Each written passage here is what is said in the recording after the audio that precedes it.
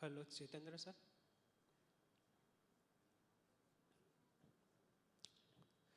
Chaitendra sir.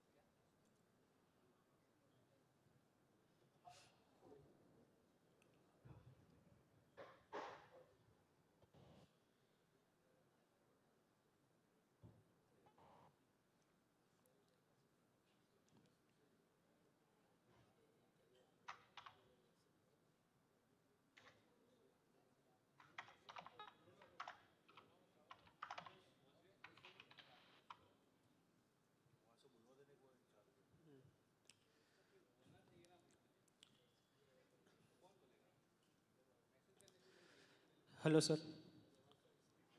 Audio is clear.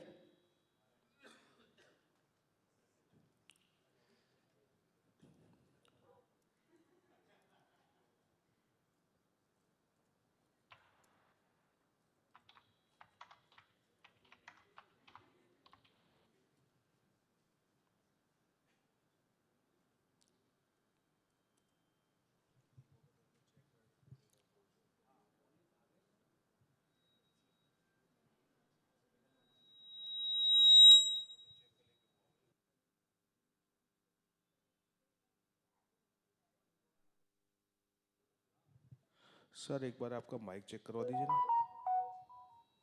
Hello, can you hear me? Yes okay sir thank you.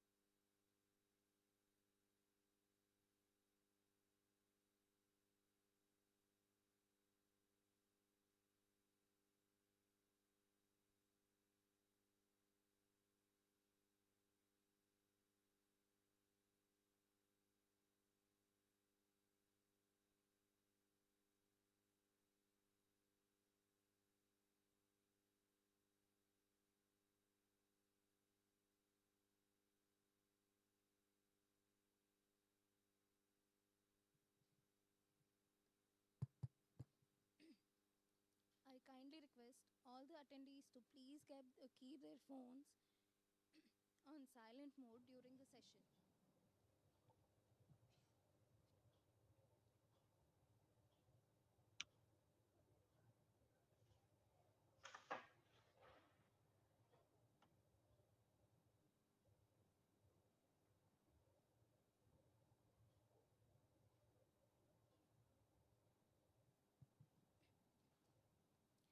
Good morning, everyone. I extend a very warm welcome to all dignitaries, experts, and participants present here for today's program, that is Strategic IP Management for Innovation, Patent Analytics, and Freedom to Operate. I am Kritika Joshi, and I will be your host for the session. This workshop is designed to equip startups, researchers, and innovators with the practical insights into managing intellectual property strategically across innovation lifecycle. Session focuses on the role of patent analytics in de-risking innovation, conducting effective patent and FTO searches, and understanding IP risks from a business and commercialization perspective.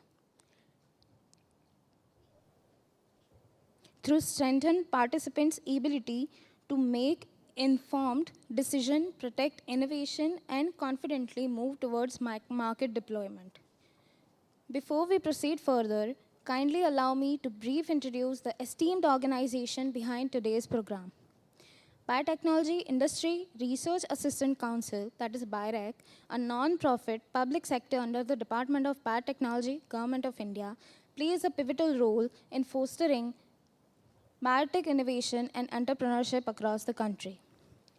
And Savli Technology and Business Incubator, STBI, an initiative of Department of Science and Technology, Government of Gujarat, is committed to supporting tech-driven startups through structured incubation, mentoring, and IP facilitation.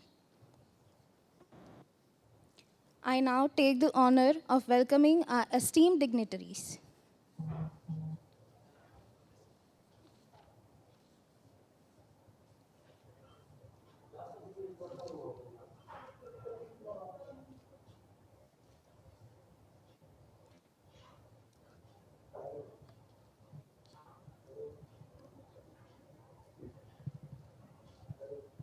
I request Dr. Anand Bhalkar to kindly felicitate Shri Arjun Bhai Modwadia, Honorable Cabinet Minister for Science and Technology, Government of Gujarat, with a token of appreciation.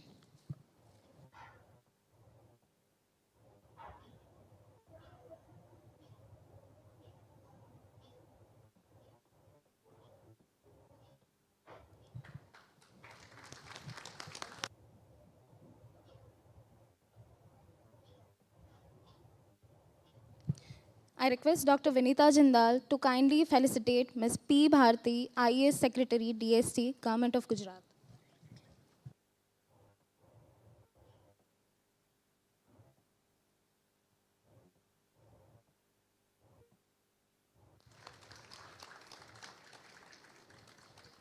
I request Dr. Atish Ray to kindly felicitate Shri Sunil Parekh, Bioindustry Veteran and Policy Analyst.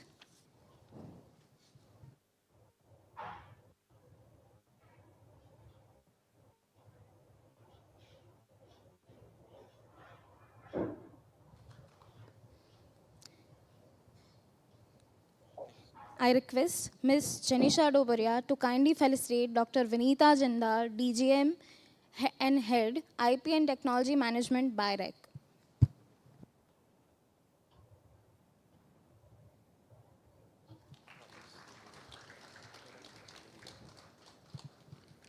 I request Mr. Amit Katayar to kindly felicitate Dr. Anand Bhadulkar, Director, STBI.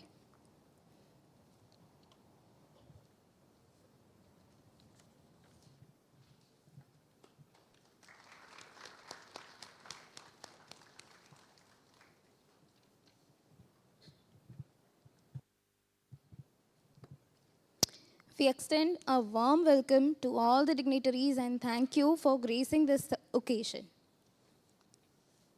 May I kindly acknowledge the presence of our esteemed dignitaries on the dais, and to start with, Dr. Anand Bhadulkar, Director, STBI, under the Department of Science and Technology, Government of Gujarat.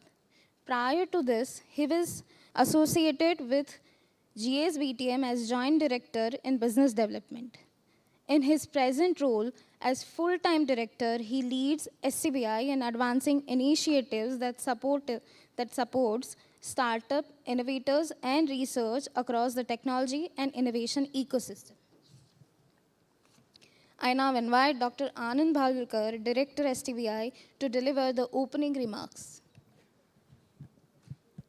Honorable Cabinet Minister for Science and Technology of Gujarat, Shri Arjun Bhai Modvadia, respected Secretary to Government of Gujarat, Department of Science and Technology, Srimati P. Bharti, Dr. Jitendra Kumar, MD BIRAC of DPT Government of India, who has joined online, Shri Sunil Parikh Saab, the bio-industry veteran and policy analyst and our long-time professional friend. He's also here, Dr. Vinita Jindal, DGM and IP head of BIRAC, Dr. Amit Katiyar, Ms. Neha Barik and other team members from BIRAC, Ms. Naina Chitaria, Deputy Secretary Biotechnology from DST, Sandeep Bhai and Dr. Saurabh Parekh from DST. Resource person of today's workshop, Mr. Sridhar, partner of K&S, Dr. Dheeraj Bhatia from IIT Gandhinagar, Professor Hitesh Patel from Gujarat University, Ms. Neha Gandhi, Mr. Vatsal Parekh, and learned delegates, ladies and gentlemen. It is an honor and privilege to welcome all of you to this BIRAC and STBI joint workshop on strategic IP management for innovation, patent analytics, and FTO. So if our state has to contribute to the nation's aspiration for which our Honorable Prime Minister Saab has given a clarion call, Viksit Bharat by 2047, it is not possible without technological sovereignty.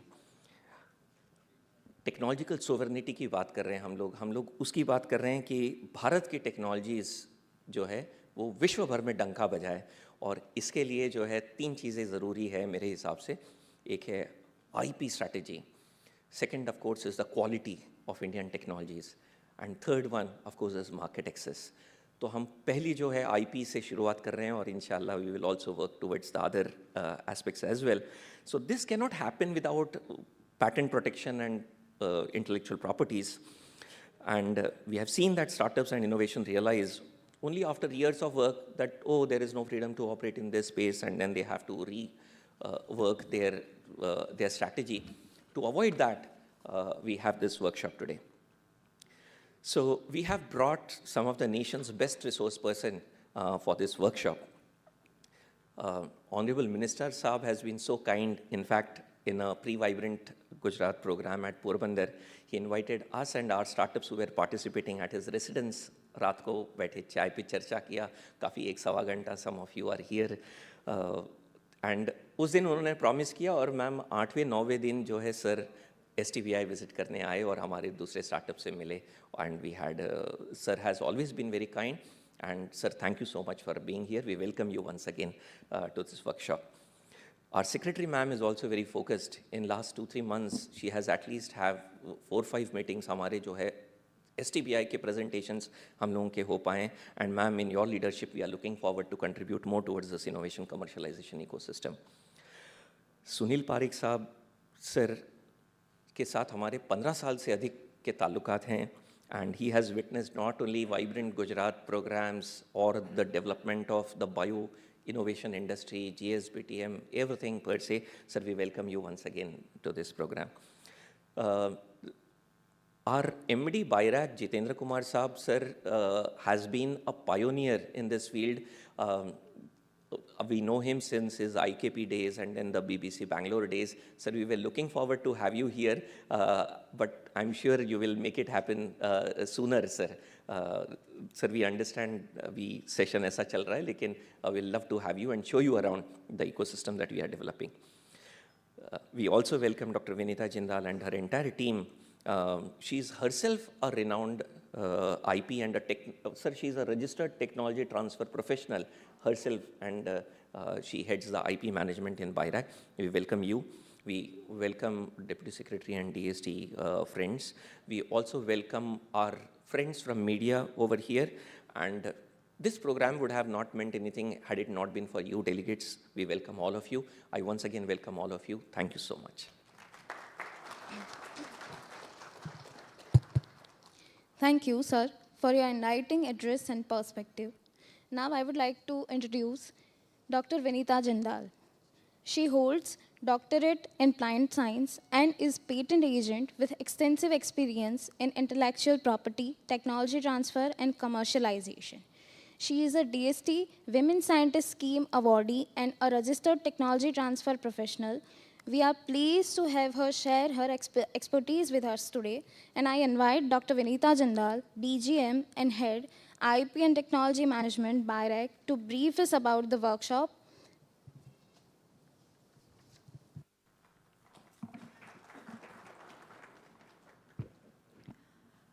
So thank you, sir, for joining us, and thank you, madam.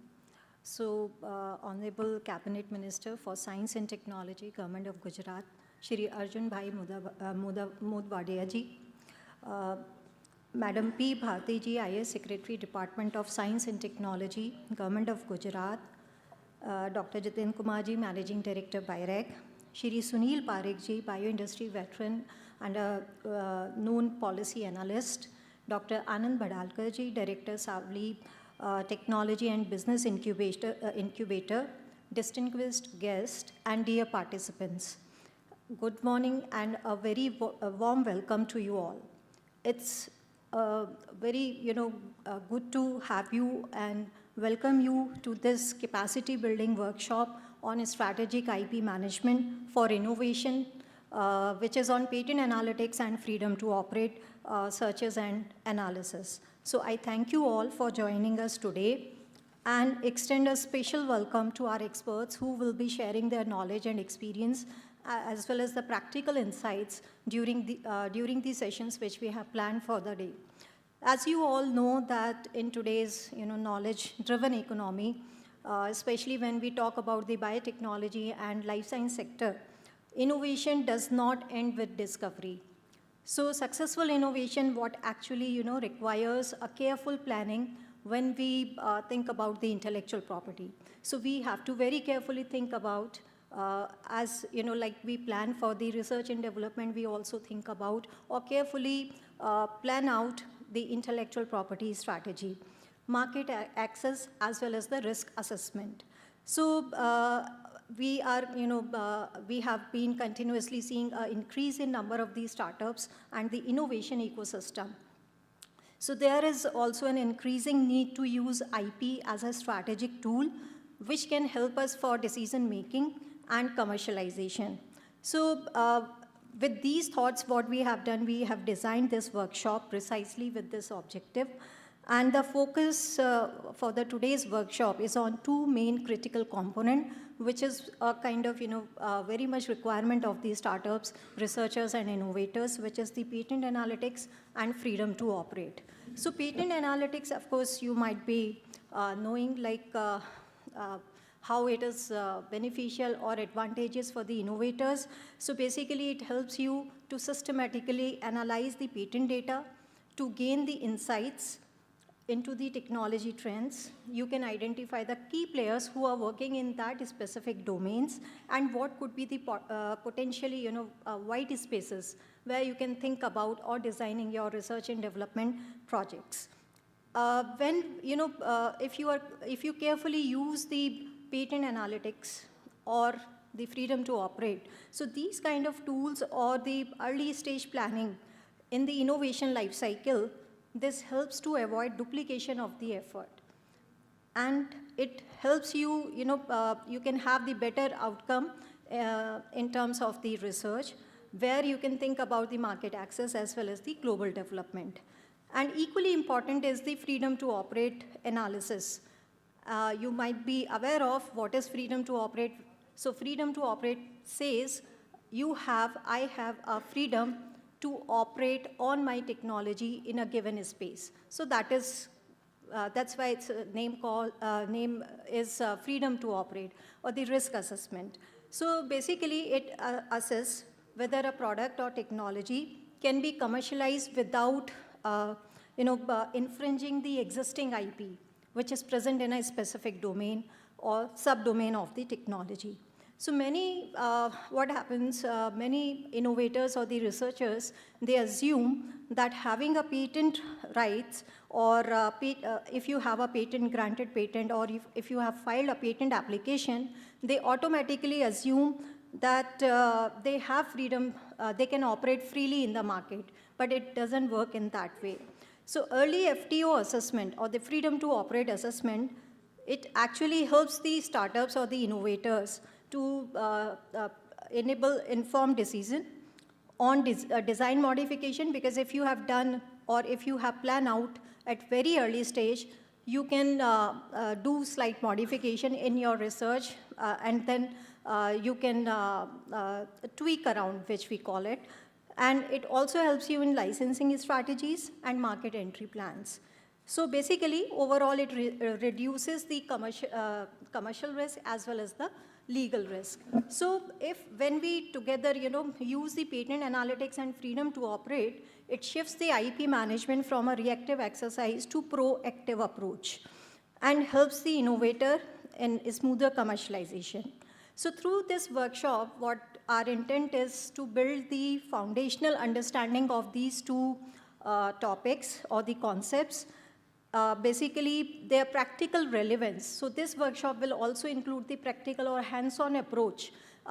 In the next two sessions, they are planned to work on practical, how to search a patent, how to analyze a patent, and that will give you a hands-on approach.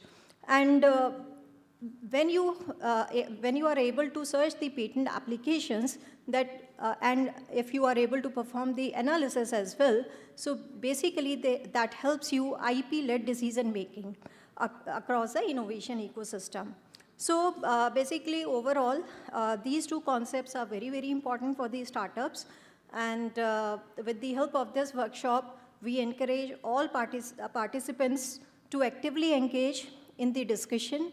You can ask any question, all the experts are here for the whole day, and reflect on how these tools can be applied to your innovation journeys. So with these words, I once again welcome all the dignitaries, all the guests and participants, and wish you a productive and insightful workshop.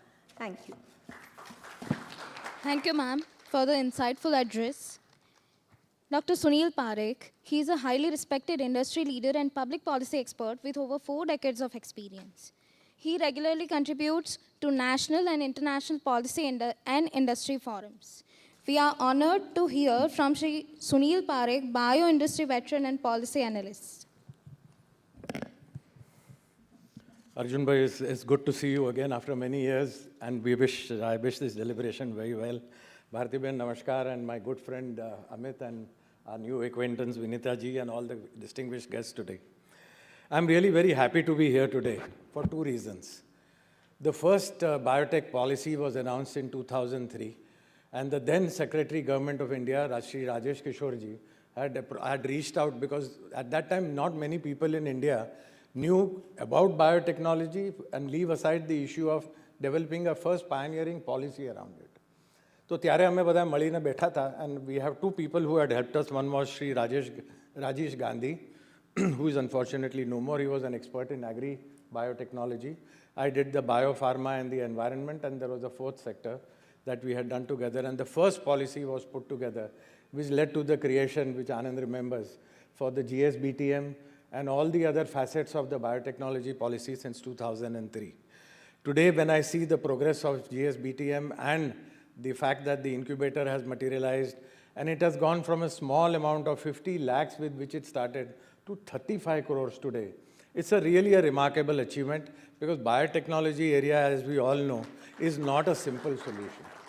So I really wish to congratulate all of you from the bottom of my heart for having taken a new technology and given it birth and shape today the way it is.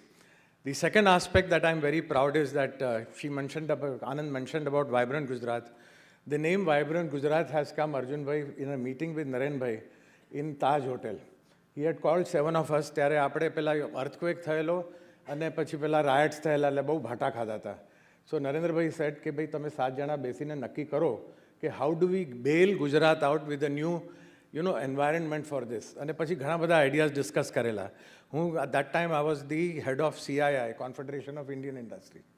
So ત્યારે, out of the 7 suggestions we gave him, he liked the one, he says, Vibrant Gujarat is the correct one. And that is how in that meeting in 1 hour, in Taj Hotel with him, the word Vibrant Gujarat became over, and we handed over the intellectual property which was associated. The copyright was with us, and Shri Man Singh was the Secretary Industries, and we gave the copyright to him, and since then you know where this has gone today, Vibrant Gujarat, not only in terms of size, but also in terms of regions today. The biotechnology sector in India, and I wanted to reflect, given the guidelines that have been given for today's talk, is often referred to as the bioeconomy and has experienced explosive growth over the last 10 years. As of early 2026, which is this month, the sector is one of the most vibrant components of the Indian economy. The current size and valuation in 24-25 of India's bioeconomy has reached $165 billion and is a little short of $200 billion, which was IT industry, which started 10 years before biotechnology. So truly it is a meteoric performance, 16-fold from 10 billion in 2014 to 165 billion today.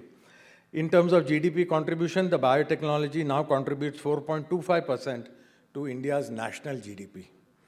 The future target set by the Government of India is an ambitious target of $300 billion by 2030 and a staggering $1.2 trillion by the Viksit Bharat year, which is 2047. The sector compositions remain the 4 as right from the beginning. Bio-industrial applications, which includes biofuels, ethanol, bioplastics, industrial enzymes, accounts for almost 50% of the total biotechnology area. Biopharma area, which is 35% of the total, includes vaccines, biosimilars, therapeutics, and India is the largest global supplier of DPT and BCG and measles vaccine in the world today. Then, of course, there is bio-IT and research and bioagriculture. The key strengths and infrastructure. Global standing, India is ranked 3rd in the Asia-Pacific region and 12th globally in the biotechnology space.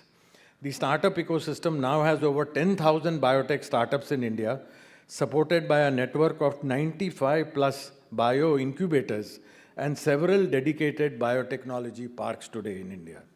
The policy support in terms of the Bio E3 policy involving economy, environment, and employment was launched in 2024 to accelerate high-performance biomanufacturing and transition India towards a circular economy.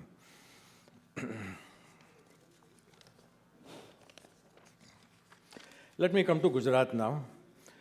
But I would like to mention specifically a point that was mentioned earlier. The Government of India has placed emphasis on 3 major sectors that they feel are likely to drive the industrial development in the new side, new technologies in India. And the budget now has put money behind the policy. Quantum mechanics, quantum, AI, and biotechnology. And for biopharma specifically, a fund of rupees 10,000 crores has been announced. And we are still waiting for the guidelines, whether it will be operated through the state government or directly for the private sector or jointly. But we must take big advantage of this particular development that has taken place. Now, coming to biotechnology in Gujarat is currently a major engine of the state's industrial growth, contributing approximately $13 billion to India's total bioeconomy, which is about 7.8% contribution. Gujarat is consistently ranked amongst the top 5 biotechnology states in India and is a leader in the western region, which holds a 30% share of the national market. The startup growth in Gujarat is also contributing to a very large number of startups, and STBI is an outstanding example of how it has been able to leverage good innovative ideas into now prospective industries, investments, and job creation. Strategic strengths of Gujarat's biotech success is built on its existing dominance in the pharmaceutical and in the chemical industry. The pharma hub, Gujarat accounts for 33 to 35% of India's pharmaceutical turnover and almost 30% of its total exports from India. This provides a massive manufacturing base for biopharmaceuticals and biosimilars going forward. Now there is an additional advantage and a new focus area called blue bioeconomy. This leveraging its 1600-kilometer coastline, Gujarat recently unveiled a 2047 roadmap focusing on marine biotechnology, deep sea resources, and sustainable aquaculture.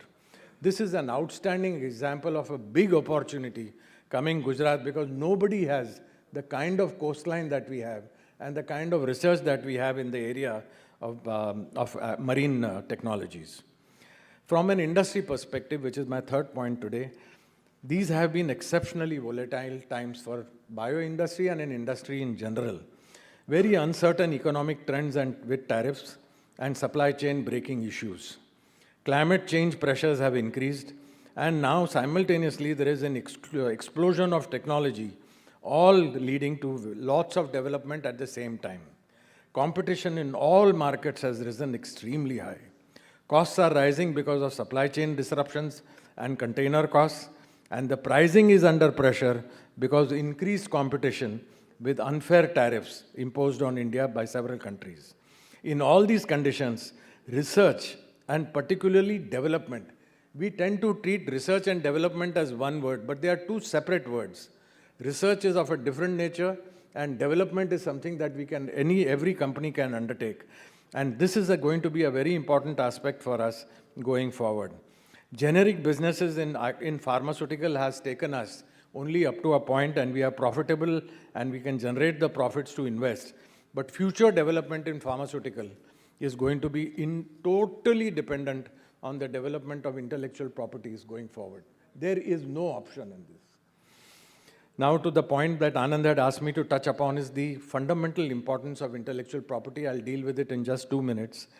Intellectual property plays a critical role in the biotechnology sector by, number one, enabling innovation, number two, attracting investments, and number three, facilitation of the translation of scientific research into commercially viable products.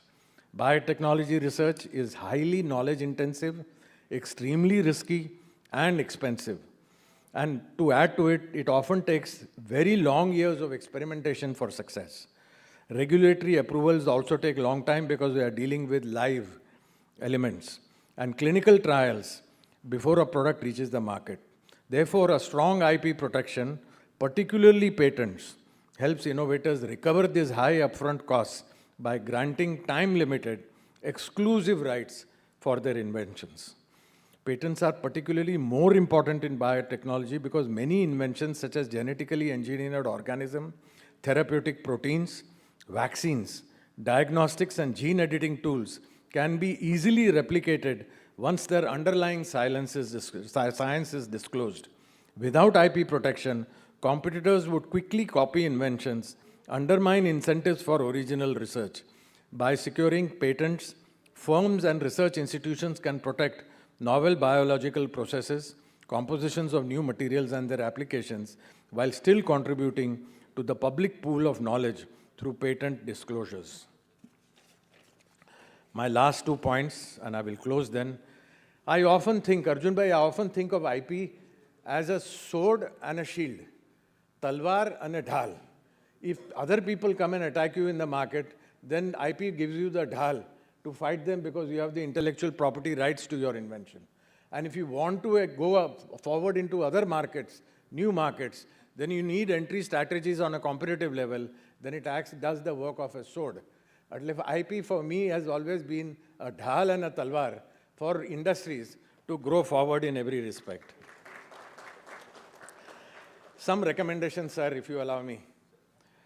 The industry is changing fast and it needs a nimble and fast-footed government. This industry cannot do it alone unless industry and government work together. Gujarat must adopt policy changes quickly in response to markets and technology changes. We must resolve issues of industry faster and faster than what is happening today to help industry grow quickly and cross the hurdles. Important medium-term issues like skill development and education, curriculum review, focus on IP creation through R&D is one of the areas that requires urgent attention. And number two is that area that needs your attention is settling problems and concerns of industry. Why don't we, sir, discuss and decide on a few sectors where Gujarat has the natural advantage of the geography as well as the potentiality of the industry that is there, to select and become number one in the country and therefore get a lead over the other states in the areas of biotechnology. I give you an example, sir. Today, I was just telling Bharti-ben, there are 200 million proteins whose structures have been given into the public domain by artificial intelligence by the company called Alpha Mind, a part of Google. Now, to give you an example, sir, to understand how a protein folds, which determines its characteristics, which is very essential for doing research, it takes for a company like Zydus about 1.5 to 2 years to get one single protein unfolded and understand its mechanism. This Alpha Mind has given 200 million proteins in the public domain. Now, this is such a big boost. It can transform the Gujarat industry into the next phase. So let's work together to create a program around utilizing this free service made available by Google and creating unicorns from startups. So we have come a certain way, we are mature now, and there is a potentiality of going to that level because of this enormous amount of benefit that has accrued here, sir. The other area, sir, is that Edinburgh University, GBU, are working in a little bit of in their own institute. I would urge if we can ask Edinburgh and GBU to open it out and lay out the curriculum for all biotechnology programs, sir, across all the universities in Gujarat. So the basic level, the primary level of BT goes up to the next level, sir. I think it will be a very good experience to do this. The third area, which is the GCC. You know, GCC is exploding in India, and for some reason, we are not able to attract GCCs in the same way. And we have a wonderful policy, sir. But we need to do extensive amount of promotion because like the environment that industry is facing in competition, state governments also are facing severe competition from other states. And the South is going ahead in the race for GCC, sir. There are three critical sectors, as I had mentioned: AI, quantum, and biotechnology, which have been identified by the budget. Gujarat has now slipped out of the top 10 most fast-growing states in India, and I feel this is primarily because we are not focusing enough attention to bring investments and focus in the new areas of growth and development. And sir, biotechnology is one area that can easily help us to get back to the position of the top 10 fastest growing state in India, sir. I wish you well with this partnership, and I do hope that this conference will lead to more intimate relationship between industry, between startups and academia, because we have talked about this. But if the government can take a proactive role in creating a structure which mandates this coming together of large companies like Intas, the Torrent and Zydus, and work with the startups that are there in Savli and other places, then these small startups can actually catapult to a very big size much faster. And this, if the state government can facilitate, sir, will be another leg that I would seriously like to recommend. I wish you all well in your detailed deliberations and deciding the next steps forward. Thank you so much, sir. Thank you, sir, for your valuable words.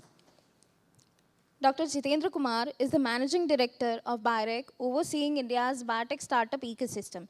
He has over 20 years of experience in life sciences, and he currently advises on national committees to scale India's bioeconomy towards its 2047 goals. We are privileged to receive the address from Dr. Jitendra Kumar, Managing Director, BIRAC.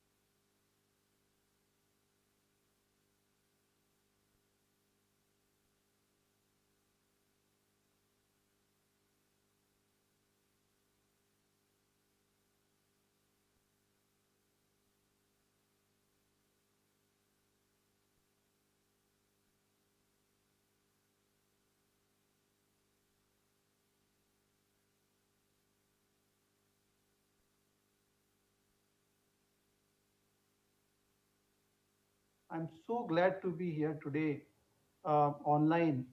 I could not make it to the venue physically because of various other meetings. Especially, there is a budget time and parliament session going on.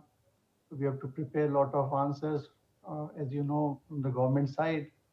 And also, you must be knowing that BIRAC now has been selected as a second level fund manager for Research Development Innovation Fund, which was which was announced by the government in 2024.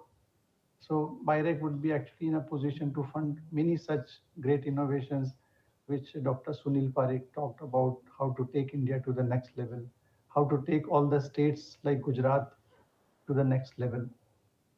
Um, IP definitely is a key element in the whole biotech innovation ecosystem. As rightly said, it's a sword as well as dhal, because if a country has to become prosperous, if India has to become a prosperous country, the IPs have to be filed, patented, understood, and it is that's how what happens is the economy grows because it becomes a marketable exchange in the capital market. It becomes a exchangeable asset in the industry market. We have been lagging behind our IP filing and IP assets as a culture. As Indian culture, we always like to share the knowledge, not patent it. However, with the emergence of industrial revolution, the emergence of nation states who are vying for the economic pie and they are trying to grow, I think IP has played an important role in the prosperity of the country. Therefore, rightly so, our country has also focused recently, maybe not more than 20 years before, on filing and protecting the IPs and making it commercial. Commercialization aspect is very, very important here. Let me tell you that IPs that are sitting in public research lab, sitting on shelf in public research labs, uh, first is that there's less number of IPs compared to the population that we have. Per thousand population or per hundred, it will be lesser than the many other countries. Second is, even if though these patents are filed or IP is filed, there is no institutional mechanism to commercialize it. How do we actually commercialize? One way to commercialize is to technology transfer it to the industry. However, in our country and many other countries also, I'm not saying our country only, it is very difficult to bridge the gap between industry and academia. We have been talking from 20, 25 years how to bridge this gap. And industry says that the technologies are half baked in the academia, so we are not able to use it in the industry, or it's not relevant.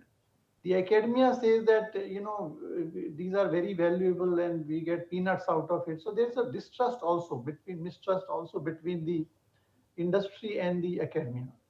So there should be a mechanism through which IPs can be actually commercialized through entrepreneurial mechanisms. So we have tried to do this with the launch of Entrepreneur in Residence program, where we have selected some IPs which have potential to be commercialized, and then we will hire some PhDs or postdocs who can actually work on these IPs and commercialize it through entrepreneurial mechanism. And the inventor is involved, and we have investors also who have shown interest. So half of the funding will come from BIRAC, half of the funding will come from venture capitalists. This is a unique model, and it will set up in commercial or institutional mechanism to create ventures out of IPs which are lying on shelf in public research lab. So this is a very important model, and I think with the passage of time, this can be actually scaled up in different parts of the country and institutions, etc. And this could actually transform the IP landmark or IP, landscape in the country. So this is one. Now, even if the technologies are, say, commercialized either through licensing out or through entrepreneurial mechanism, uh, still it has to go far, like from technology readiness level 2 or 3, where the IPs are filed, to commercial level, technology readiness level 9 or 10. It has to still traverse a long distance, especially in biotech, this is the case. So we have set up incubation centers across India, which can actually house the startups, which are formed through institution mechanism or through random mechanism, and then they can actually avail these centers as a plug and play facility. As Dr. Sunil Parikh said, we have more than 95 incubation centers across India. Actually, it has, if we include the EUR centers, which are pre-incubation centers and also Spurs Center, it will cross 100. And I'm very glad to share, Honorable Minister Saab, that we have set up 7 such centers in Gujarat. Uh, 5 incubation centers and 1 EUR center and 1 Spurs Center.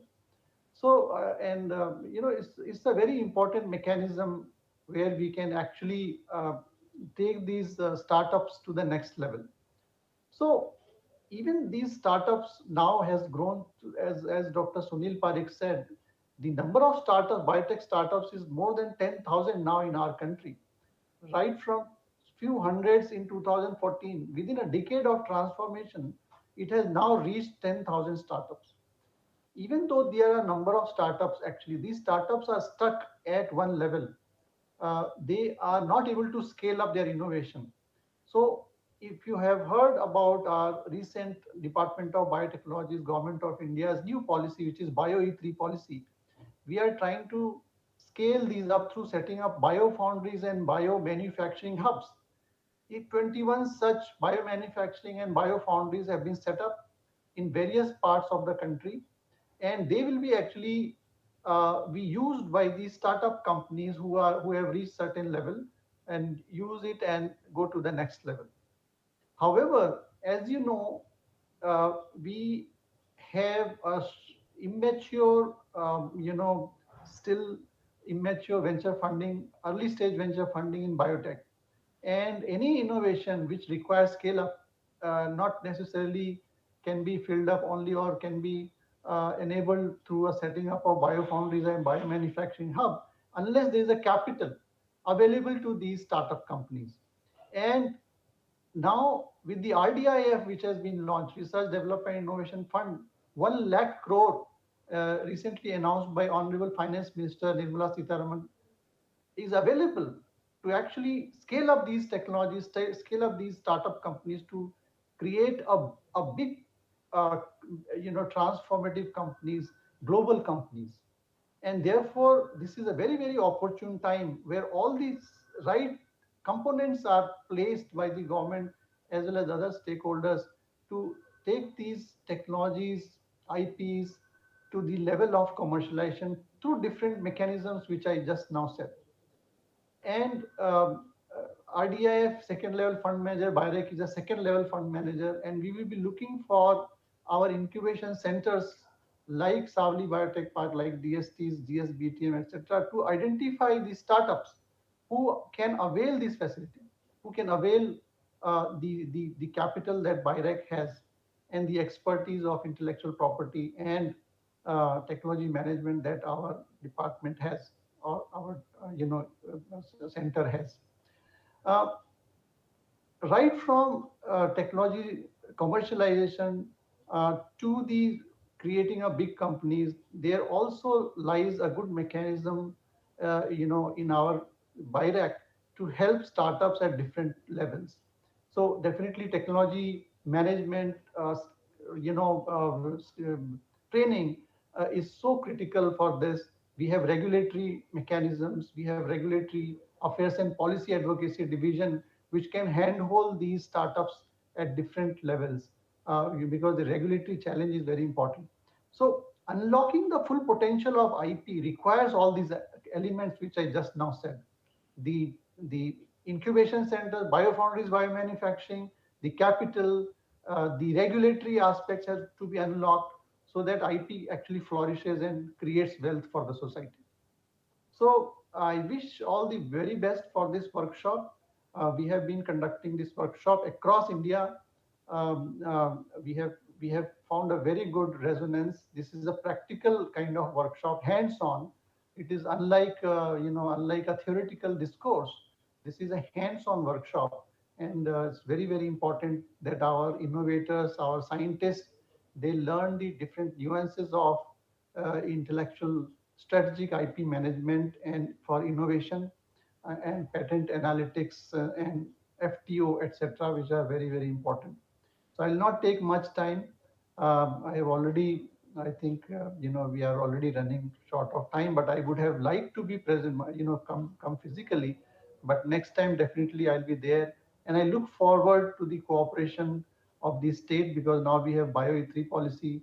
Bio E3 centers will be set up across, Bio E3 cells will be set up with the state government. And I'll be very happy to look forward to good collaboration with the state of Gujarat. Thank you so much. I really appreciate your patient hearing. Thank you, sir, for your valuable insights and a request to stay connected with us for the session. Ms. P. Bharti. She is Secretary to Government of Gujarat, Department of Science and Technology, Government of Gujarat. She is an All India Administrative Service Cadre Officer of 2005 batch. We are confident, ma'am, that under your leadership, STBI will continue to reach greater heights. It's my honor to invite Ms. P. Bharti, IAS Secretary, Department of Science and Technology, Government of Gujarat, to kindly deliver her address. Respected Minister Sir, Sunil Parekh ji, MD BIRAC Mr. Jitendra Kumar ji, Vinita ji, or my HOD Mr. Anand. Thanks to BIRAC for organizing this very, very important workshop. And Sunil Parekh ji and Jitendra Kumar ji has talked a lot about economy, startups, importance of IP. So I don't again repeat those things, but I just want to mention few things which we are doing as in our department. We are seeing unprecedented technological evolution changing daily, almost, and thanks to Janji. And yesterday's in budget also lot of effort and lot of emphasis has given to the young population and their role in the economy. India now, as of now, it is top 5 economies. So we wish to become top 3 by 2027 or by maximum 2030. And we are talking about Viksit India by 2047. And Viksit India through Viksit Gujarat, basically. So basically, which are the key drivers for this economy is AI, machine language, quantum. Sunil Parekh ji already spoke, and this quantum and then biotechnology. And the importance of the bioeconomy is growing like it is 10 billions to 165, he is given statistics. So you know all those context and our target also we know. So we are completely heavily dependent on startups, especially deep tech startups. So we are very good. We are Gujarat continuously since last 5th time, sir, we are the first in India in startup ecosystem and startups. India, we have roughly 10,000 more startups. But the problem again is startups to commercialization, again scaling up. So Bio E3 policy of government of India has come. They want, now we are talking not just ideas, startups. Actually, it should come into, actually it's a part of our economy. So that is our challenge. So this year we have kept a lot of under guidance of our Minister Saab and CM Saab, we have kept new things in our budget. One thing is growth fund we are introducing, in which equity based and etc. Anand has taken a lot of initiative, interest to come out of that. Yesterday's in budget also they talk about growth fund. Similar to that growth fund, sir, we are keeping one thing in. And one more thing is science and technology innovation policy. There also we have kept a lot of fund for this innovation and increasing the research and development. So we have these things, but now we're completely dependent on this IP. You know how IP is important. So this session is very, very important for ideas and the funds which you're creating, kept for our budget and government of Gujarat to actually take this forward to for part of the economy. So I sincerely thank once again BIRAC and our STBI to make this session and organize this section. And I request all of you to participate very actively and involve. And I would like to see more and more IPs come and actually make part of our Gujarat's bioeconomy. Thank you so much. Thank you, ma'am, for your valuable guidance and inspiring words. I request Dr. Vinita Jindal to kindly felicitate Ms. P. Bharti, IS Secretary, DSC, Government of Gujarat, with a memento.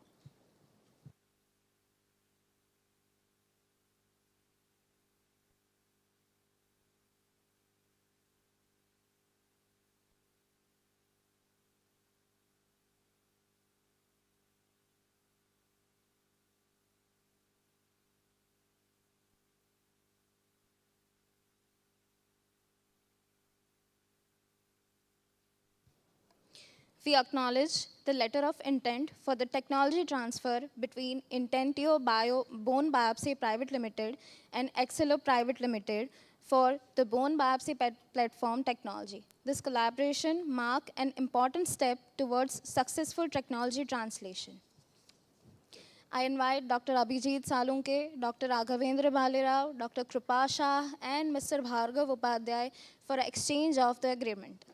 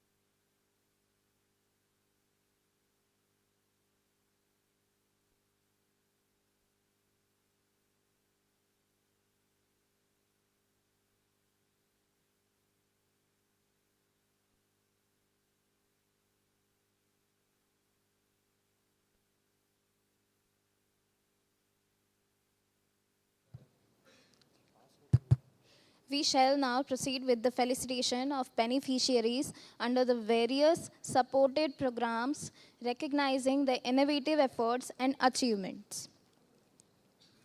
We begin with the AGF Fellowship Program. AGF is first and biggest by any state government offering fellowship and innovation grant for startups.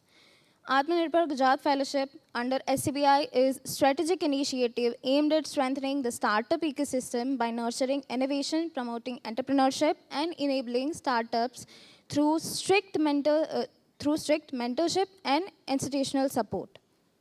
May I request the following fellows to kindly come forward as the names are announced, and I request Shri Arjunbhai Modwadia, Honorable Cabinet Minister, to felicitate the respective beneficiaries.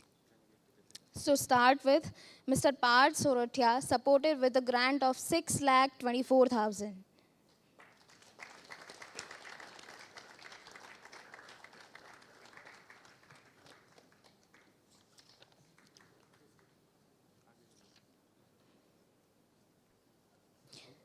Mr. Devanshu Pathak, supported with 10,50,000.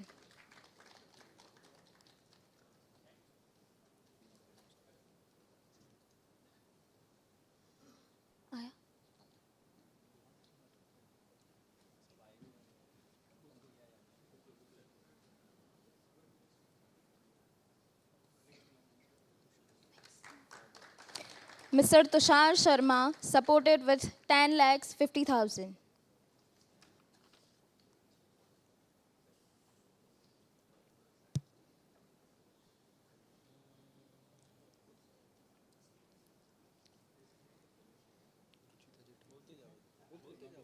Ms. Ruchita Jetwa, supported with 10,50,000.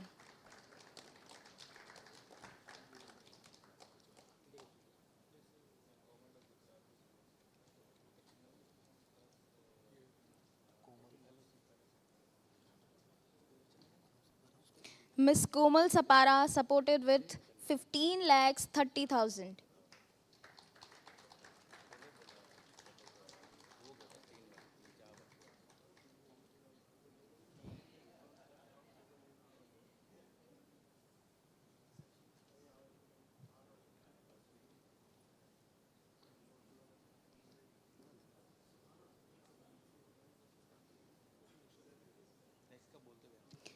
Let us congratulate all the AGF fellows for the commendable achievements. Next, we move to the IP commercialization strategy, recognizing innovations with strong translation and commercial potential. STBI is extending its support for the commercialization of intellectual property by providing financial assistance of rupees 1 lakh each to 3 IP holders for technology validation. The beneficiaries of this support are Ms. Nidhi Ashar for her work on therapeutic stretching exercise and rehabilitation device.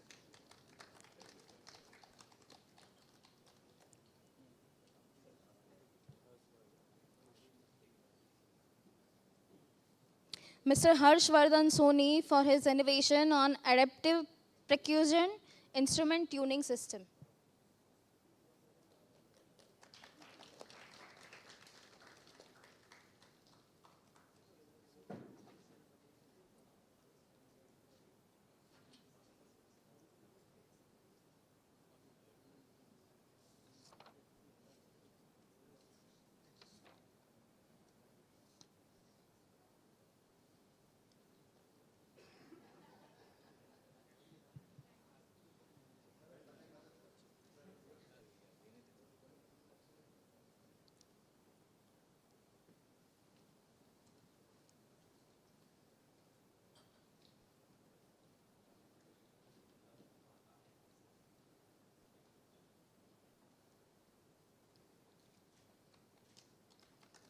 We congratulate all the innovators and wish them continued success in their journey.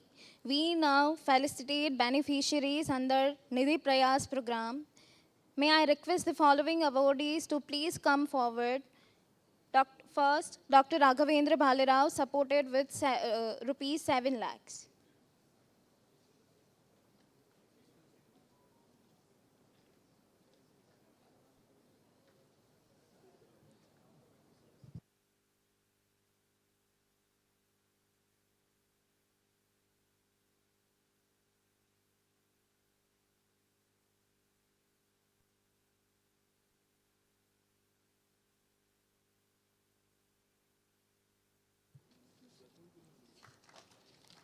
Mr. Kabir Ahlawat, supported with rupees 7 lakhs.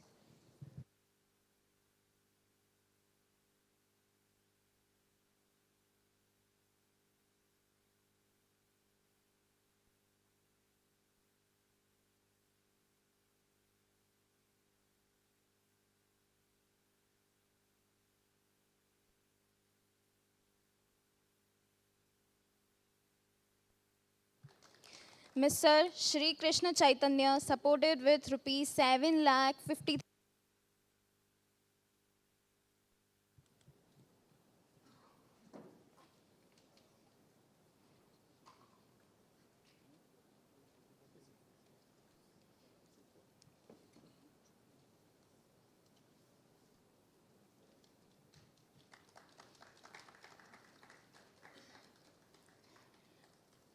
Congratulations to all the Nidhi Prayas awardees.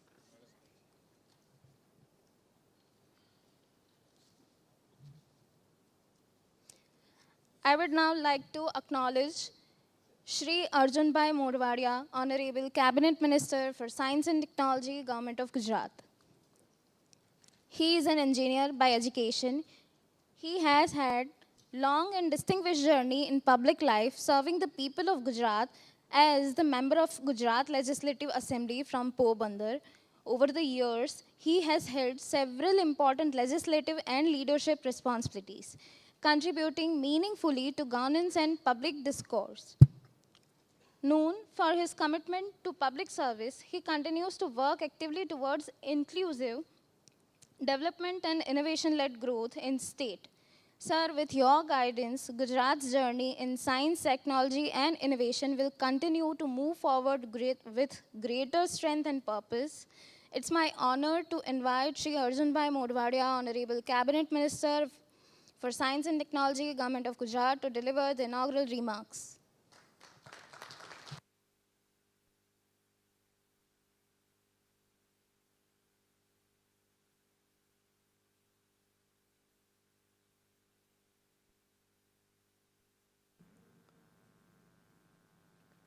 strategic IP management for innovation, patent analytics, and freedom to operate workshop and seminar में उपस्थित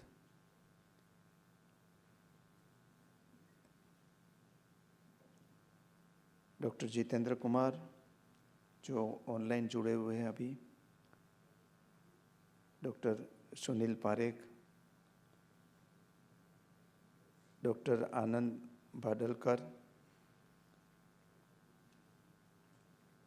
उपस्थित doctor Vinita Jindal, हमारे सामने उपस्थित अभी सभी innovators, startup founders, researchers, academician, industry leader और सभी भाई और बहनों, बहुत खुशी है कि एक मिनी कुंभ यहाँ खड़ा हुआ है। एक समय था कि किसी ने स्टार्टअप्स के बारे में नहीं सुना था, इनक्यूबेटर क्या है उसके बारे में बात कभी नहीं होती थी। हमारे समय में तो इंजीनियरिंग में 5 साल की पढ़ाई रहती थी, लेकिन 5 साल में ये वर्ड्स कभी किसी ने नहीं सुना था। एक सब्जेक्ट आता था एंटरप्रेन्योरशिप, वो भी नया नया इंट्रोड्यूस किया गया था, लेकिन हम उस समय इंजीनियर बनाते थे, साइंटिस्ट बनाते थे सिर्फ नौकरियों के लिए। और बाद में सडनली मुझे साइंस एंड टेक्नोलॉजी डिपार्टमेंट मिला, तभी मालूम हुआ कि साइंस एंड टेक्नोलॉजी डिपार्टमेंट कब शुरू हुआ। साइंटिफिक टेम्पर की तो बात बहुत सालों से हम कर रहे हैं, लेकिन गुजरात में जो प्रोग्रेसिव स्टेट माना जाता है, वहाँ भी हमारे यशस्वी प्रधानमंत्री नरेंद्र भाई जब गुजरात के चीफ मिनिस्टर बने, उसके बाद ही यहाँ गुजरात में 2003 में science and technology department exist हुआ, नया बना। और आज तो उसके लिए स्काई इज द लिमिट, यहाँ तक पहुँच गए। स्टार्टअप का नाम भी नहीं सुना था, इनोवेशन सिर्फ लैब्स में ही होते थे, आइडिया भी वहीं कहीं कंसीव होता था और वो भी सरकारी ढांचे में चलता था।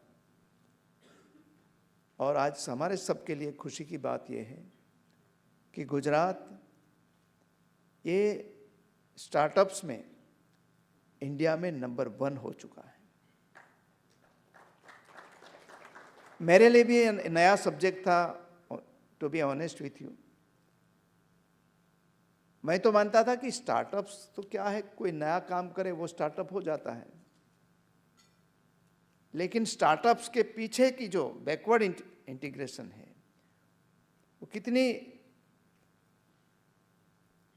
मेहनत करने वाली है और उसमें कितने सपोर्ट सिस्टम चाहिए, ये भी मैंने कभी सोचा नहीं था। लेकिन जब मैं सावली में गया,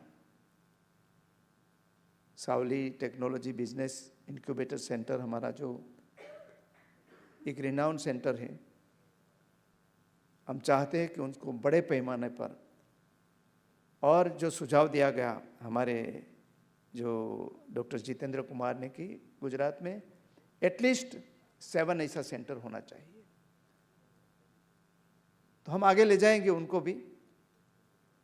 तब गया, तब मालूम हुआ कि हमारे जो युवा है वो कितने मेहनत करते हैं। मैंने सोचा था कि भाई ये जो सेमीकंडक्टर है उसकी इकोसिस्टम हमारे यहाँ है ही नहीं, उसके बारे में रिसर्च हम क्या करें, वो सी रिसर्च हमें दे, हम तो सिर्फ उसकी ये पैकेजिंग करे, असेंबली करे, टेस्टिंग करके वापस भेज दे, ना डिज़ाइन हम कर सकते हैं ना वो कर सकते हैं। लेकिन वहाँ गया तब मुझे मालूम हुआ कि हम सेमीकंडक्टर में भी हमारे युवा इनोवेशन कर रहे हैं और आइडिया कंसीव करके क्या हो सकता है उसके बारे में कर रहे हैं। ये जब मैं इसरो में लास्ट वीक ही गया मैं, तो मैं हैरान हो गया कि इसरो हमारे अहमदाबाद में है, लेकिन हमें मालूम नहीं था कि जो सैटेलाइट का जो ब्रेन, हार्ट जो है और आई, तीन, ये अहमदाबाद में हमारे साइंटिस्ट बना रहे हैं।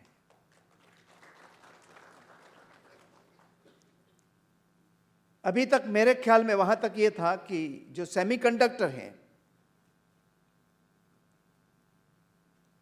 वो हमें कोई वेफर सप्लाई करता है, उसके बाद हम कोई डिज़ाइन देता है, डिज़ाइन के बाद हम उसकी असेंबलिंग करते हैं, फैब्रिकेशन करते हैं, टेस्टिंग करके वापस भेज देते हैं, लेकिन डिज़ाइन का हमारा काम नहीं है। मैं यही सोचता था और यही आज जो एक इम्प्रेशन है दुनिया में और हमारे देश में भी कि डिज़ाइन की मास्टरी तो सिर्फ अमेरिका के पास है। लेकिन जब मैं इसरो में गया तब मुझे मालूम हुआ कि इसरो में जो सैटेलाइट की जो सेमीकंडक्टर चाहिए उसमें, वो सेमीकंडक्टर की डिज़ाइन इसरो में इन हाउस बनाते हैं और उसके बाद उसका फैब्रिकेशन भी वहाँ होता है, टेस्टिंग भी वहीं होता है, पैकेजिंग भी वहाँ होता है और पूरा सेमीकंडक्टर की पूरी इकोसिस्टम, सैटेलाइट की तो बहुत ही कॉम्प्लिकेटेड है, उसकी इकोसिस्टम भी वहाँ है, हम बनाते हैं। मुझे बहुत ही गौरव हुआ कि हमारे साइंटिस्ट ये सब कर रहे हैं। मुझे तो तुरंत माइंड में आया कि भाई ये आप जो आपका सेमीकंडक्टर यूनिट है उनको आप ऑटोनॉमी देकर और उसकी पैटेंट लेकर दुनिया में क्यों आप ही मैन्युफैक्चर करके क्यों नहीं दे? डिज़ाइन भी आप करो, मैन्युफैक्चर भी आप करो। ये हो सकता है और हमारे देश में हो रहा है। यहाँ मैं जब किसी के साथ बात कर रहा था तो पहले किसी को ये पहचान नहीं थी कि सैटेलाइट में हम टेक्नोलॉजी में हम कहीं आगे आ जाएंगे। लेकिन आज आपको खुशी होगी कि 15 दिन पहले मैंने जो हमारा खोरज है सानंद के पास, वहाँ स्पेशली एक जीआईडीसी बनाई गई है सैटेलाइट मैन्युफैक्चरिंग के लिए 100 एकड़ में, और उसमें देश का सबसे पहला, फिर से कहता हूँ, देश का सबसे पहला जो सैटेलाइट मैन्युफैक्चरिंग फैसिलिटी है वो भी इंडियन डिज़ाइन के मुताबिक के आधार पर, उसका फाउंडेशन लेइंग सेरेमनी वहाँ खोरज में हमने की और पहले 3 साल में 6 सैटेलाइट बनेगा और उसके बाद 12 बनेगा। ये पहली फैसिलिटी हमारे यहाँ बनने जा रही है। उसके आगे जाकर कहता हूँ, 2 युवा मेरे पास आए, उनको छोटे स्मॉलर सैटेलाइट बनाना है, उसके लिए ज़मीन खोज रहे थे। ठीक है, वो तो मैंने कोऑर्डिनेट कर दिया और वो जो लॉन्चिंग रॉकेट है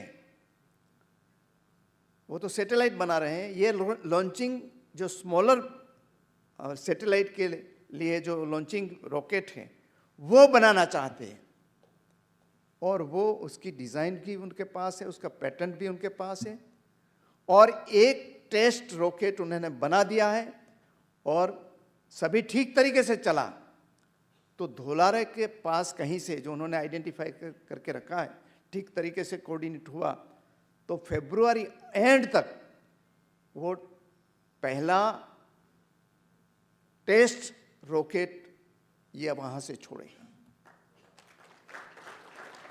ये भी स्टार्टअप, इतनी बड़ी स्टार्टअप की दुनिया देश में हो रही है और इतने इग्नाइटेड माइंड हमारे पास है। थोड़ा सा उसको सपोर्ट सिस्टम जो आज थोड़ा सा दिया गया वो भी कम है, मैं मानता हूं। ये अगर थोड़ा सा दे, क्योंकि फेलियर की, जब आप फेल एक दफा होंगे तभी कभी पास होंगे। कभी आईएएस आईपीएस की स्टोरी पढ़ना, हमारे यहाँ होते हैं। हमारे यहाँ गुजरात में कई आईएएस आईपीएस है जो 12th में फेल हुए थे, कभी और स्टैंडर्ड में फेल हुए थे, लेकिन ये आईएएस आईपीएस बनकर आज सक्सेसफुल वो ब्यूरोक्रेट्स हैं। तो वहां हो सकते हैं, तो ये फील्ड में क्यों नहीं हो सकता? होना ही होना है। और मुझे विश्वास है कि आप सब जो भी बैरियर है, बैरियर ब्रेक करके आगे जाएंगे। ये क्षमता है। और आज देश में लाखों की संख्या में स्टार्टअप आगे आ रहे हैं। मुझे बताया गया सुनील भाई, मैं शायद उसमें थोड़ा सा फिगर में गलती हो सकती है, लेकिन बताया गया कि इंडिया में दो बड़े कॉरपोरेट ग्रुप है, एक रिलायंस और टाटा, और उसका 3rd, 4th generation, 5th generation काम कर रहा है। दोनों के मिला के जो उनका वैल्यूएशन है वो 500 बिलियन से कम है। लेकिन चैट जीपीटी में काम करने वाले एआई के 2 जो साइंटिस्ट थे, 2 युवा थे, दोनों कजिन थे, उन्होंने अपनी अलग ओपन एआई बनाया और उसकी वैल्यूएशन है $300 बिलियन। कितने साल में? सिर्फ 5 साल में। हमारे भी कई लोग गए यहां। वैसे सिलिकॉन वैली तो ऐसा माना जाता है कि हमारे इंडियन ही चलाते हैं, हमारे युवा ही चलाते हैं। इतना ही नहीं, दुनिया की कोई भी सिलिकॉन वैली ले लो, कोई भी देश में जाओ, उसमें हाफ ऑफ दी जो हमारे सॉफ्टवेयर इंजीनियर होंगे वो इंडियन होंगे। वो वहां जाकर सक्सेस होते हैं, तो यहां क्यों ना आए? और आप सबके लिए खुशी की बात है कि वो सभी वापस आ रहे हैं। हमारे यहाँ 4 सेमीकंडक्टर प्लांट लगा आज के दिन में। एक पूरा फैब टाटा बना रहा है धोलेरा में, 1 लाख करोड़ से ज़्यादा उनका इन्वेस्टमेंट है। बाकी 3 साणंद में है। वो सेट फैसिलिटी है, 4-5 हज़ार करोड़ के आसपास का इन्वेस्टमेंट है उसमें। आपको खुशी होगी कि उसका जो सीईओ है सभी हमारे इंडियंस हैं, इंडियन टेक्नोलॉजिस्ट हैं। वो इंडिया से पढ़ाई करके किसी इंजीनियरिंग कॉलेज में पढ़ाई करके फॉरेन गए, वहाँ नौकरी किया और वो वापस हमारी ये जो कंपनी है उनका सीईओ बन के वापस आ गए।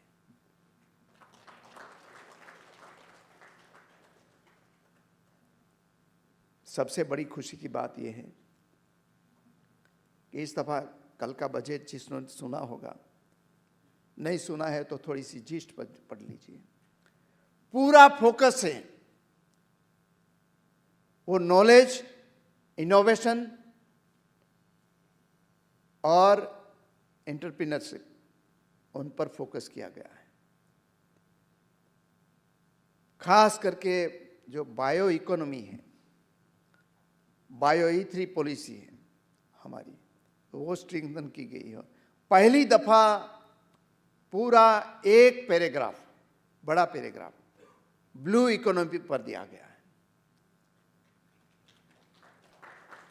ब्लू इकोनॉमी जो है हमारी, उसकी साइज इतनी बढ़ सकती है कि मैं दरिया किनारे पोरबंदर में रहता हूं।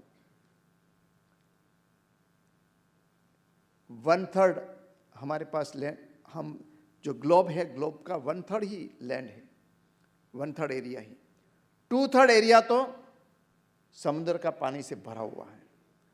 हमने बहुत एक्सप्लोर कर लिया लैंड को, अर्थ को यहाँ, लेकिन सी में हम नहीं गए। सिर्फ फिशिंग करने के लिए जाते हैं, बाकी कोई हमारा वहाँ के लेवल में एक्सप्लोरेशन रिसर्च भी कुछ नहीं हुआ। हमारे यहाँ भी फॉरेस्ट हैं, धरती पर भी फॉरेस्ट हैं, बहुत सारे स्पेसीज हैं, ट्री के पेड़ पौधे हैं, वैसे ही दरिया में भी पेड़ पौधे बहुत हैं। हमारे यहाँ पूरी एक एनिमल जीव सृष्टि की एक चेन बनी हुई है, वैसी ही चेन समंदर में भी है। जितना रिच मिनरल है हमारे यहाँ, उससे ज़्यादा रिच मिनरल वहाँ है। हमने ऑयल के सिवा कहीं गए नहीं, ऑयल के लिए गए हैं हम। लेकिन आपको बताऊं कि अभी गवर्नमेंट ऑफ इंडिया ने समुद्र में एक तो वो प्राइमरी स्टेज पर है, जो टाइड एनर्जी है उसको टैप करने के लिए वो प्राइमरी लेवल पर चल रही है। लेकिन वहाँ विंड वेलोसिटी का उपयोग करके ऑफशोर जो विंड पावर है उसके लिए तो सक्सेसफुल मॉडल तैयार हो गया है और वो तुरंत शुरू होगा। लेकिन जो माइनिंग है वहाँ का, उसमें कभी अभी एक्सप्लोर नहीं हुआ। भारत सरकार ने एक आइडेंटिफाई किया गुजरात में सिर्फ मड माइनिंग के लिए, और ये मड माइनिंग ऐसा है, और वो भी लाइमस्टोन के लिए। पोरबंदर के पास 500 स्क्वायर किलोमीटर का एक ब्लॉक आइडेंटिफाई किया गया। वो ब्लॉक जो है, अगर उसमें से सक्सेसफुल मड माइनिंग हुआ, मड सिर्फ माइनिंग डेप्थ में नहीं करना है, ऊपर से ही लेना है जो मड है वो, अगर वो मड एक्सप्लोर कर ले हम इकोनॉमिकली, तो गुजरात की जितनी भी सीमेंट फैक्ट्रीज हैं उसके लिए ये लाइमस्टोन मिनरल है उसमें से निकलेगा, वो सफिशिएंट है। तो बहुत सारा स्कोप आप सब लोगों के सामने है। देश का भविष्य भी आपके हाथ में है। 2047 डेवलप कंट्री बनाना है, विकसित भारत बनाना है, वो आप ही बना सकते हैं। हम तो नहीं रहेंगे, लेकिन आप देख भी सकते हैं। और आप उस समय की जो विकसित भारत की सिस्टम बनेगी, उसको आप एंजॉय भी कर सकते हैं। उसके लिए ये, लेकिन आप इनोवेशन करो, लेकिन उसका रिसर्च जो फाइंडिंग से और कोई ले जाए, उसकी बावजूद आपके पास ही रहे, सुरक्षित रहे। उसके लिए आज का सेमिनार है, आप सबको उसमें मार्गदर्शन भी हमें मिलेगा। मैं अपेक्षा करता हूँ कि आपका जो कोई फाइंडिंग्स है, और उसमें जहाँ भी गवर्नमेंट इंटरवेंशन का ज़रूरत पड़ेगी आपको, तो आप ज़रूर हमें बताइए, आपका सुझाव भी बताइए, हम सभी उनके लिए तैयार हैं। यहाँ हमारे जो लोकप्रिय मुख्यमंत्री भूपेंद्र भाई की सरकार यहाँ गुजरात में है, उसका भी फोकस यही क्षेत्र में है। आपको जानकारी होगी ही कि 15 दिन पहले हमने बायोसेफ्टी लेवल 4 लैब, इंडिया की पहली लैब जो राज्य सरकारों ने बनाई है, एक लैब बनी हुई है हमारे यहाँ पुणे में, जो इंस्टीट्यूट ऑफ वायरोलॉजी है, उनके सिवाय कहीं फैसिलिटी नहीं है, हमारे यहाँ बन रही है। ऐसी बहुत सारी फैसिलिटीज़ हम इनोवेशन के लिए, रिसर्च के लिए बना रहें। और जो हमने एक ट्रेन मिस कर दी थी, जब उस समय आईटी वर्ड्स नहीं आया था, 80-90 के दशक में वो कंप्यूटर रिवॉल्यूशन की बात चल रही थी। आना चाहिए नहीं आना चाहिए उसके बारे में भी डिबेट चल रही थी, लेकिन आया हमारे यहाँ। उसकी वजह से हम आज सॉफ्टवेयर इंडस्ट्री में हमारा लोहा दुनिया मान रही है। लेकिन उस समय गुजरात ट्रेन मिस कर गया, हम पीछे रह गए क्योंकि हमने इकोसिस्टम बनाई नहीं। और सदर्न पार्ट्स के जो स्टेट है वो आगे निकल चुके हैं। लेकिन ये जो एआई की ट्रेन है, बायोटेक्नोलॉजी की ट्रेन है, क्वांटम कंप्यूटिंग की ट्रेन है, डेटा सेंटर की ट्रेन है, वो हमें ट्रेन मिस नहीं करनी है। इतना ही नहीं, ये जो ट्रेन चल रही है उसका हमें प्राइम मूवर बनना है, हमें इंजन बनना है। हम सबको आगे लेकर जाएंगे, हम भी आगे जाएंगे, देश को भी आगे ले जाएंगे। ये हमारा संकल्प है और ये जरूर साकार होगा। मैं आप सबको शुभकामनाएं देता हूँ। भारत माता की जय। Thank you, sir.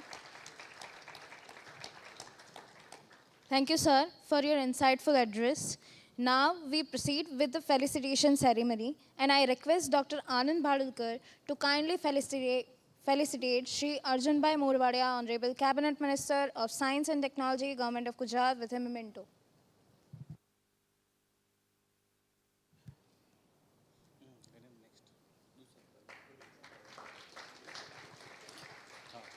I request Dr. Atish Ray to kindly felicitate Shri Sunil Parekh, bioindustry veteran and policy analyst.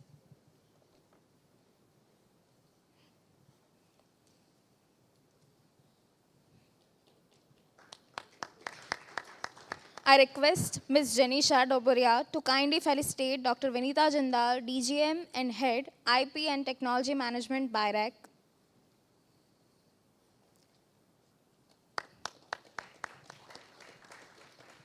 I request Mr. Amit Katyar to kindly felicitate Dr. Anand Bhadalkar, Director, STBI.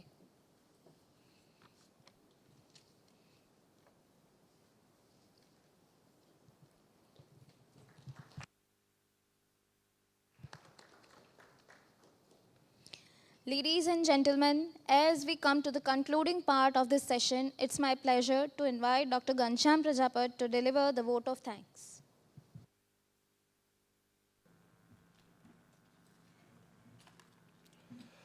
Respected Honorable Cabinet Minister for Science and Technology, Sri Arjunbhai Morwadia ji.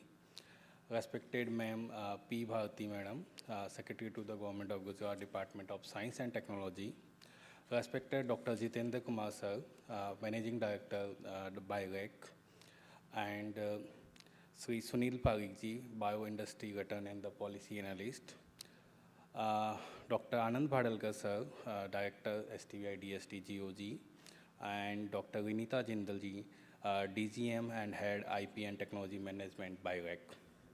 And also distinguished guest speakers, participants from the academia, industry, IP firms, and the research scholar and the students. On behalf of the Savli Technology and Business Incubator, Department of Science and Technology, Government of Gujarat, it is my privilege to propose the vote of thanks for this August inaugural session of the workshop on strategic IP management for innovation, patent analytics, and freedom to operate. First and foremost, I express my sincere gratitude to the Honorable Cabinet Minister, Sri Arjunbhai Morwadia ji, for gracing this program and delivering an inspiring inaugural address. His vision and continuing support for the innovation, startup, and IP-driven growth in Gujarat are truly motivating.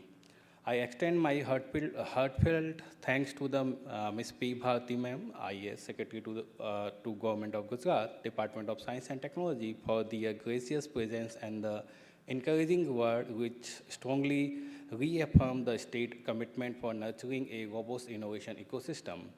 We are deeply thankful to the Dr. Jitendra sir, Managing Director, BIRAC, for their virtual address and the BIRAC continued guidance and support for strengthening IP awareness and the strategic capability of among innovators and startup across the country. My sincere appreciation goes to the Sri Sunil Parekh sir for the sharing valuable industry insights that effectively bridges policy, innovation, and real-world implementation.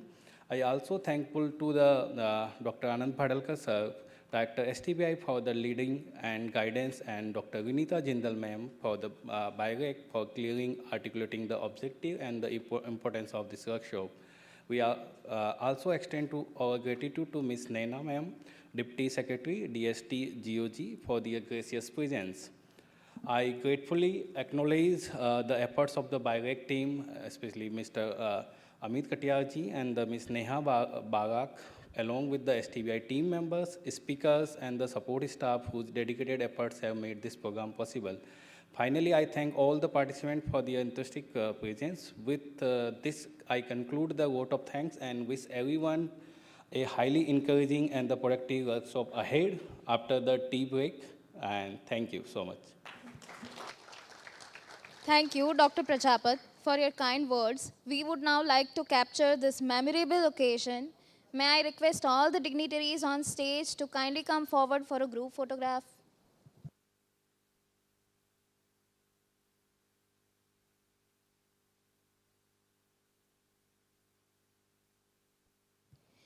And next, we would like to take a group photograph of the dignitaries along with the organizers team.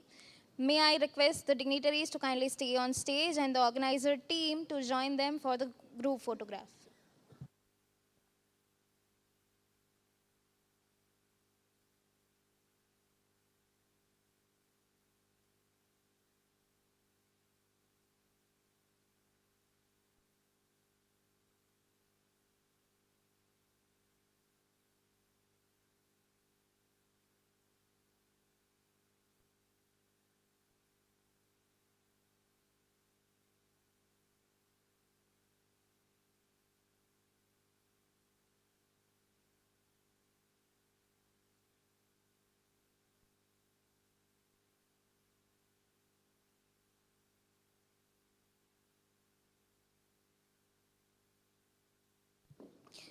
Finally, we would like to capture this special moment with all our esteemed guests and audience members. May I request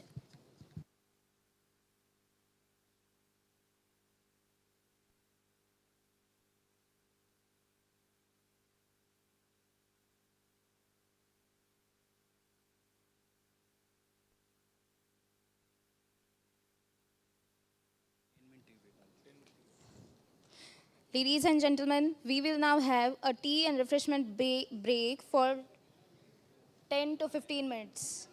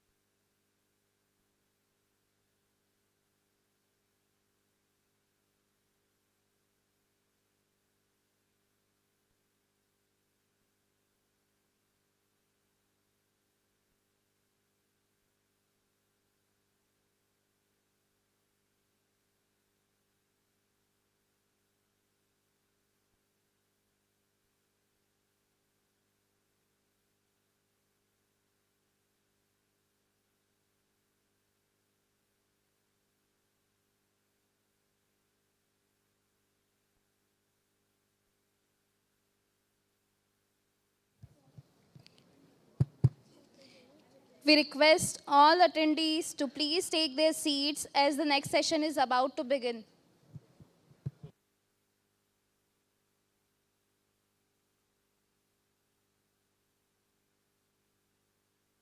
Insightful inaugural session.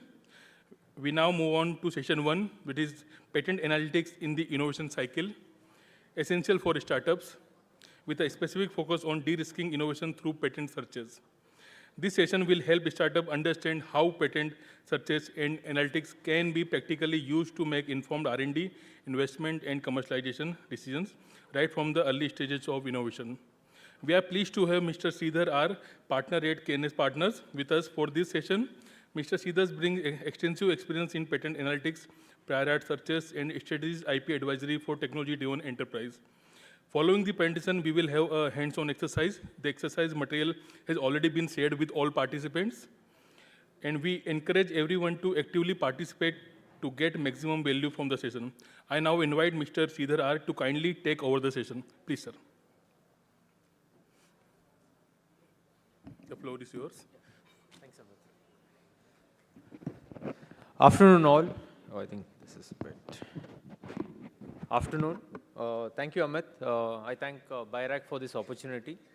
So I'll be talking about patent searches and its purpose, its use, and how you can employ this in your innovation.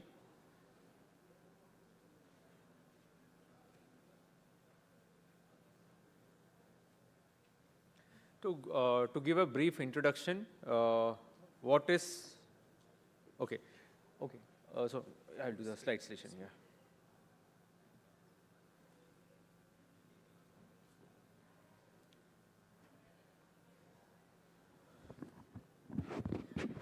Yeah, for a brief introduction, what is patentability search?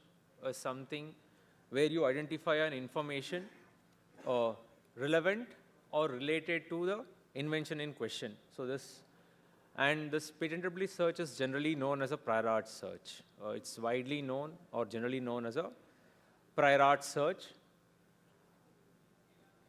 I request you to note the terms relevant and related, which is very critical in assessing your patentability search.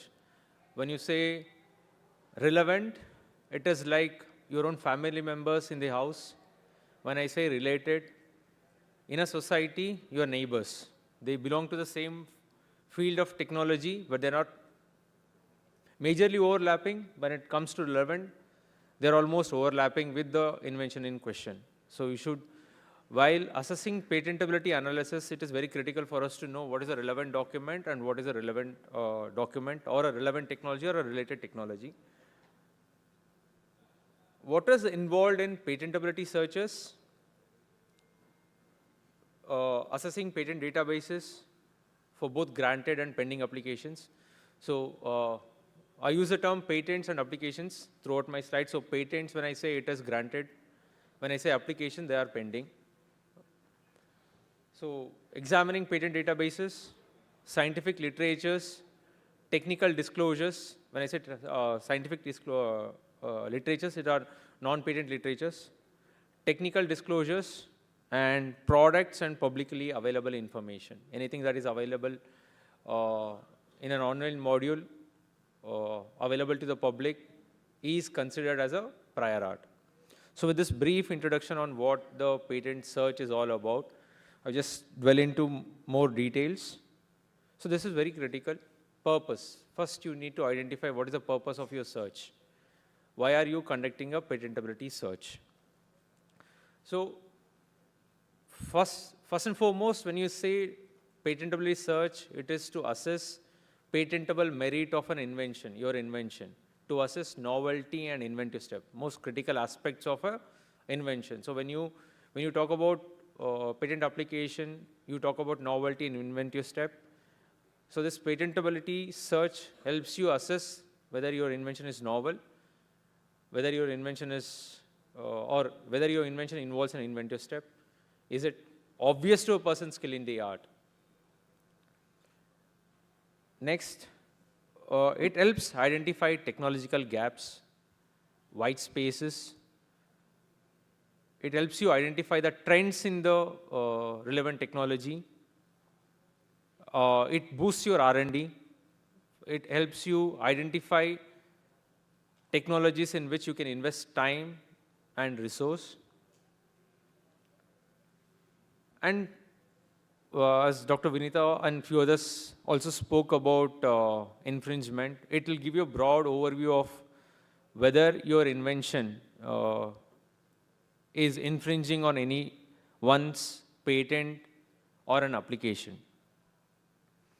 It helps you determine value of a patent or an application. This is usually done while an assignment is taking place or during licensing. Patent search can be used to invalidate a granted patent. That is, you want to, like, I think Sunil Parekh sir told about sword and shield. So it's like a defensive and an offensive approach. So as an offensive approach, you can go after somebody's patent as well by invalidating the patent, so questioning the patentable merit of the already granted patent. And also it helps you identify expired and seized patents. Like, for example, they've got granted, but they've been seized or expired. Expired when I say their term is over. They're seized, they're not maintaining the application, they're not prosecuting it. So it helps you identify such cases as well so that you can use them because the information is publicly available. So I talked about patentability search being known as a prior art search generally. So what is a prior art? It is any information that is publicly available before the date of filing of a patent application. So you're filing an application today, that is 2nd February 26. Any information before 2nd February is considered as a prior art for you. And what constitutes a prior art? So we talk about prior art. So what counts as a prior art document? Patents that is granted and published, applications which are pending, not granted, then applications which are filed but not even published. Take a scenario that you file an application on 2nd February and somebody else filed an application on 1st February. The document which was filed on 1st February can still act as a prior document for you, even though it is not published. I mean, you guys might know that publication happens after expiry of 18 months. But in this case, since it has an earlier filing date, it still can act as a prior art document. And in the Indian patent system, it is called as a secret prior art under Section 13. So we coin the term as a secret prior art because it's not published yet, but it has an earlier filing date. So during prosecution, when I say prosecution, examination at the patent office in India and outside India, when such a document is cited, you only have to establish novelty. So because it was not published, you didn't have an access to the document. All you have to show is it is just different. So that you need to establish novelty of such a document. So that is one in terms of patents and applications which are published and not published. And scientific or technical literatures, that is non-patent literature documents. Publicly available products and prototypes. Any blog, online articles, videos. One of my case for an application which we were prosecuting for DRDO, Indian examiner had cited a link for a YouTube video to deprive novelty and inventive step. So even online videos, blogs can be a prior art document. Presentations, public disclosures. Consider a scenario in this presentation. I'm talking about my invention. Though I've not published it anywhere, but I'm presenting it. This document presented here can become a prior art document, and this would be applicable for many of the research scholars who go for poster presentations. So they should be mindful of what they're presenting. And your own, for example, consider a scenario wherein you have filed a patent application or you have an application granted, your own disclosure can act as a prior art document for you. So we have to be mindful as to how much to disclose in a patent application. As I said, patent application will get published after the expiry of 18 months. It is a publicly available document after the expiry of 18 months.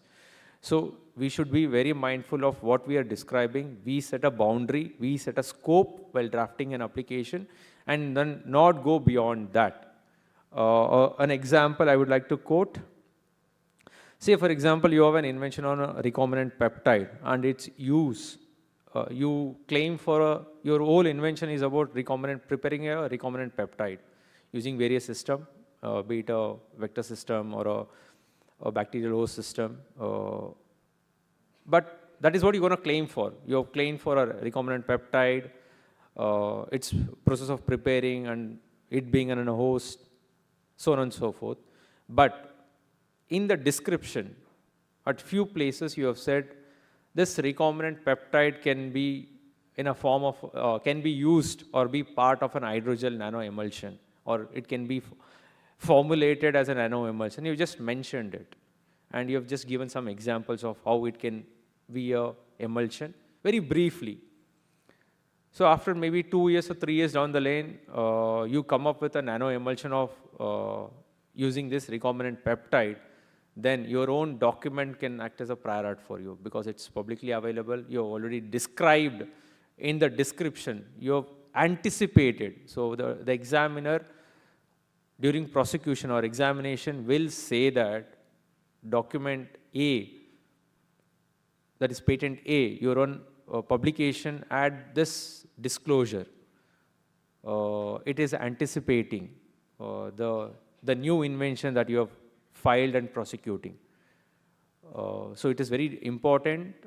You set a boundary. You think that is something that you're going to do it after a few years. It is in your pipeline. I would recommend you to reserve that, not to disclose it, describe it. This also can be, this is one way of looking at it. Another way of looking at it is as a defensive approach.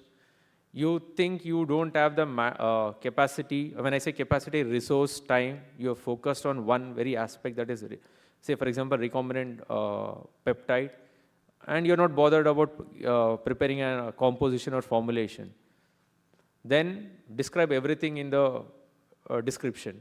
It's like a defensive approach. Put everything in the description, all possible ways of getting a formulation using this recombinant peptide, even though you're not claiming it, but it will stop someone else from getting a patent.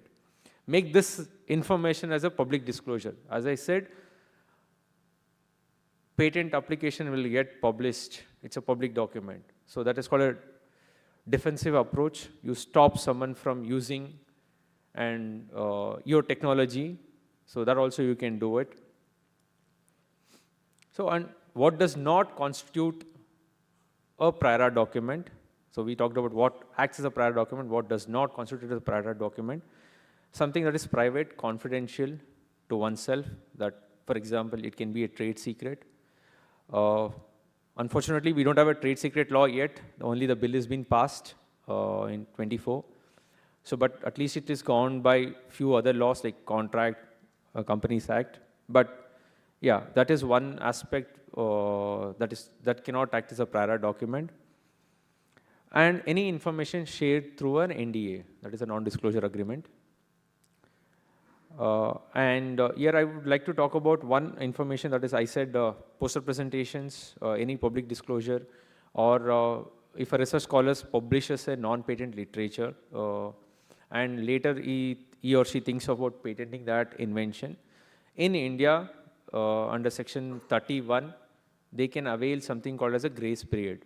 There's a provision where consider a scenario that I am a researcher, I've been very eager of my invention.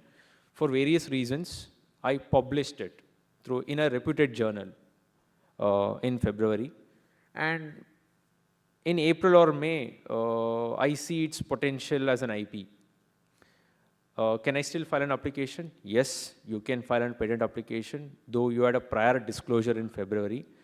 Under the provision, called grace period, wherein from the date of first publication, be it, as I said, in a journal or poster presentations, or you're presenting it to some group of people in an exhibition, from that date, within 1 year's time, you have to file a patent application, get a date of filing. By that can't act as a prior document. Your own document will not act as a prior document.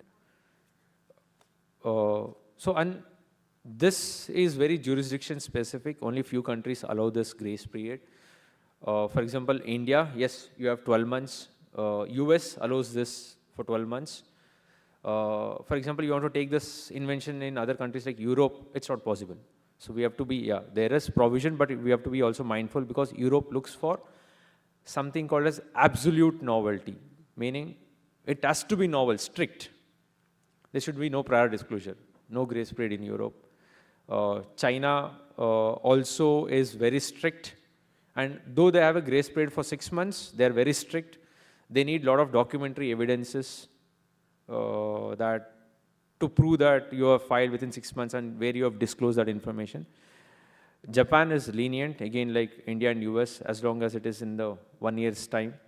So though we have opportunity to file after a public disclosure, please let us be mindful of filing an IP and then go for publication. So there are scenarios we have seen where for various reasons you want to publish the information. There is an urgency. But still, in India, there is a provision, I think you might be aware of that, provisional specification, preliminary application. At least docket that, you get a date, and then go ahead for publication. Okay, we talked about prior art, what constitutes a prior art. So please stop me wherever you have a doubt. We can discuss. Yeah, please. Can we pass on the mic if that is possible? Yeah.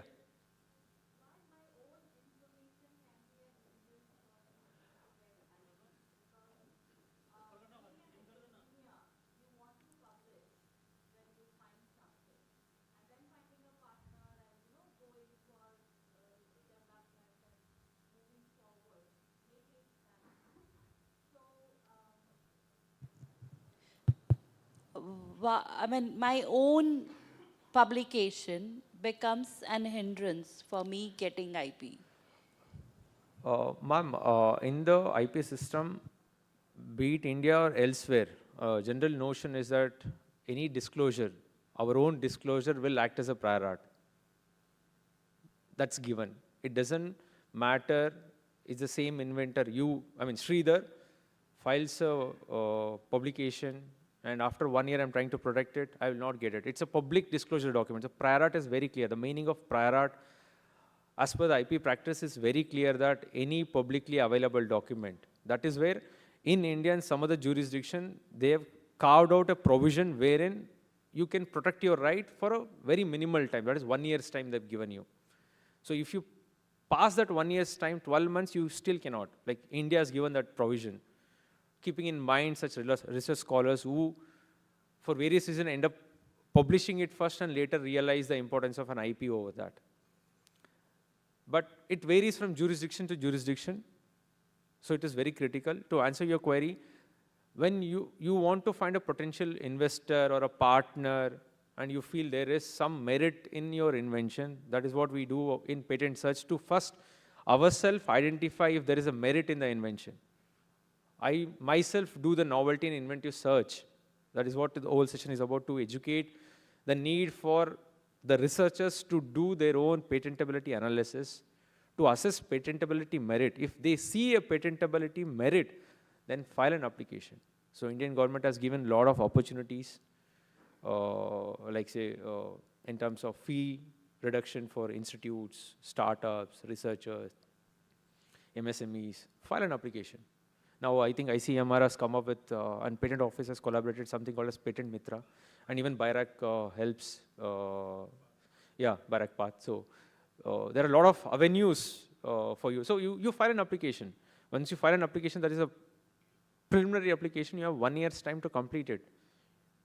So you have time. So even if you complete your invention, application in 1 year's time, you still have time for prosecution. Prosecution will take anywhere between 1 to 2 years.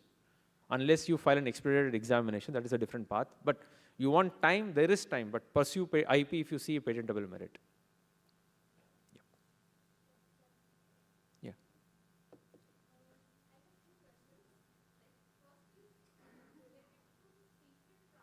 Yes. Either a normal public is for that or not. If Okay. persons, if what kind of person can do that process, or in case of public disclosure, okay. If I am posting something or on a LinkedIn or like a Facebook, is also count on a public disclosure or not? So to answer your first question, secret prior art usually, such documents will be cited by the patent office itself. For example, I file a patent application, patent office can know. They will they will do a search in their own registry first, in their own database to identify if already an invention is filed on the same technology or the same domain. So as I said, patent application will be available to public after 18 months from the filing. That is very clear. You will not get, unless there were scenarios in the past wherein by mistake patent office has published a provisional specification also, which is not be the case. But we are way, that was way behind. Even before my practice, I only hear about that. But they don't publish it. So it's only patent office who can identify such secret documents. Okay. Yeah. And to answer your second question on disclosure. Regarding public disclosure, Yeah. if I have LinkedIn post. Yeah, LinkedIn post or Facebook post regarding that. Anything. I will give you a scenario wherein when I do patentability searches, when I do see such posts, some blog, some comment, it might be taken off. For example, you post something today, it may be available for a week or two, but I caught that publication. I can take a screenshot and I can post it after. I mean, I can still say it was disclosed at one point in time, even that post is being taken off. If I take a screenshot of that, still that is applicable as a prior art, because I have evidence that that information was published and it was available in the public domain for whatever time period. Yeah. Public disclosure means publishing some part of the innovation, or public disclosure means public disclosure of a full invention. Second part of your question. Public disclosure means full disclosure of invention or some part of invention. Okay, that is a good question. So when what we generally do is we describe bits and parts, and we may not give a full information. So then one may argue that there is novelty because there is no complete information setting. To take you to the same example I gave you some time back about you describe about recombinant peptide, your invention is a recombinant peptide, but you talk briefly describe about nanoemulsion. There you don't say what the nanoemulsion constitutes of, what are the excipients goes into that, how the nanoemulsion is prepared. You have not disclosed. You have just said nanoemulsion of this recombinant peptide. Examiner will cite the document. He will say there is a disclosure of nanoemulsion. To counter that during prosecution, you say that yes, it is described in nanoemulsion. But that doesn't mean that a nanoemulsion which comprises maybe a unique cellulose, how it has been made, how the cross-linking is happening is not described. That is only in my new invention. So you can rebut such a information. Yeah. So but sometimes what happens is the part disclosure also can be argued saying that is motivating you to come up with this invention. If I read that, okay, recombinant peptide can be formulated into nanoemulsion, I will find other nanoemulsions in peptides, not that peptide. So I will get motivated, collect information, and I try to replicate. So patent office calls this as mere workshop modification. So they put that in under that caveat. Or they put under the caveat of say that it's a mere optimization of a general technology. Like nanoemulsion for peptide is not. You're just replicating that. So again, yeah, it all depends. So it is all, let us be mindful of not disclosing, is what partly, yeah. Thank you.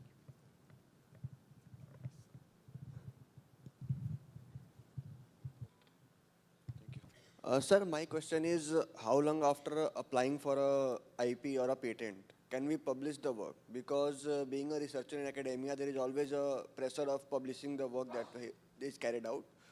But can we like publish our work in an article after applying for the IP, or do we have to wait till it's granted? No, you can file it, publish it immediately after filing. Say, for example, you file today, tomorrow you can publish. Okay. I mean, for a safer side, tomorrow I say, because then there are instances where we had a case for one of the clients where they filed an IP today and the publish also happened today. Then we had to go to the nitty-gritties of what time it was filed, what time it was published. So we don't want to go there. So it is always better one day after. Okay. One day after filing you can.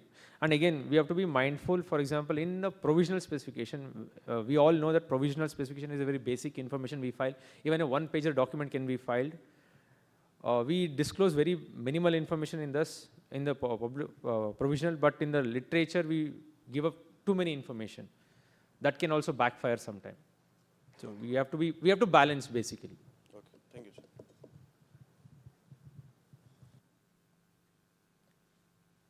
Okay, we talked about purpose, prior art. Now we talk about types of patentability searches. So depending on the purpose, there are different types of patentability searches that we can conduct. The first is novelty search.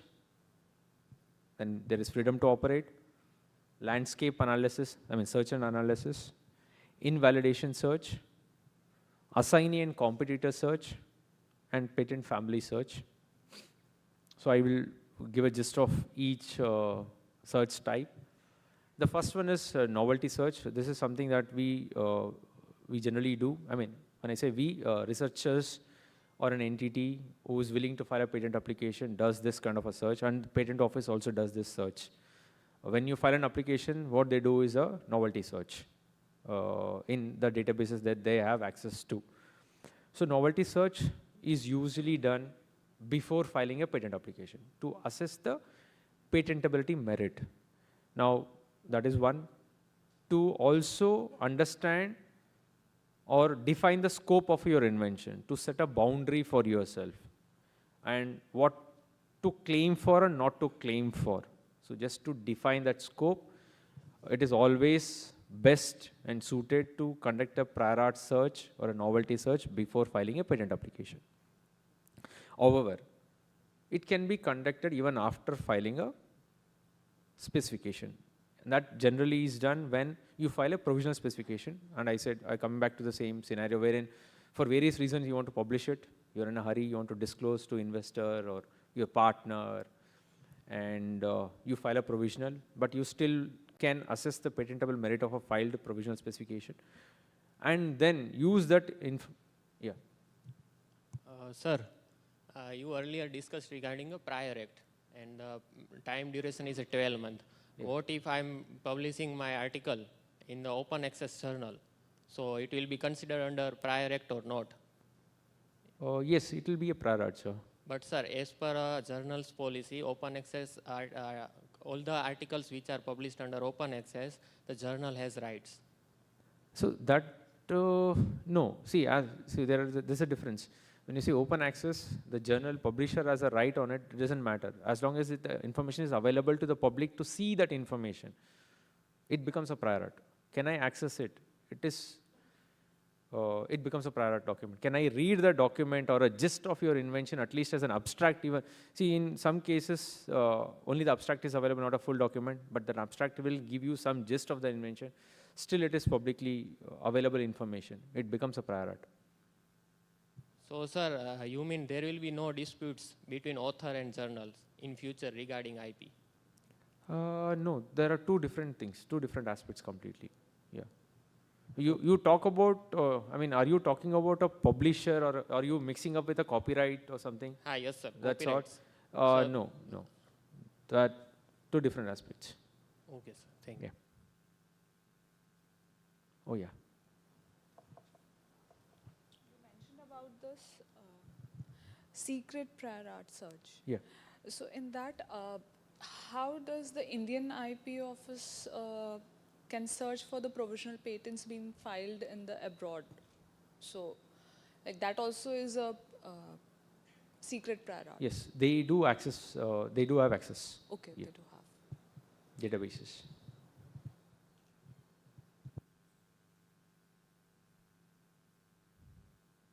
So, what is the cost of filing the patent applications? Okay, so I can talk about official fees. I mean, offline we can talk about the general notion of the professional fees.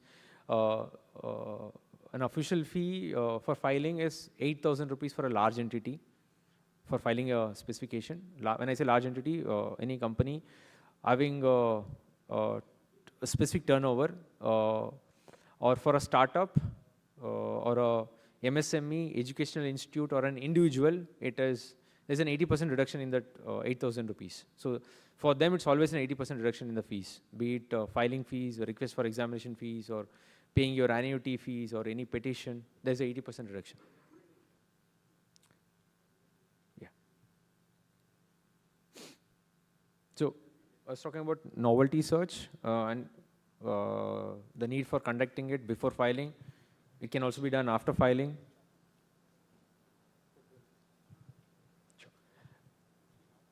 So I gave an example. Oh yeah, in terms of patent. So, if an invention is disclosed in a thesis or presented as a part of an academic assessment, will it be considered as a prior art? Two things. One, we have also noted that some institutes don't publicize their own theses. For example, I being a research scholar under a professor, and I submit the thesis to that professor alone, and it becomes a property of a institute. It is not disclosed anywhere. But there are few scenarios where some theses are available online, or some theses or research under that thesis is presented in an exhibition or as a poster presentation. Not the thesis per se, at least gist of it is presented in your college when there is an exhibition. Yes. That part can constitute as a prior art. How can one safeguard the invention in such cases? In such cases, what happens, you don't know the patentable merit, you already disclosed it. That is when you can avail this grace period. That's the only way. Otherwise, as I said earlier, when you feel that there is something unique in this, because you will, as research scholars, they will be able to assess their technology vis-a-vis what is available in their surrounding, in their technological domain.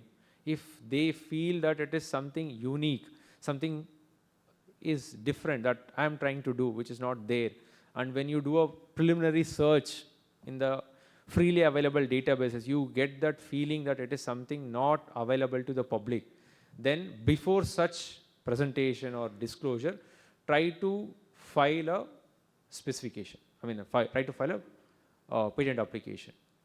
So to give you an example, you may not, let's not think in a negative aspect, let us be optimistic, but in a given scenario, you don't want to pursue that further, but still you can file a provisional specification, and that will not become a public document later. You don't complete it, you just file a preliminary specification, provisional specification, you don't complete it, you let go of it, but still it will not be available in the public domain. After maybe 1-2 years, you can still pursue that. Thank you. Yeah. –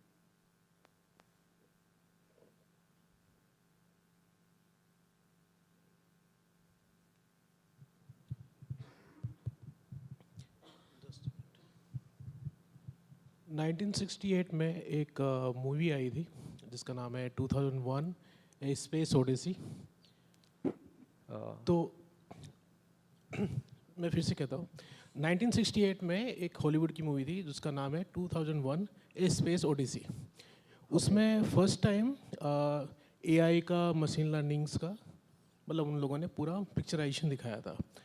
तो अगर उसमें बहुत सारी technologies थी और उससे मतलब काफ़ी लोग इंस्पायर होकर उन्होंने इनोवेशन भी किया है. तो इसको आप प्रायर आर्ट के साथ कैसे अटैच करोगे? So that I would say that was okay. I have not watched that movie, so just by information, what you've given me, if I have to now, the AI has come very far. To give you an example of cars in 1960s versus cars now, the technology, the designs, it is evolving. आपने जैसे वो देखा होगा Jarvis देखा है आपने Tony Stark Jarvis Marvels की okay, Iron Man, yeah. तो जो जारविस है वो नया वर्जन है Okay. और अगर आप कभी गूगल भी सर्च कीजिएगा तो मोस्ट ऑफ साइंटिस्ट जो एआईज के हैं they are inspired by this movie Okay. और इस मूवीज़ में आपको एडवांस लेवल्स के मतलब मटेरियल्स मिलेंगे डेटा इंटीग्रेशन मिलेगा एलएलएम मिलेगा जो उन्होंने एक नॉवेल से पिक्चराइजेशन किया था मोस्टली मूवीज़ इंस्पायर्ड होती है नॉवेल से साइंटिफिक साईफाई नॉवेल्स था वो मेरा कहने का मतलब ये है कि कई बार जो नॉवेल्स होती हैं उसके अंदर बहुत सारे एडवांस साईफाइज कॉन्सेप्ट दिखाते हैं जैसे फ्लाइंग कार वगैरह है डिज़ाइंस दिखाई जाती हैं जैसे मार्स के ऊपर मूवीज़ वगैरह है अब वो तो प्रायर आर्ट में आ गया मतलब सो हो गया बट कोई इंजीनियर या इन्वेंटर उससे इंस्पायर होके फ्यूचर में कोई इन्वेंशन करता है तो क्या उसे हम प्रायर आर्ट में कंसीडर करेंगे या नहीं करेंगे या फिर एक डॉक्यूमेंटेड चाहिए हमें कि नहीं ये चीज़ें लिखी हुई होनी चाहिए या something like that So I think you answered part of it yourself. You said what was disclosed then and what is being pursued now is more advanced. For that advancement, you need skill set. You will apply the skill sets there, which was not applied then. Okay, so your patentable merit lies in that skill set. What it can do now vis-a-vis what it could have done then. You said the concept of flying car. Was it documented that how to manufacture a flying car? Was there documentation on that? It was just a concept. But can you look at that concept of flying car and make a flying car? Are you motivated from that information to make a flying car? We call that as enablement in the patent specification. Was that enabled? Or did that motivate you to come up with a flying car or to come up with change the mere car that we have, say, for example, Tata Mahindra, into a flying car? Is it a mere optimization? No, right? A lot of skill set is required. I can't simply change a car into a flying car now. I mean, I'm talking about myself. I'm not talking about any industry specialist. So it is not for me. So I accord a patentable merit to that. Okay. So yeah, so though I'm talking giving you a broad view, there are intricacies. So Europe is very famous for this. There is something called selection patent. So to give you an example, you have a process of eating something, and in your application you have described eating at a temperature of 20 to 40 degrees Celsius. You've given a range, 20 to 40. You have not talked about 28 degrees Celsius per se. If your invention of eating a liquid at 28 degrees Celsius, very specific value, gives you some kind of an advantage, associate that with a technical effect, then that eating process with that specific temperature is still patentable. One may argue that 28 falls within the ambit of 20 to 40 degrees Celsius, but I argue that per se 28 number was not disclosed in your invention. So I had to use my skill, come up with that only specific value. Between 20 and 40, there are 20.5, I mean, to talk about 0.5 decimals, then 21, 21.5. Why did I pick 28 degrees Celsius? If I am able to establish that, I can get a patent on that, and that concept is called as selection patents. Yeah. So thank you for your questions and active participation. But to help us stay on schedule, we request you to, if may take question in the end or during the lunch break. What do you say? Thanks. Okay, I think we have discussed this. Assess novelty, inventive step, and industrial application. And the advantages: strengthen patent application, highlights unique aspect, stronger claims, saves time and cost. If something is already known, you don't invest time and cost on that, so it helps you save resource. Modify the invention to increase the chances of patentability. It helps you prepare for the prosecution. When you file an application, that is one of the aspects that you use patentability searches for. And most of the entities and startups use patentability searches and their report to present before the investors also. They use that as a report. Need not be a report from an attorney. When you file a patent application, the patentability report from the patent office also can be used as a document to establish patentable merit of your invention. So it depends on which jurisdiction you choose for patentability searches. That also matters. So the next, the searches, this is a landscape search, which is a type of search which gives you a high-level view of a technology. So for example, you're starting off, you have the resource, but you're yet to decide on to what technological domain you need to work on. Then this kind of an analysis helps you pick that technological domain. So it gives you a bird's eye view, as I said, high-level understanding of a specific technology, helps you understand gaps, white spaces, what is more crowded, should I venture into that? If I get into a crowded space, will my invention stand out? Or when you go into most crowded places, the chances of infringement are very high. So it helps you assess that. And also it gives you a broad overview of is the chances of infringement or no. It will give you a self-assessment. Growth patterns, it helps you assess the growth patterns. What is growing faster, what is declining as a technology. Time frame, for example, the last 5 years, which technology is growing in the field of biotechnology, to be more precise, recombinant technology, in more precise CRISPR-Cas. So you'll be able to do that analysis. Then geographies. What is a particular technological domain, how it is faring in India, how it is faring in US, or any market which is of interest to you. You can get an overall view of how the industries are pursuing, how the institutes are pursuing it, how the startups are pursuing it,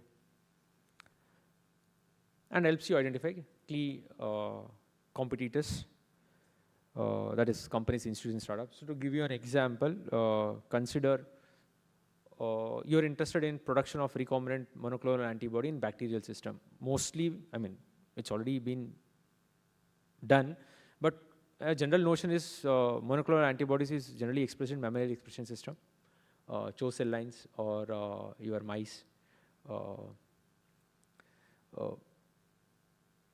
But you have come up with you have an idea for using bacterial expression system.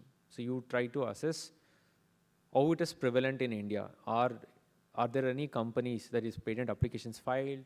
What is the trend of how many have granted, how many are pending for this technological area? That is one level of assessment. Next, that is you did on technology. Next, you want to understand its existence in Asian countries, different jurisdiction. Then you key in or select, it's like a drop-down menu. When you do a database, you will know first you do a keyword search on or technical words, keywords, and then you do select countries, further filter it down. And further filter it down, you know the key players are in monoclonal antibodies are the ones, for example, Roche, AbbVie, Pfizer, AstraZeneca, so I was mentioning about Zydus, and Biocon, or you can Serum Institute. Though they're into vaccines, they make monoclonal antibodies. So you further narrow it down on these entities. Are they really working on this technology? Can you venture into this? If they're already working on, they're big players. As a startup, can I go after them? Or it can also give you avenues of, okay, though they're working in this system, let me try to do something unique within the same ecosystem and see if I get an opportunity to collaborate with them. That is also possible. And as a time frame, as I said, another filter you can key in as a time frame. Last 10 years, what is a trend?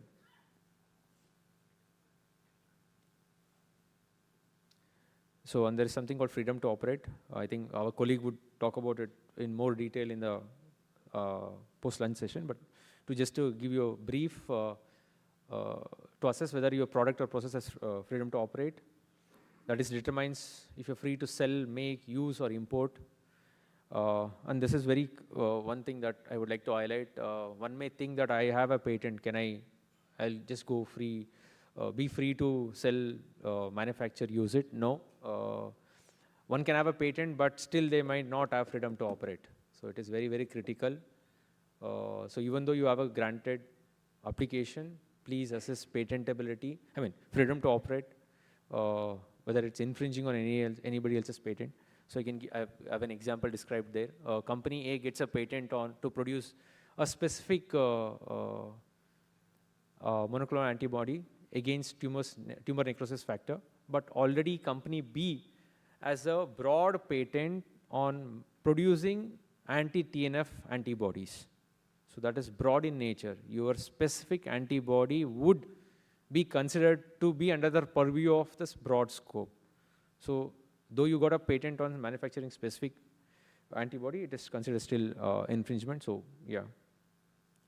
Invalidation, this is generally taken up, seen for during post and pre-grant oppositions. As a defense mechanism, when somebody says you're infringing their patent, so you go after them saying that your patent is invalid. So you counterclaim.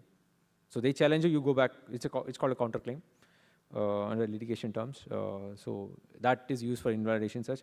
Usually FTOs and invalidation searches are generally taken up during mergers and acquisitions by company to assess the value. If I buy somebody else's IP, will I get into trouble later? So to assess that as a part of process called due diligence. So then there is assignee search and patent family search, which is assignee search to specifically pick on the entities, and patent family search to understand in which all jurisdiction a particular invention is being filed. For example, Indian provisional, you file it here after PCT, and then one has filed in multiple countries outside India. To even assess that, you do a family search. Okay, these are the operators that we generally use during or in patentability searches. These are the general operators. At least the first three operators, that is and, or, and not, are widely used in across all the databases that is freely available, or the paid or proprietary databases. So when you use the operator and, it gives you a narrow search. An example is when you say monoclonal antibody and a TNF, both the terms has to exist in the document. That's a narrow search. Or when I say monoclonal antibody and a TNF and and a bacterial host, so it has all three terms has to be there in the document. Or is an operator which is used for a broader search. It's like identifying synonyms. When I say resin or gum or polymer or an agar, cellulose, it's an or factor. So the document will pick any one of the terms. The document will be retrieved if any one of the terms are there or in the document. Not is to exclude something. One of my best examples, which I like, is Jaguar, not car. So it will pull out documents which are related to Jaguar as an animal. It will not give you any search where Jaguar is used as a car in that document. Or CRISPR, not Cas9. So it will throw up documents for you. CRISPR, not with Cas9, but with other Cas nucleases, that is 12, 13, 14, etc. And these are the generally known operators in all the databases. Then it is called quotes to identify exact terms. That is monoclonal antibody, you say in quotes. Then there is this asterisk. It can replace any number of alphabets. There's an example called therapy.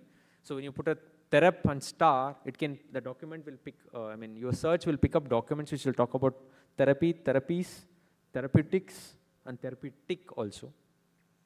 And the next three are called proximity operators. They're called proximity operators. And this would vary from database to database. When I say adjacent and n, I put a number. Those two terms has to be there side by side. That's mandatory.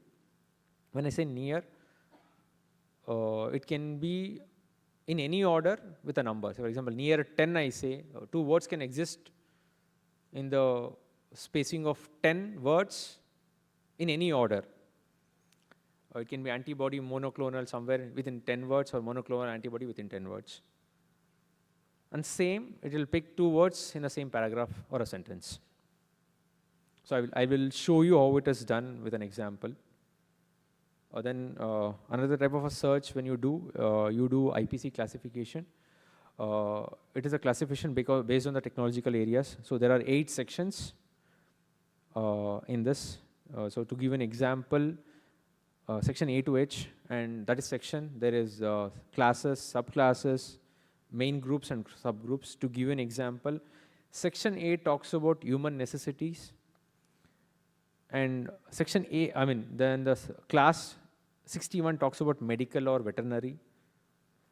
Main group under that, subclass under that talks about methods, that is L, talks about methods, devices for sterilization, bandages, wound dressings.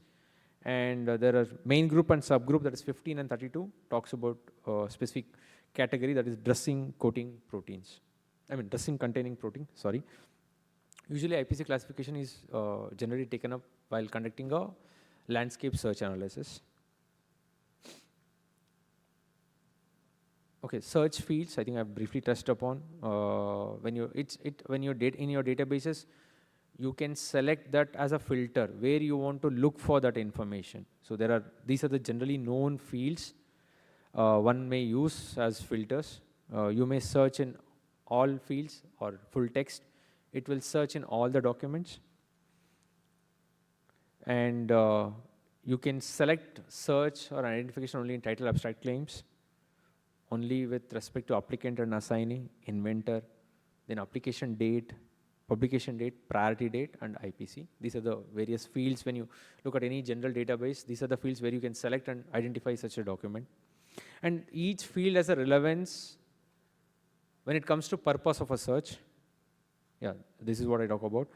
So when you want to do a novelty search, it is generally full text. Because anywhere in the document it is disclosed, it is disclosed. That's called, for novelty, full text.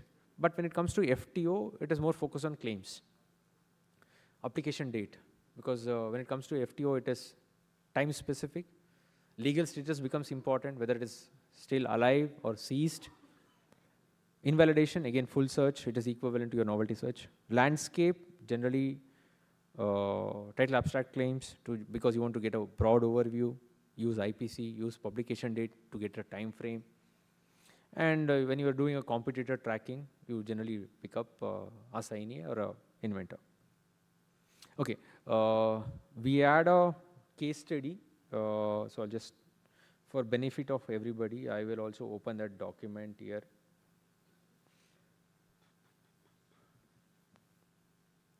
Hope you all had a chance to briefly at least go through the document. So just to give you a brief, it's about a composition, nanogel composition or an hydrogel composition with, So please case don't study is dissect already in your this kit. write-up technically, because I just made this up. And you can also join, use your laptop. And ID password is already set for the Wi-Fi. So you can do hands-on really. Oh yeah. I will use a public database freely available for this.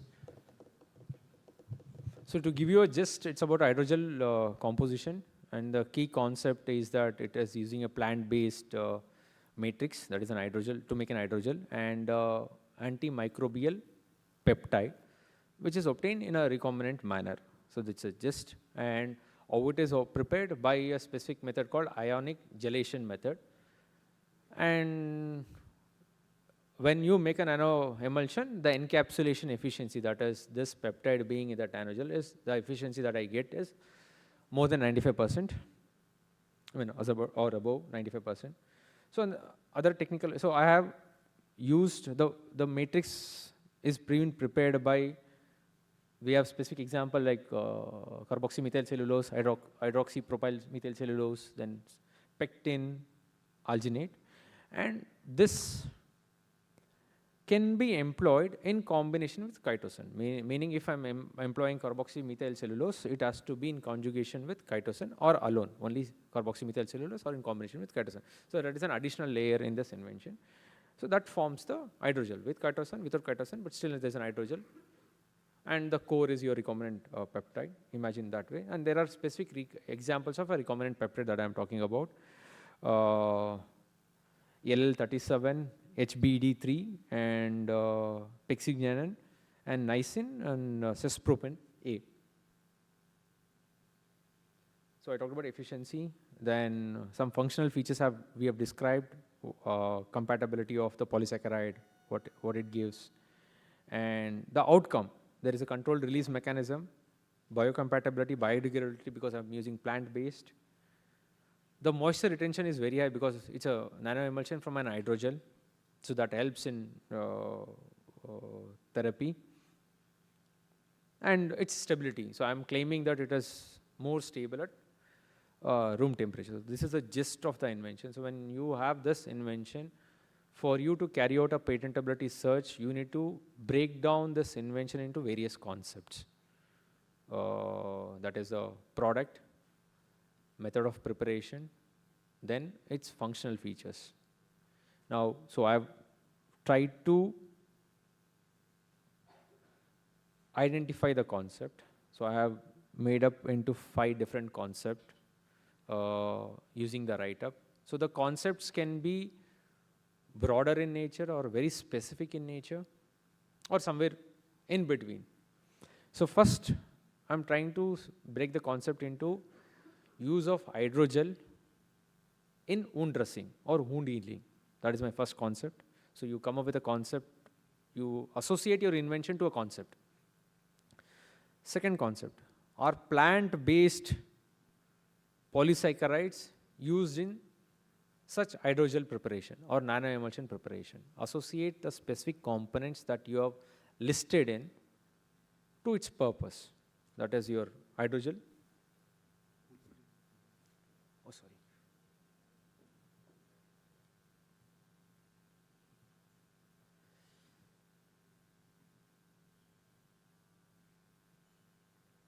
Oh, yeah. Then we talk about the core. That is antimicrobial peptide, and we have few examples that we want to try. And next is, so these are all related to product. Now product only I have divided into 3 concepts. General concept, then what it constitutes in terms of core and the shell, and then its method of preparation, that is one concept, and its technical effect or its performance, that is one concept. So you have basically divide your invention into various concepts, and you try to pick up keywords for these terms. For example, when I say hydrogel or so it can be disclosed in an application based on our technical knowledge. I mean, you would be better placed to understand that.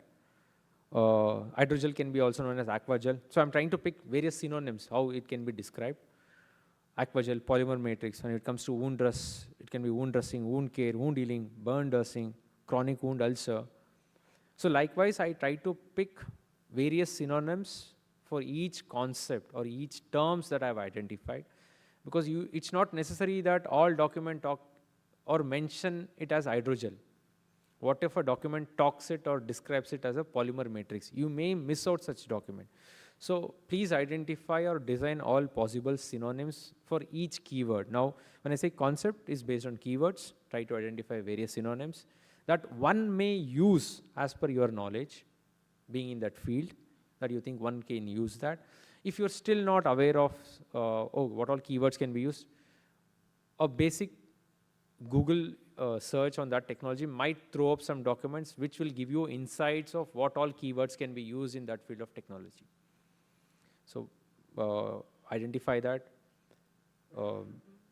keywords, synonyms. So you have the concept ready. Now, how do I put this concept for the purpose of search in a database using the operators that I showed you previously? Because it has to all come together. You can't randomly have the words. It will not make any sense. So it has to come together. So I have given an example search query. Using the first query is simply using the operator and or. So if you see, I try to break down the concept in terms of the query. So my first concept was on the hydrogel. So I've talked about hydrogel or aquagel. When I'm trying to say this or this, the document should be retrieved with either hydrogel or an aquagel. Or the aquagel, some document may say aquagel together, or there could be a space. I don't want to miss out document where aquagel is with a space. So try to do that. Some cases we have. Even nano emulsion, if you see some documents will say nano space emulsion, some documents will have nano emulsion together. So I don't want to miss out on such documents. So I use both the words the same way. Then I talk about polysaccharides, the core of your hydrogel, or the constituents of your hydrogel. Then the peptides, all the peptides that I'm using. So if you see the write-up, I said selected from a group comprising. So the peptide can be any of this. I don't want to limit the peptide by saying and.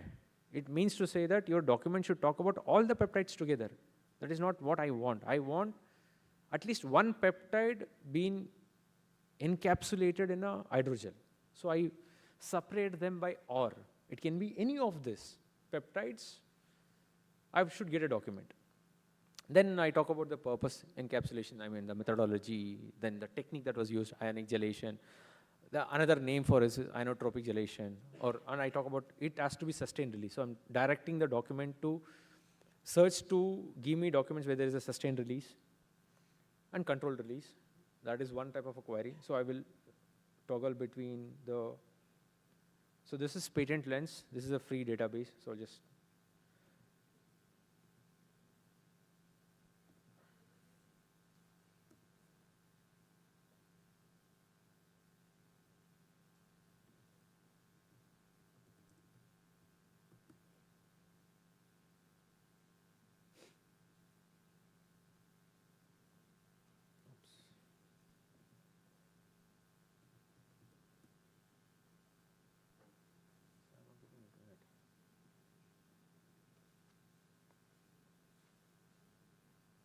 Sir internet नहीं आ रहा.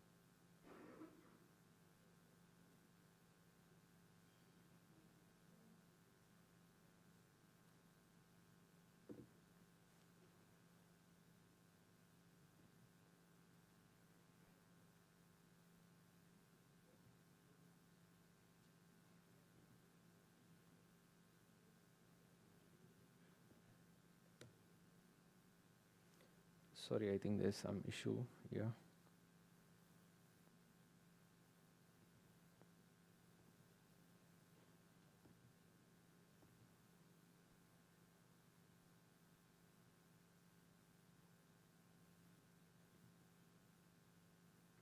Oh yeah, we're up.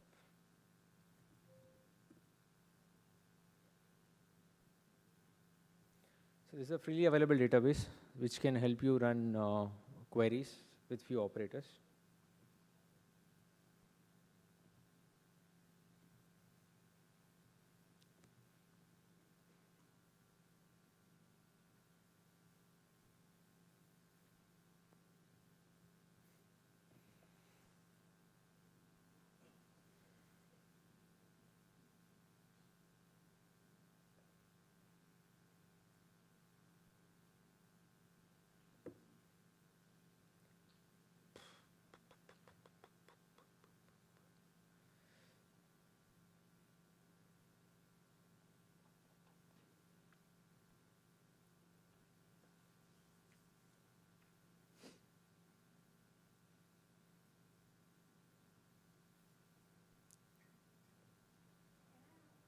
Yeah, meanwhile we can take Q&A as the.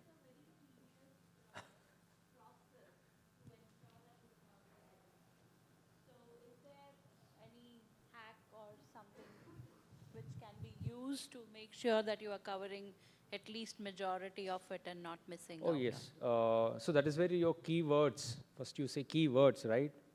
Identifying the concept, breaking down the invention, your own invention into different concept, and identifying keywords and synonyms, and stitching them together will help you not miss out documents. At least most of the documents would, the search would throw up most of the documents. So keywords are most commonly used terminologies for... Say in this invention, the core was hydrogel, nanoemulsion with a antimicrobial peptide. And I have the hydrogel is made of specific plant-based polysaccharides. So when I say carboxymethyl cellulose, it has to be in combination with an antimicrobial peptide, and that has to be in a hydrogel form only. So different synonyms of carboxymethyl cellulose, or you say CMC, or you just say cellulose, or antimicrobial peptides and its synonyms, and the specific peptides, you put them together and stitch. So that is what I've done in terms of query. You all bring them together. So we have a, so I'm going to paste this query. So you consider you have done different concept, different keywords, put them together in the operators or and and. And means both have to be there. When I say and here, hydrogel and your polysaccharide has to be there in the document. Within one, so this parenthesis, okay, this parenthesis defines each group. Now, my hydrogel is in one group. First group to second group is with an and operator, meaning first group and second group have to be there in the document. Within the group, that is within the parenthesis, I've separated the terms by an or factor, meaning any one term can be there in the document. So you hope you got the logic. So when I do a search, each database will, so we do, because it's all stitching them together with grouping and operators, databases will help you validate that query, whether the query that you have prepared is right or wrong. So I did validate that, and it said, yes, your query is valid. Then I submit the search. It'll throw me hits with the documents which talk about, in this hydrogel will be there, or an aquagel will be there. So that you'll give a lot of, I think, close to thousands of documents will throw up. So meaning it's a very broad query. Okay, then how do I refine it further? So LAC, related documents, was thrown up by this search. I talked about families, so that you can see the documents here. It's only patent. And when I say patent search, you have to do non-patent literature search as well. I'm talking about only patent here. Okay. So, but this is a very broad query. Now, how do I narrow it? So, I bring in the concept of wound dressing into my first query. And I say, this was very broad. The application of that was not restricted. Now I'm saying to that query that whatever concept I did, it has to be restricted to wound dressing and wound healing only. So I'm further narrowing it down. So I take this query, you saw a LAC document. So like this, so now the document would have thrown up anything not with respect to wound healing. It could be anything where an antimicrobial peptide is being used as in a form of an nanoemulsion with an hydrogel.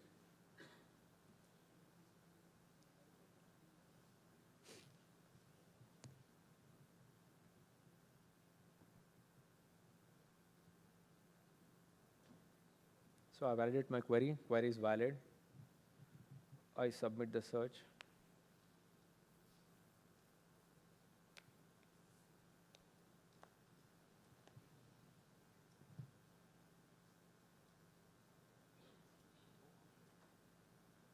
So you're looking at only, like, say, 7 patent records. Or, I mean, yeah. So you narrow it down. You limited the concept. So you feel, no, the 7 is very less for me. Let me broaden the scope further. So you may, I said, and you may use different operators or different, maybe the documents might be talking about not wound dressing, because if you see in wound dressing also, I've said wound and dressing has to be together in quotes, meaning it has to be wound dressing only. It would have not picked a document where the mention of dressing is not there. Yeah. So you may have to navigate now. Okay, this is a very small number for me to start with. So maybe broaden a bit. So that is how you carry out a search. So such a search can also be done in Google Patents also. So there is eSpaceNet. There are multiple free databases available for you to search. One is this Lens, then there is Google Patents, then is eSpaceNet, PCT publication document. Yeah, so there are freely available databases. So, but some may have access to paid or commercial databases also, which is only on basis of subscription. which will give you better coverage, more ways of screening the document, easier way of screening the document. Yeah, so, and there is one query that I've put in to explicitly say that when it comes to first and the second query, the difference is in with near 10 and not. In the first document, when I say and, in the first line of the paragraph or the document can have hydrogel and the last can be wound dressing, which is no relevance. Okay, or the wound dressing can be in the background section of the document, which is no relevance to that invention, but still it will throw up. In the second query, what I'm trying to say is both hydrogel and wound dressing has to be within 10 words. That will be more relevance for you. So meaning the chances of the document being relevant to wound dressing with respect to hydrogel is more, the likelihood. So that's what you do that. And in not, in the first document, it could be with respect to any metal being used or any nanoparticle in terms of antibiotic or any other, triclosan is widely known. So I'm saying don't give me documents enlisting these or talking about this. It will further narrow down your query. My focus is only on use of wound healing with antimicrobial peptides and its plant-based polysaccharides. So that way you can play around with operators, or you can simply, you don't need to make such complicated queries. If you feel this is complicated, you just open any database, you say edit search,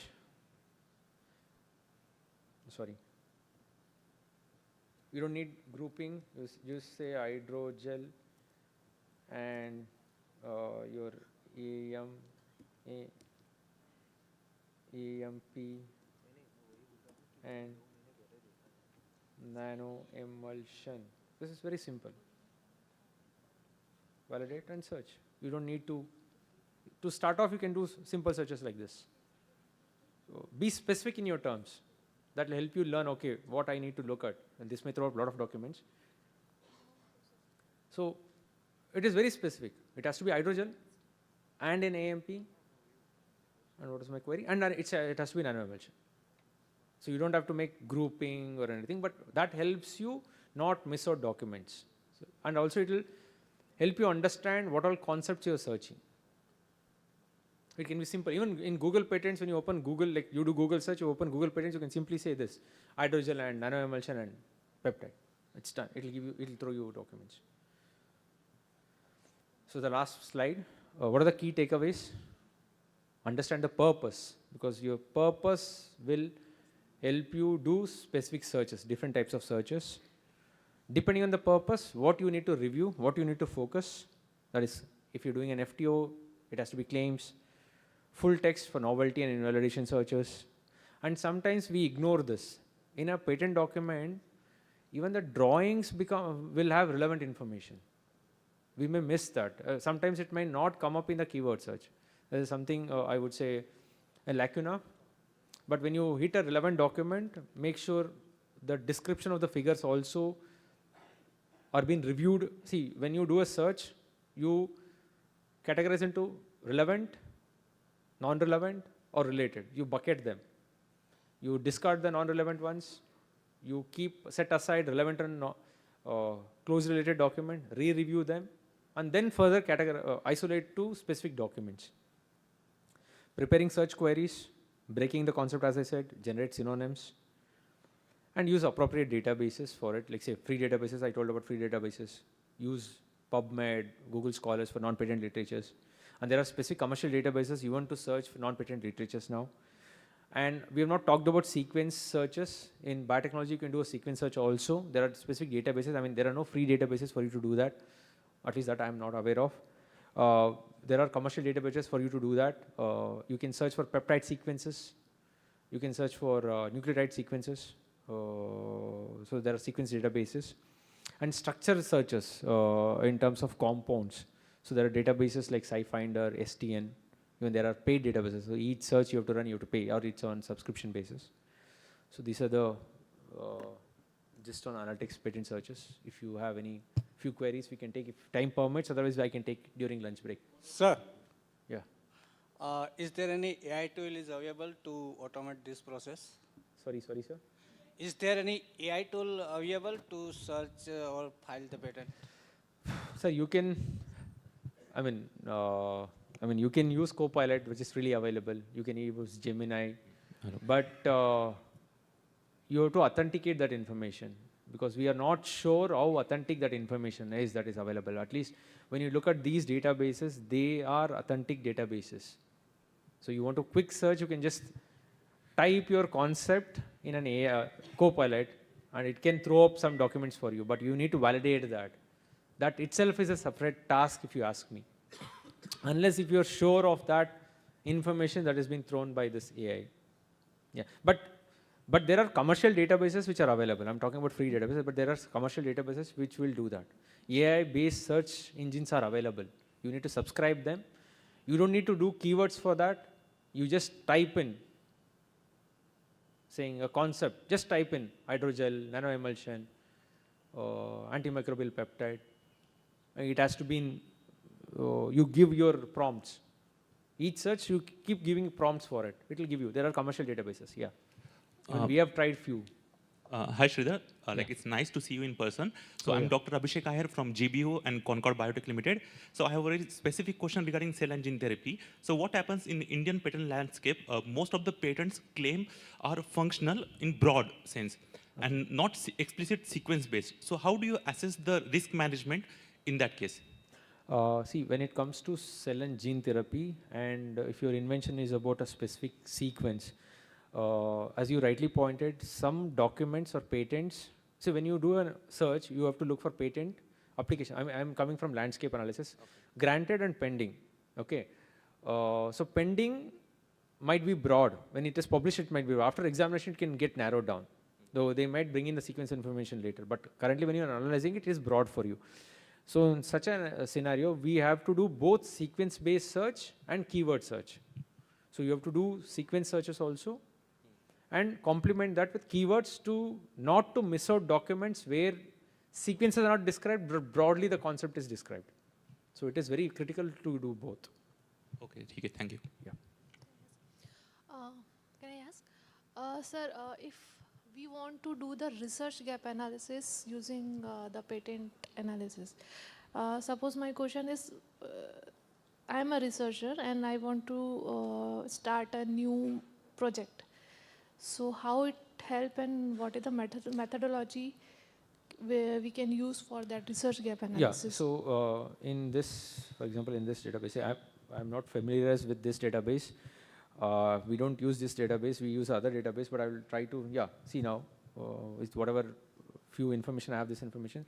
So based on technology you type in here, for example, as you see, your technology might be in whatever technology you have decided, and you want to understand in India. So when you say jurisdiction, there will be an option called jurisdiction, you select India there. It's a drop-down menu. In India, the technology. Then if you already know some key players, these companies or institutes are working on this, key in that also. So it will narrow down.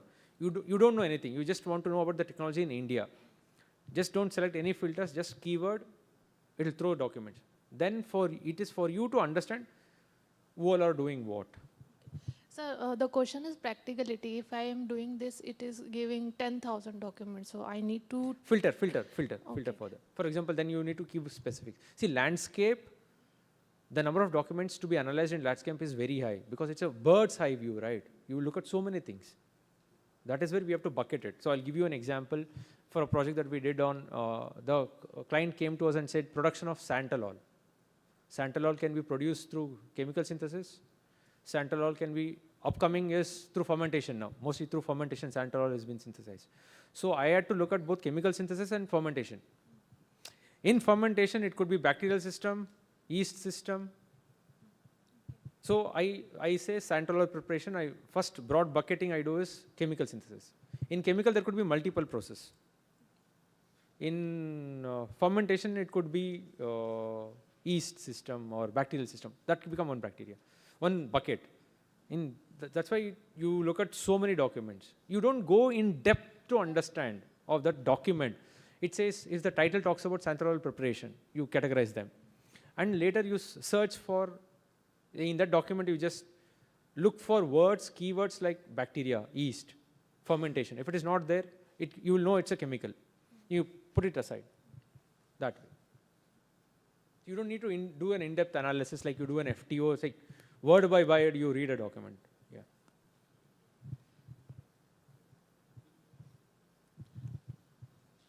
One question, that how safe is the use of AI for doing a patentability search, or maybe like if they say that just upload the document and it will write it.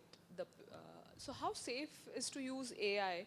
Otherwise, because it does the machine learning and it might use our information, our patent, so it will lead to the disclosure of our. Very true. So how safe is it? It is very throw true. some So you use OpenAI, your information might be available. The tool also would use your information to develop itself.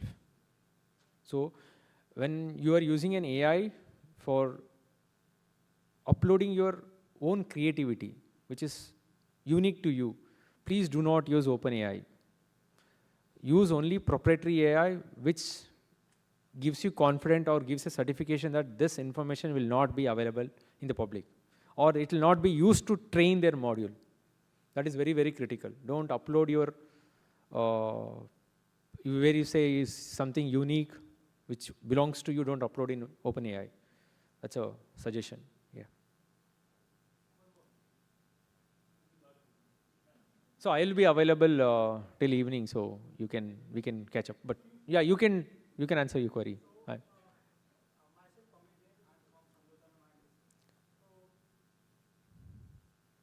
Yeah. So you're audible without mic. Yeah. Yeah.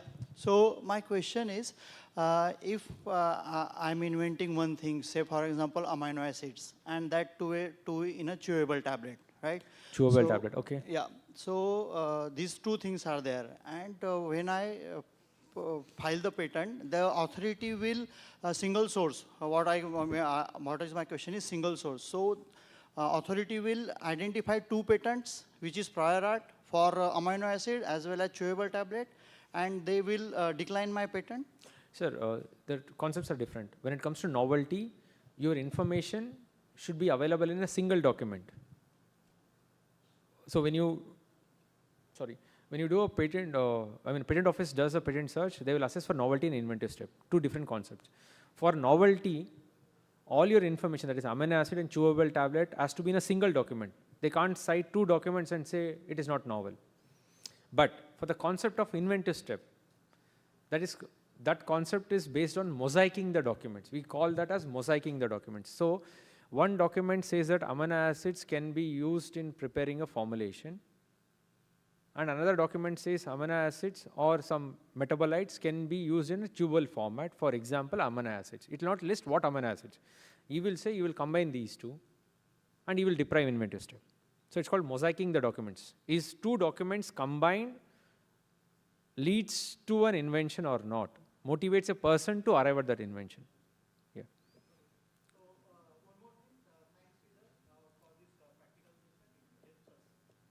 Yeah, thank you. Yeah. So when you're doing patentability research, it's very important to do novelty and inventive step also. Yeah. So thank you all. Thanks, Amit.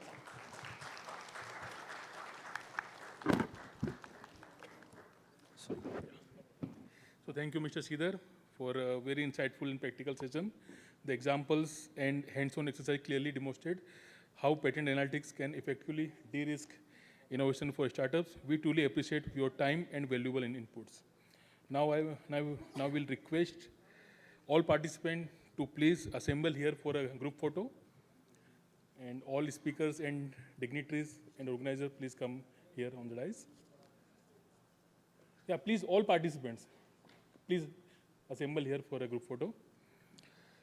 And after this group photo, we will break for the lunch, and please rejoin by 2:30 p.m. The upcoming sessions are going to be really excellent, and attendance for the full day workshop is mandatory to get, basically to be eligible for collecting your certificates. So please come. Yeah, please, all participants, please.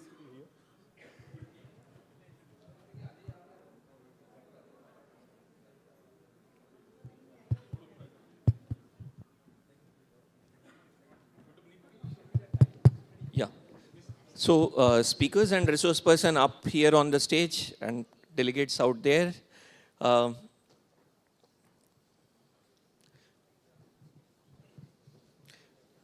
जितना जल्दी assemble हो जाएंगे उतना जल्दी खाना मिलेगा.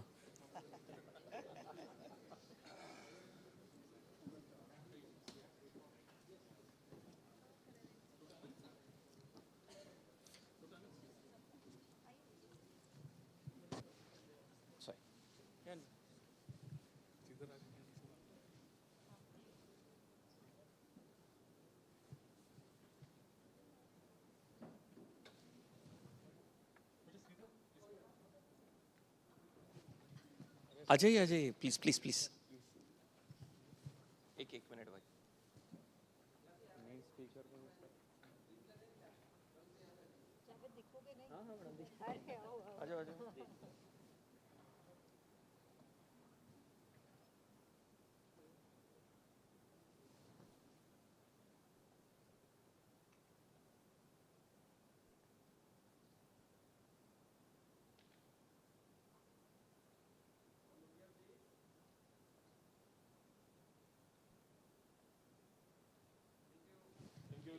Thank you. Yeah, please enjoy your lunch, but please be back by 2:30 sharp. We have a very interesting session thereafter.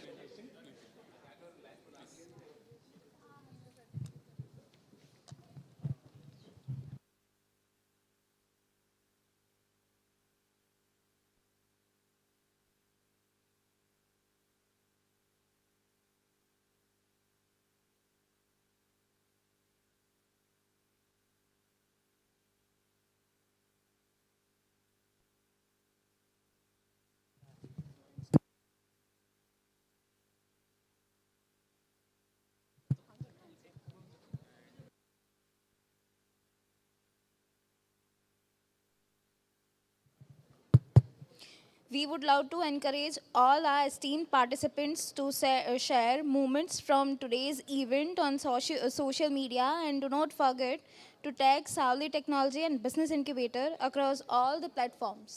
Thank you.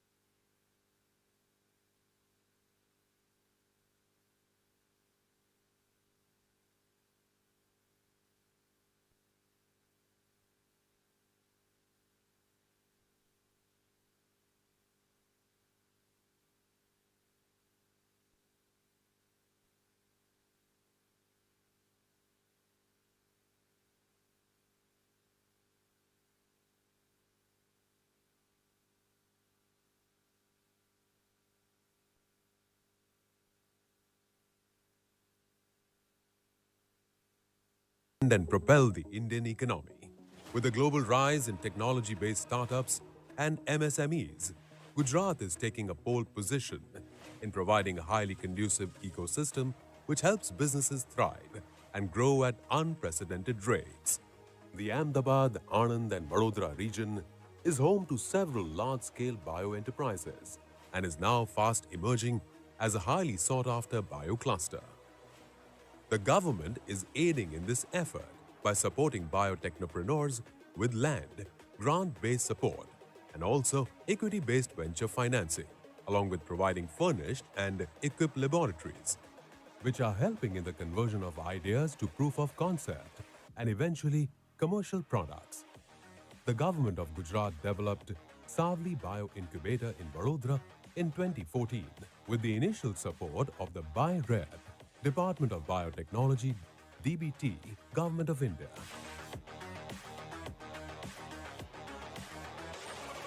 In 2017, Savli Technology and Business Incubator, STBI, was formed as an autonomous organization under the Department of Science and Technology, Government of Gujarat, to accelerate the development of a startup ecosystem. STBI has been further strengthened with the support of the Nidhi TBI grant of DST, Government of India. STBI is strategically located in the vicinity of the State Government Biotech Park, which is spread over 223 acres of land and is equipped with a common effluent treatment plant, which facilitates the startups to graduate into brownfield and greenfield spaces, boosting the vision of biocluster development near Vadodara. The strength of STBI lies in its state-of-the-art facilities, which include 21 high-tech labs, including 4 dedicated lab suites and 3 shared wet labs, which can accommodate 75+ incubatees. Common instrumentation facilities including microscopy, cell and molecular techniques, chromatography, spectroscopy, and more.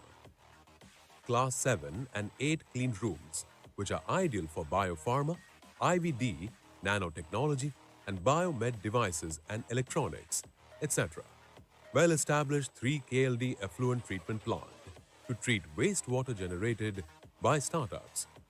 STBI is the only incubator in Gujarat with a dedicated plant tissue culture lab of over 1,000 square feet with controlled temperature and light.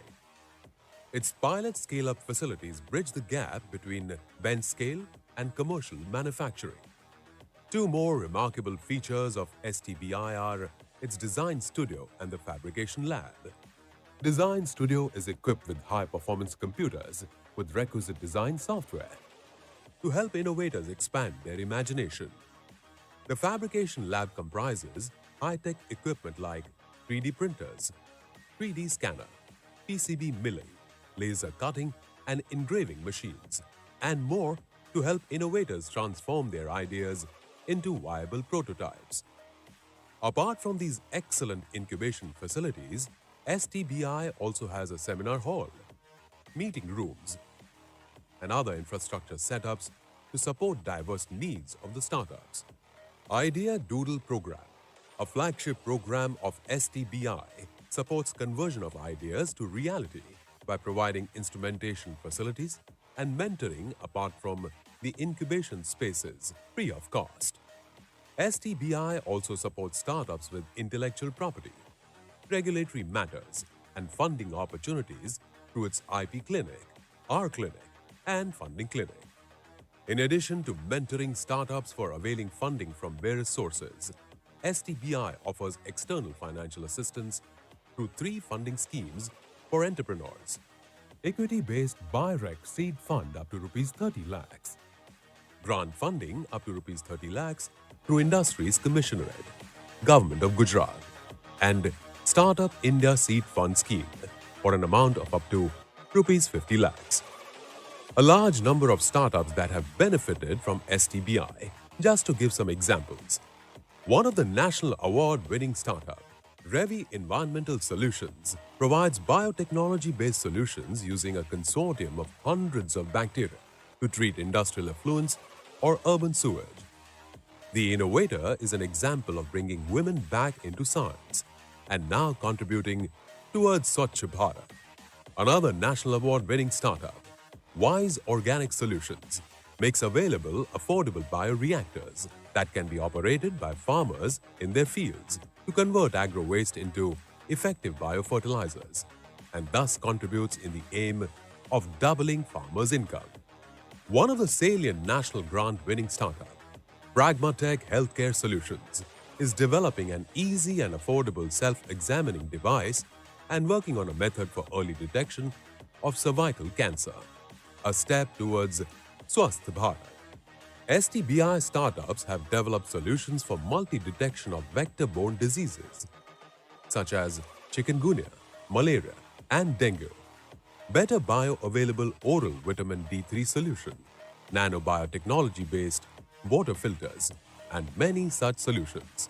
In light of the facilities and exceptional services provided by STBI to ideators, proof of concept incubatees, startups including women startups, etc., STBI has been ranking amongst the top 5 Indian public bioincubators in the Biospectrum surveys.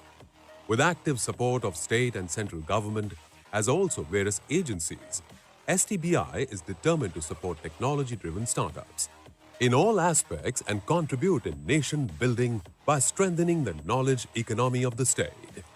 Come, join our journey of technopreneurship.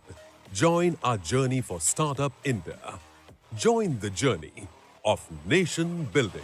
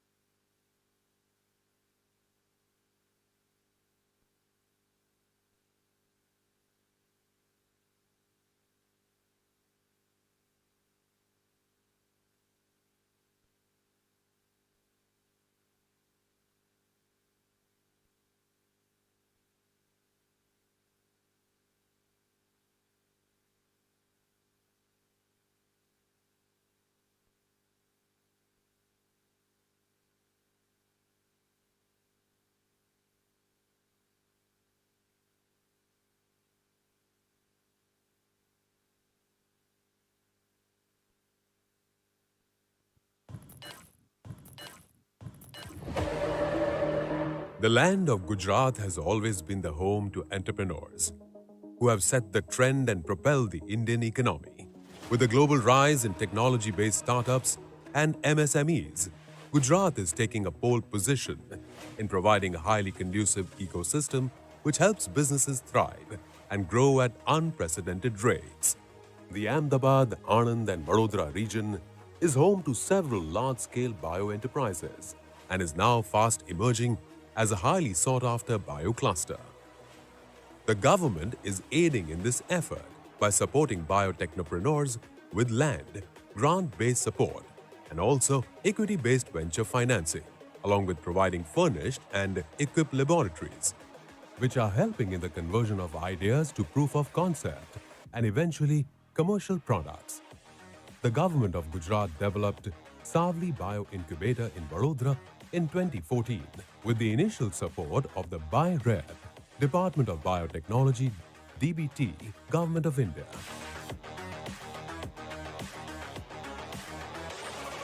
In 2017, Savli Technology and Business Incubator, STBI, was formed as an autonomous organization under the Department of Science and Technology, Government of Gujarat, to accelerate the development of a startup ecosystem. STBI has been further strengthened with the support of the Nidhi TBI grant of DST, Government of India. STBI is strategically located in the vicinity of the State Government Biotech Park, which is spread over 223 acres of land and is equipped with a common effluent treatment plant, which facilitates the startups to graduate into brownfield and greenfield spaces, boosting the vision of biocluster development near Vadodara. The strength of STBI lies in its state-of-the-art facilities, which include 21 high-tech labs, including 4 dedicated lab suites and 3 shared wet labs, which can accommodate 75 plus incubatees. Common instrumentation facilities including microscopy, cell and molecular techniques, chromatography, spectroscopy, and more. Class 7 and 8 clean rooms, which are ideal for biopharma, IVD, nanotechnology, and biomed devices and electronics, etc. Well-established 3 KLD effluent treatment plant to treat wastewater generated by startups.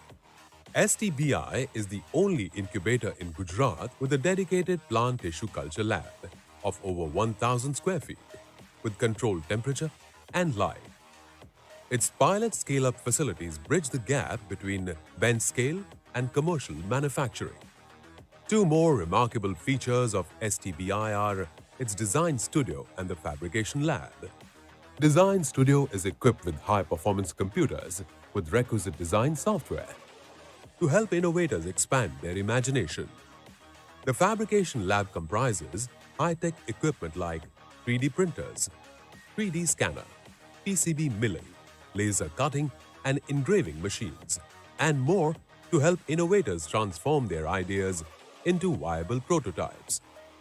Apart from these excellent incubation facilities, STBI also has a seminar hall, meeting rooms, and other infrastructure setups to support diverse needs of the startups. Idea Doodle Program, a flagship program of STBI, supports conversion of ideas to reality by providing instrumentation facilities and mentoring apart from the incubation spaces free of cost. STBI also supports startups with intellectual property, regulatory matters, and funding opportunities through its IP clinic, R Clinic, and funding clinic. In addition to mentoring startups for availing funding from various sources, STBI offers external financial assistance through 3 funding schemes for entrepreneurs. Equity-based BIRAC seed fund up to Rs 30 lakhs. Grant funding up to Rs 30 lakhs through Industries Commissionerate, Government of Gujarat, and Startup India Seed Fund Scheme for an amount of up to Rs 50 lakhs. A large number of startups that have benefited from STBI, just to give some examples. One of the national award-winning startup, Revi Environmental Solutions, provides biotechnology-based solutions using a consortium of hundreds of bacteria to treat industrial effluents or urban sewage. The Innovator is an example of bringing women back into science and now contributing towards Swachh Bharat.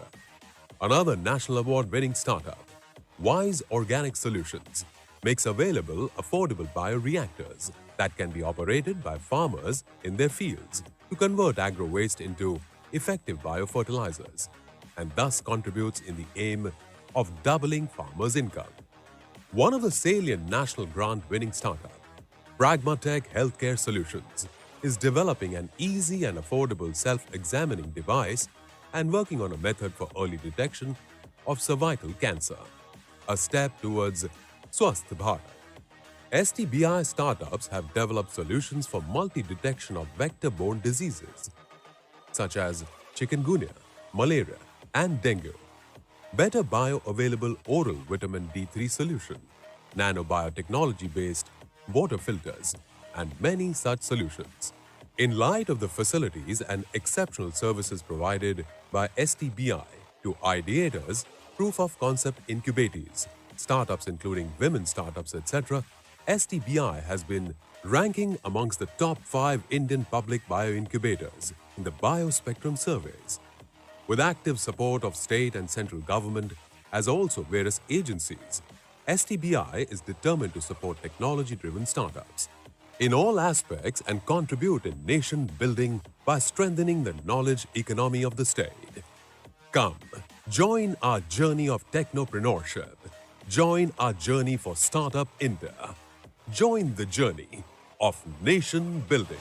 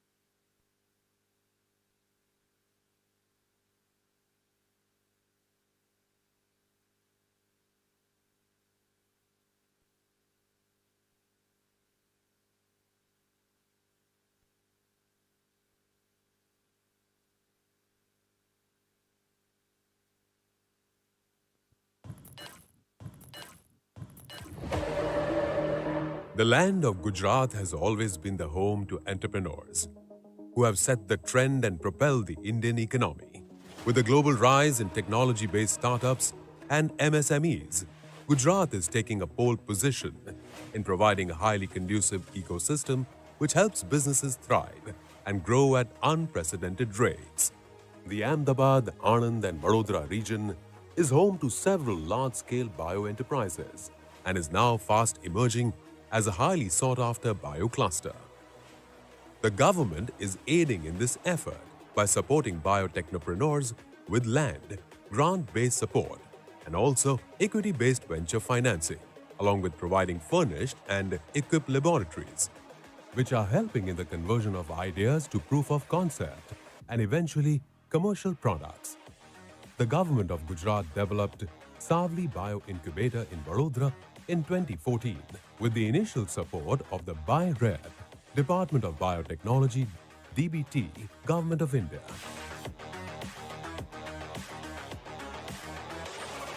In 2017, Savli Technology and Business Incubator, STBI, was formed as an autonomous organization under the Department of Science and Technology, Government of Gujarat, to accelerate the development of a startup ecosystem. STBI has been further strengthened with the support of the Nidhi TBI grant of DST, Government of India. STBI is strategically located in the vicinity of the State Government Biotech Park, which is spread over 223 acres of land and is equipped with a common effluent treatment plant, which facilitates the startups to graduate into brownfield and greenfield spaces, boosting the vision of biocluster development near Vadodara. The strength of STBI lies in its state-of-the-art facilities, which include 21 high-tech labs, including 4 dedicated lab suites and 3 shared wet labs, which can accommodate 75+ incubatees. Common instrumentation facilities including microscopy, cell and molecular techniques, chromatography, spectroscopy, and more. Class 7 and 8 clean rooms, which are ideal for biopharma, IVD, nanotechnology, and biomed devices and electronics, etc.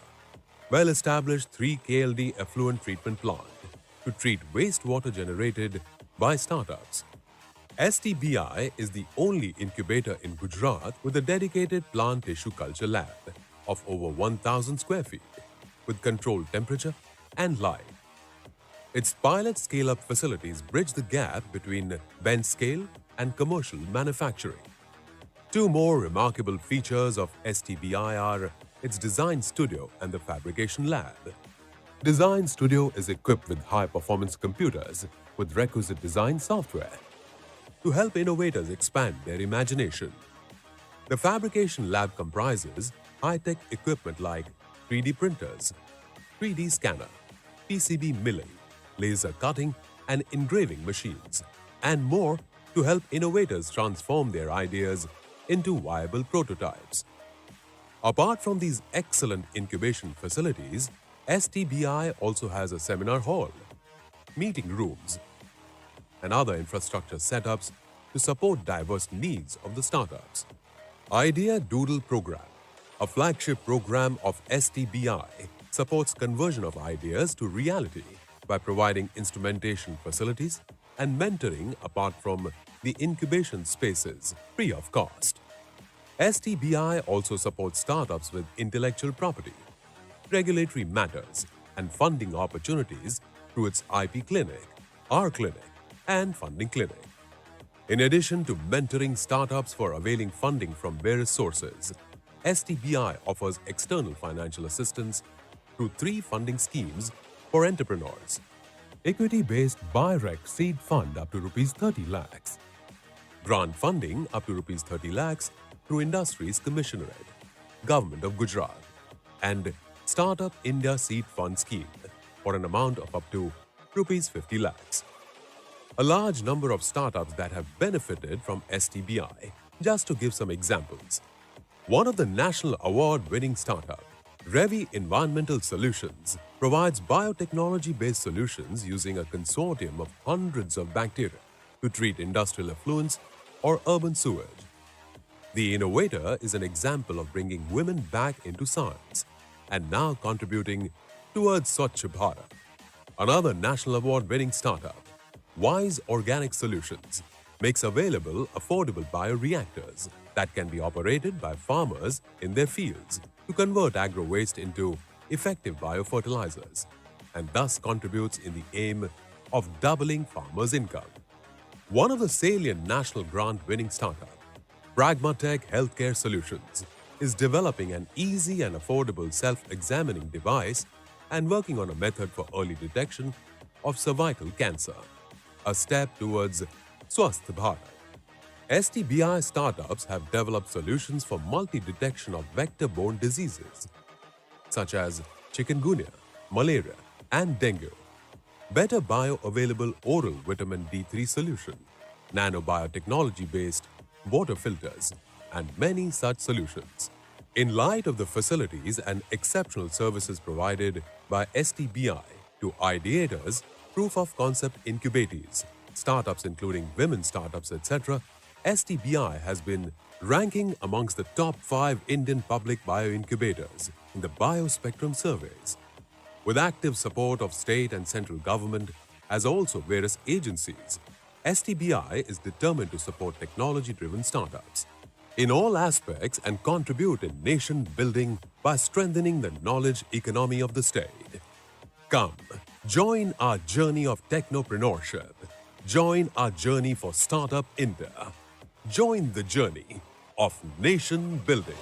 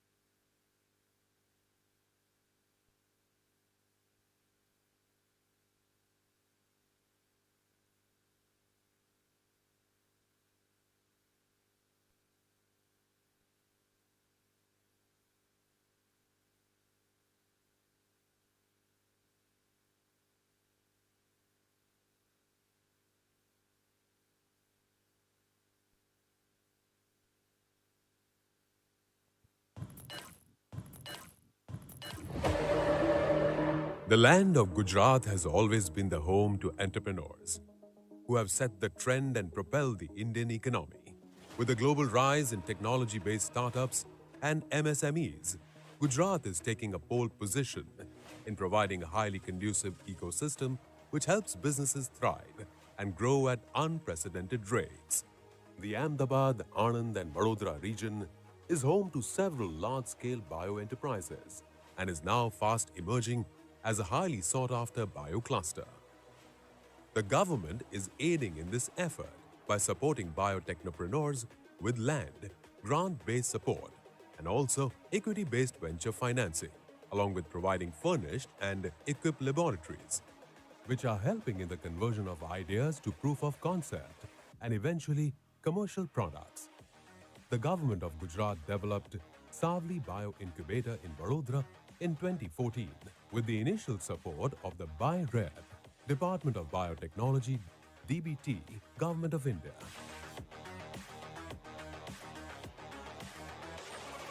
In 2017, Savli Technology and Business Incubator, STBI, was formed as an autonomous organization under the Department of Science and Technology, Government of Gujarat, to accelerate the development of a startup ecosystem. STBI has been further strengthened with the support of the Nidhi TBI grant of DST, Government of India. STBI is strategically located in the vicinity of the State Government Biotech Park, which is spread over 223 acres of land and is equipped with a common effluent treatment plant, which facilitates the startups to graduate into brownfield and greenfield spaces, boosting the vision of biocluster development near Vadodara. The strength of STBI lies in its state-of-the-art facilities, which include 21 high-tech labs, including 4 dedicated lab suites and 3 shared wet labs, which can accommodate 75+ incubatees. Common instrumentation facilities including microscopy, cell and molecular techniques, chromatography, spectroscopy, and more. Class 7 and 8 clean rooms, which are ideal for biopharma, IVD, nanotechnology, and biomed devices and electronics, etc. Well-established 3 KLD effluent treatment plant to treat wastewater generated by startups. STBI is the only incubator in Gujarat with a dedicated plant tissue culture lab of over 1,000 square feet with controlled temperature and light. Its pilot scale-up facilities bridge the gap between bench scale and commercial manufacturing.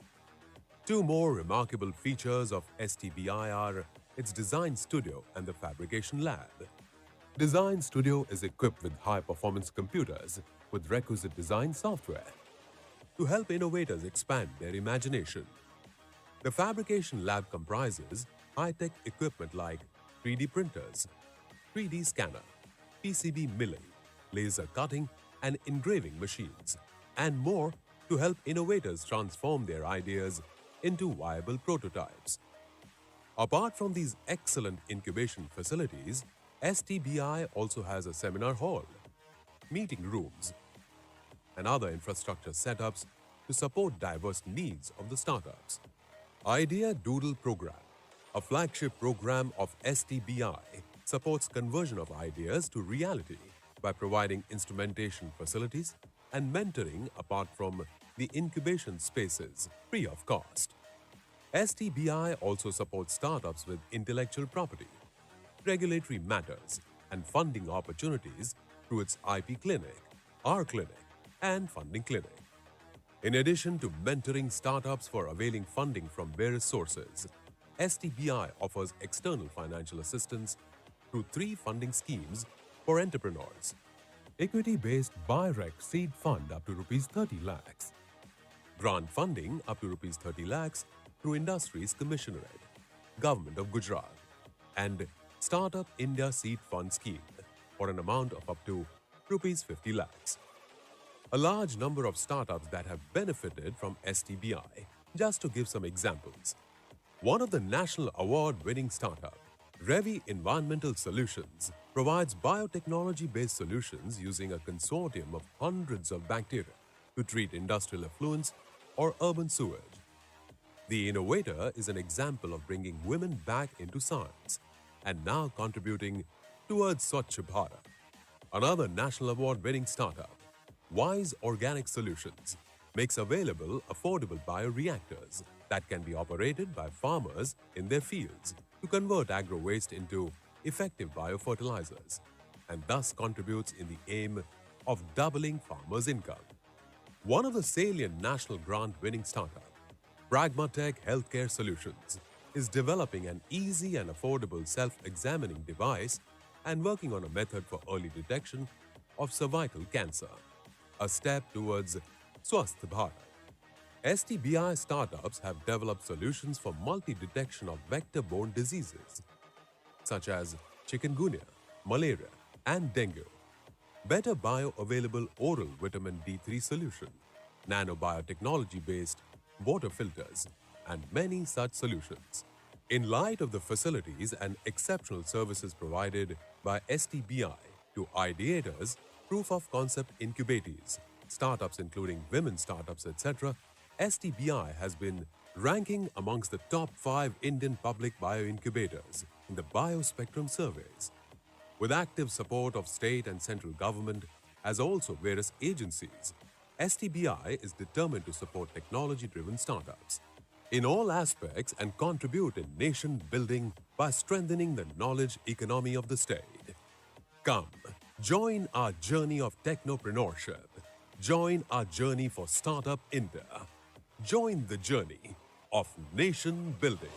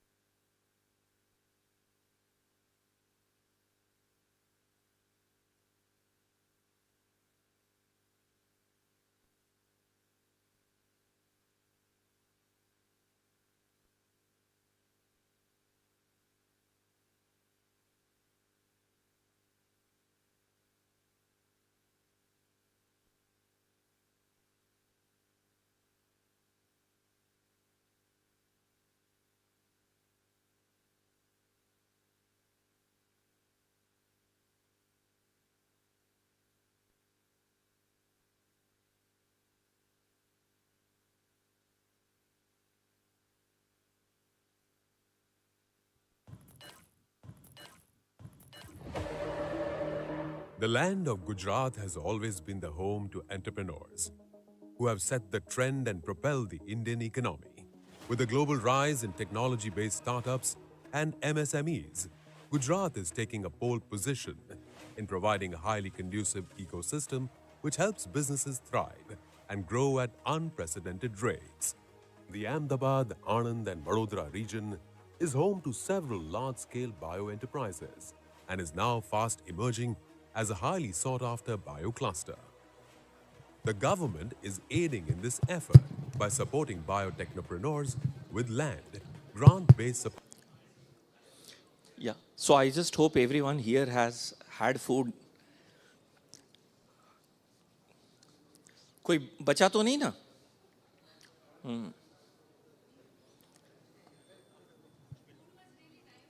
Thank you, thank you.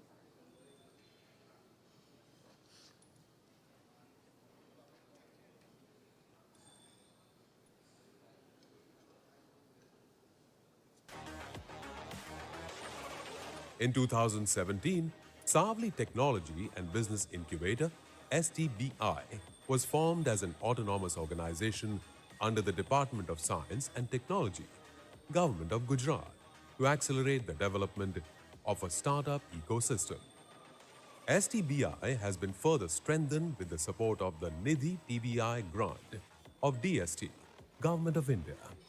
STBI is strategically located in the vicinity of the State Government Biotech Park, which is spread over 223 acres of land and is equipped with a common effluent treatment plant, which facilitates the startups to graduate into brownfield and greenfield spaces, boosting the vision of biocluster development near Vadodara.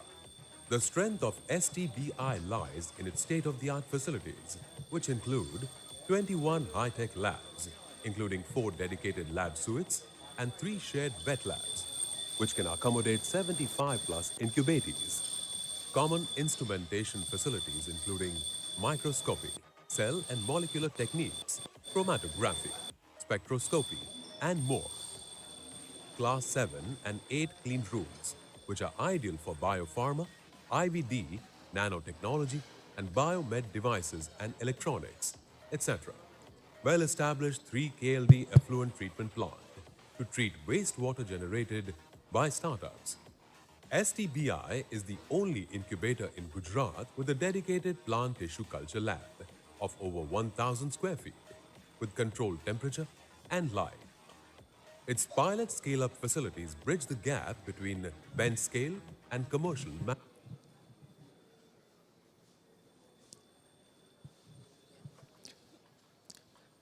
Yeah, so very good afternoon, everyone. And let me invite Professor Hitesh Patel and Dr. Dheeraj Bhatia onto the stage.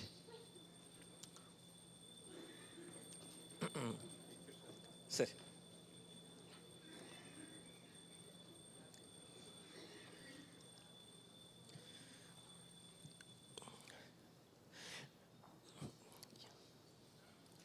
Can we have 2 more mics here?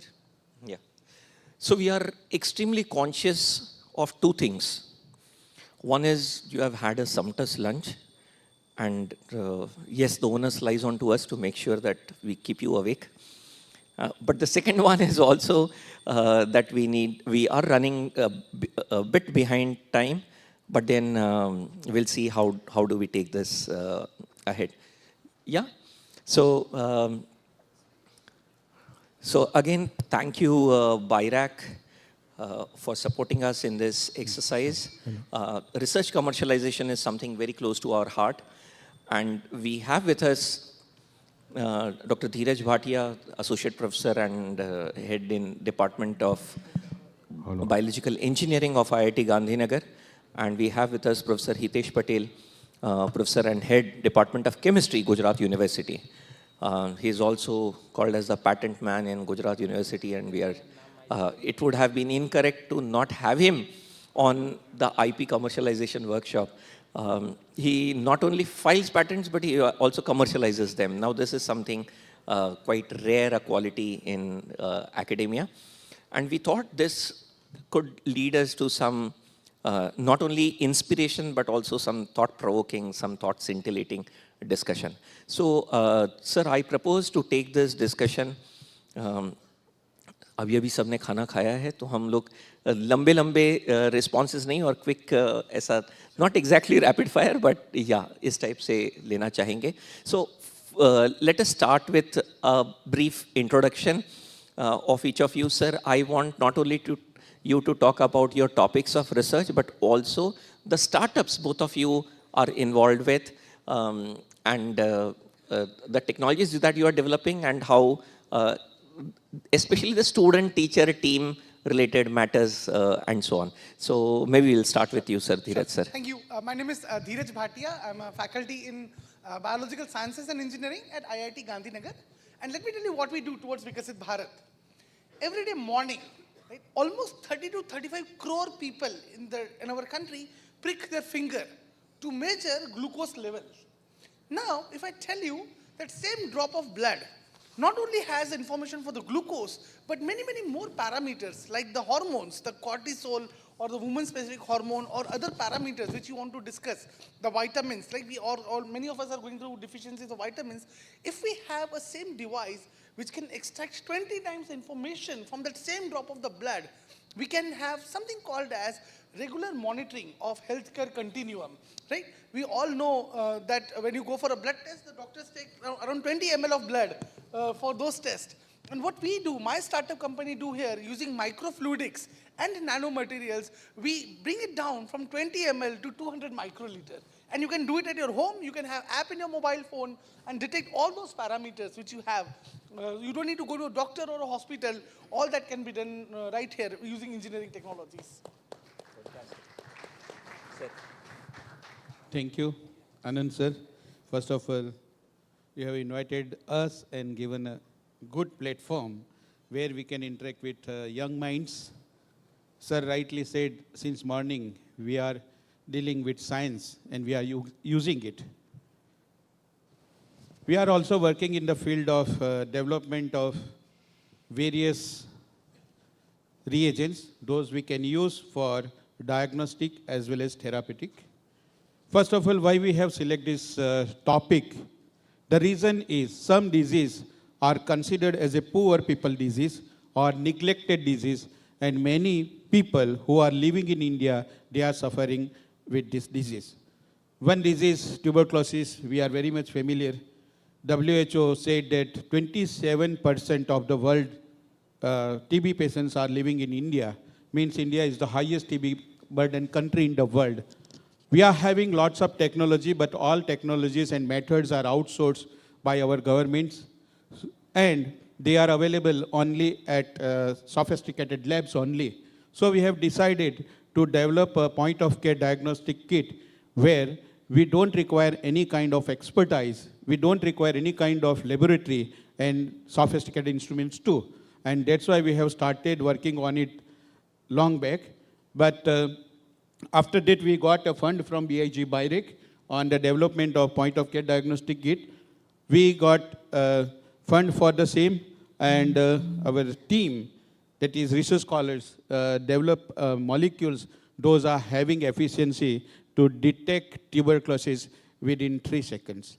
So this is a huge achievement, or I can say proudly, we have designed this reagent, then after the kit. In the kit also we have found that the kit can give positive and negative results only. And that's why we have decided to challenge our own work. And then after, yesterday only we got the device, and this device is again designed by us, means our team. And in that, we can not only get the results that is positive and negative, but we can find out how much concentration of bacterial loads are there. So this is one event or one project we have successfully completed, and within a short period of time, we will launch our product. For this purpose, I have started my own laboratory that is private limited, HD4U Diagnostic and Therapeutic Research Private Limited, based on the DSIR guideline, and our university approved it as an academic entrepreneur. So I am founder of this HD4U.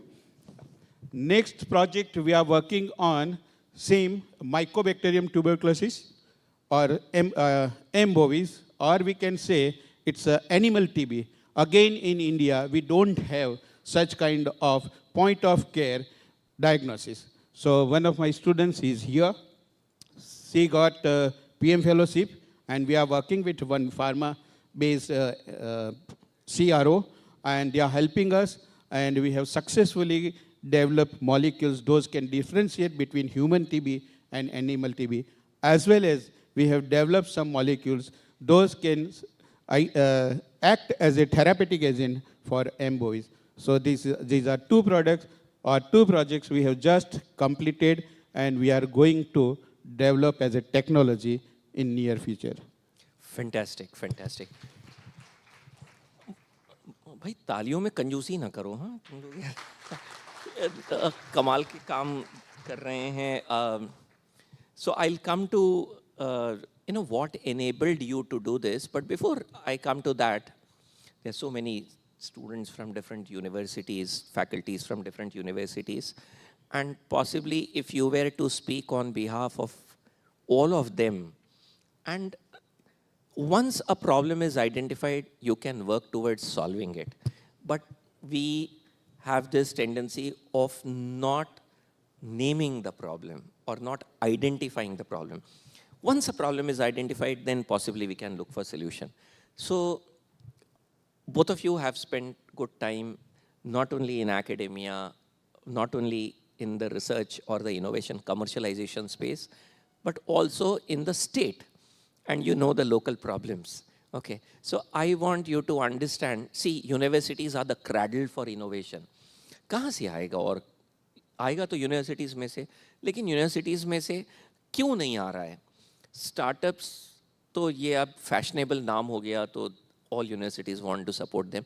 But sometimes the end point for a university is just having a startup, एक VC साहब के साथ photo op हो गया, तो खत्म हो गया. So what is the problem? Why are universities not becoming the cradle of technological innovations? Let us go in. Okay, maybe you can start first. Thank you. Why? The question is why. The reason is there is a gap between universities and industries. Universities are having their own limitation. They are believing in routine or basic research only. And industries are looking for advanced level. Industries are not ready to share their problems with academia. And some way we can say academias are also not interested to solve their problems. So this gap can be minimized by government or by STBI or any platform where we should talk about.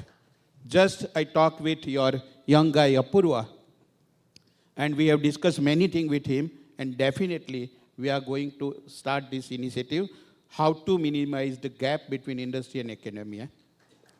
Second is, young minds are always thinking that if I get failure, then what next? If you ask me, then I think I have submitted near about 35 projects. Out of 35, only 12 were granted. Second, I talked about BIRAC grant. First time in 2015, I met with your team at Baroda, and at that time you were working with the institute at Pune, and you have introduced me with the CEO of that incubator. I started with her, and I submitted project, then it rejected. Second time, it is in next stage, again rejected. Third time, I was at the presentation level. I have given presentation twice. Both the time I have been rejected. Third time I have presented my project with all queries they have given me from 2015 to 21. And then after I got success. And looking to those failures or queries, we have resolved each and every queries, those or comments they have given to us as a challenge. And that's why we can say we have developed a product. So I am requesting all the faculties as well as research scholars, failure is always there. You have to accept it. You have to learn from your failures. Thank you. Absolutely, I fully agree with you. And I'll just put one point, but very, very important point. In universities, see, I have been associated with universities also. I'm a faculty in IIT. The biggest gap that you mentioned, ये कोई policies का या पैसे का gap नहीं है. It is a gap in the mindset and the flexibility of openness. Let me tell you one thing. My full respect to all the teachers and the professors in the universities, they have a huge burden of teaching. The number of students in the colleges or the universities is very, very high, and the number of faculties is very minimum. If you see the ratios, if you see IITs, and I'll tell you with the example, right? In university, let us say there is limited funding, limited time, the teachers have to finish the teachings, courses. Let us say if a student comes up with the idea in a university, tells to the teacher, can we do this? Teacher, नहीं, अपने पढ़ाई पे ध्यान दो, give on your marks. The same thing in IITs, little bit, I'm just taking it a bit as a privilege because we have flexibility, some more opportunities we have. A student comes with the idea, ki, sir, can we do this? Or ma'am, can we do this? And the professor, there are high chances, let's try it out. Let's give it. So that thing, openness. I go to a lot of colleges and universities. The teachers are more interested in taking a photograph with us. But they don't say, can my student come and work with you in your lab? Can we develop these startup ideas together? That is something which we are really looking forward. We are trying to change this at the individual level, at the institute level. Yesterday, Bhadalkar ma'am was there in IIT. We had 1,000 students from all over Gujarat, undergraduate and the postgraduate students. We told them, don't just come for food or taking pictures. We have a supercomputer, we have a robotics lab, we have artificial intelligence lab. Go and see them, ask what they are doing, take some message and then come up. So flexibility is a very big gap right now. Right. Okay, So, sir, can I continue with the same? Please, sir. Thank you, sir. As you are rightly said that we are having few faculties in any place. But if each faculty can give one idea to each research scholars, then many problems can be solved. This is my understanding. Second is, we are only giving some tasks to research scholars. But after meeting with Anand sir at STBI, maybe in January or February, I think we met first time. Second time in May, I think we met. I was just listening to him, what he wished to convey to academician. I listen or I gone through all your points, and after that we have started a new lab for MSc student. Its name is MSc Innovation Lab. Last week we have given this lab to our MSc student to do the research on their own ideas. Second, thank you. Second, in my research group, normally here all research scholars are there. Normally students are working on the projects given by the guides. But if you ask my students, present or past students, 16 MPhil students completed MPhil under me, 17 PhD scholars completed PhD. At present, 19 students are working. If you ask them, I never give them a project. They have to come with their own projects, and they have to work on real issues only. So this we have started. So with limitation of faculties also, we can. And at present, or since last 2-3 years, we have started one initiative that each research scholar has to file at least one patent. If more, then it's good, but minimum one patent should be there out of his or her research. So due to that, at present, the Department of Chemistry, in my group having 26 patents, 15 are already granted, 6 are published, and 6 we have submitted last week. क्या बात, बहुत बढ़िया. I think BIRAC and all our resource people will be very happy to listen to this. और इन्होंने देखते देखते जो है ना बॉल आपके कोर्ट में डाल दिया है. इन्होंने क्या कहा है, देखो ये कह रहे हैं, देखो बाबा माइंडसेट की बात है.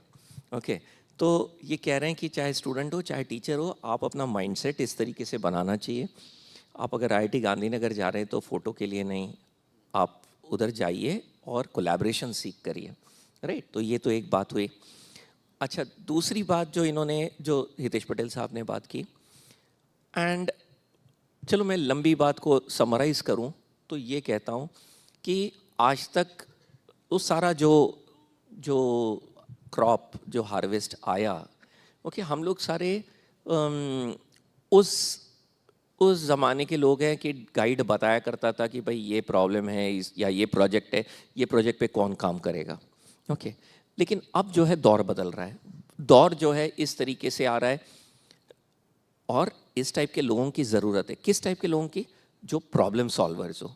राइट भाई, अगर भारत को विकसित बनाना है 2047 तक, तो हमारे प्रॉब्लम्स को सॉल्व करने के लिए ये मुझको इनफैक्ट BIRAC और DBT के बहुत सीनियर साइंटिस्ट लोगों ने बताया कि हमने कुछ इंटरनेशनल ऑर्गेनाइजेशंस के साथ मिल करके कुछ प्रोग्राम्स प्लान किए, बायो डिज़ाइन किया, क्या किया, लेकिन हमारे प्रॉब्लम्स का सोल्यूशन उनको क्या पूछना, वो बोलते हैं तुमको ये करना चाहिए, वो करना है। भाई हमको मालूम है कि हमारा लोकल जो है इकोसिस्टम कैसा है, भाई तुम जैसे कह रहे हो उस तरीके से प्रॉब्लम नहीं सॉल्व होगा, ये हम लोग को ही सॉल्व करना पड़ेगा, और इसके लिए वी नीड अ होल जमात of problem solvers, right.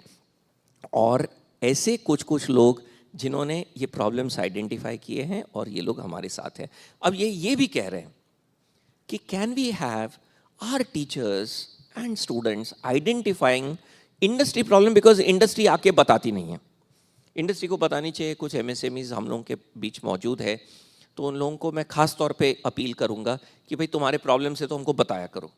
Okay, संड्योटा वाले मुझको अभी मिल रहे थे, तो मुझको मालूम है और भी लोग हैं, और मलिक आप भी हैं, आप भी इंडस्ट्री से इन्वॉल्व है, कुछ और भी लोग हैं, तो इंडस्ट्री के प्रॉब्लम्स बताया करो। मान लो कि हर टीचर के साथ कुछ डेजर्टेशन स्टूडेंट्स, कुछ MPhil स्टूडेंट्स एसोसिएटेड हैं, तो इनको एक एक प्रॉब्लम दिया जाए, why can it not be solve. And yes, we both as STBI and as DST, we sense the responsibility of documenting it and taking it forward. Now, having said this, even if these problems are identified, unless there is a commercialization point to it, it will not eventually see the light of the day. But most of the universities refrain from, or shy away from commercialization of these solutions. But both you, IITs have such a, PANA IIT has such a strong legacy of commercializing projects, and Gujarat University has recently taken it up. So whichever way, I think we have to learn from both of these models. What are those statutes, what are those clauses that you have enabled so that these projects can be commercialized and a student or a teacher can benefit commercially out of it, so that it becomes a sustainable project.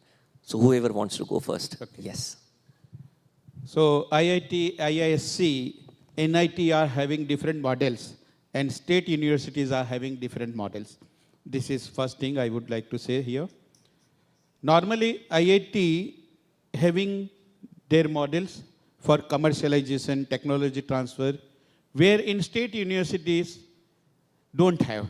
The reason is, if I am talking about my university, the university is established in 1949, means having 77 years. And I am the first person who has started to file a patent in 2014. And first patent is granted in 2019.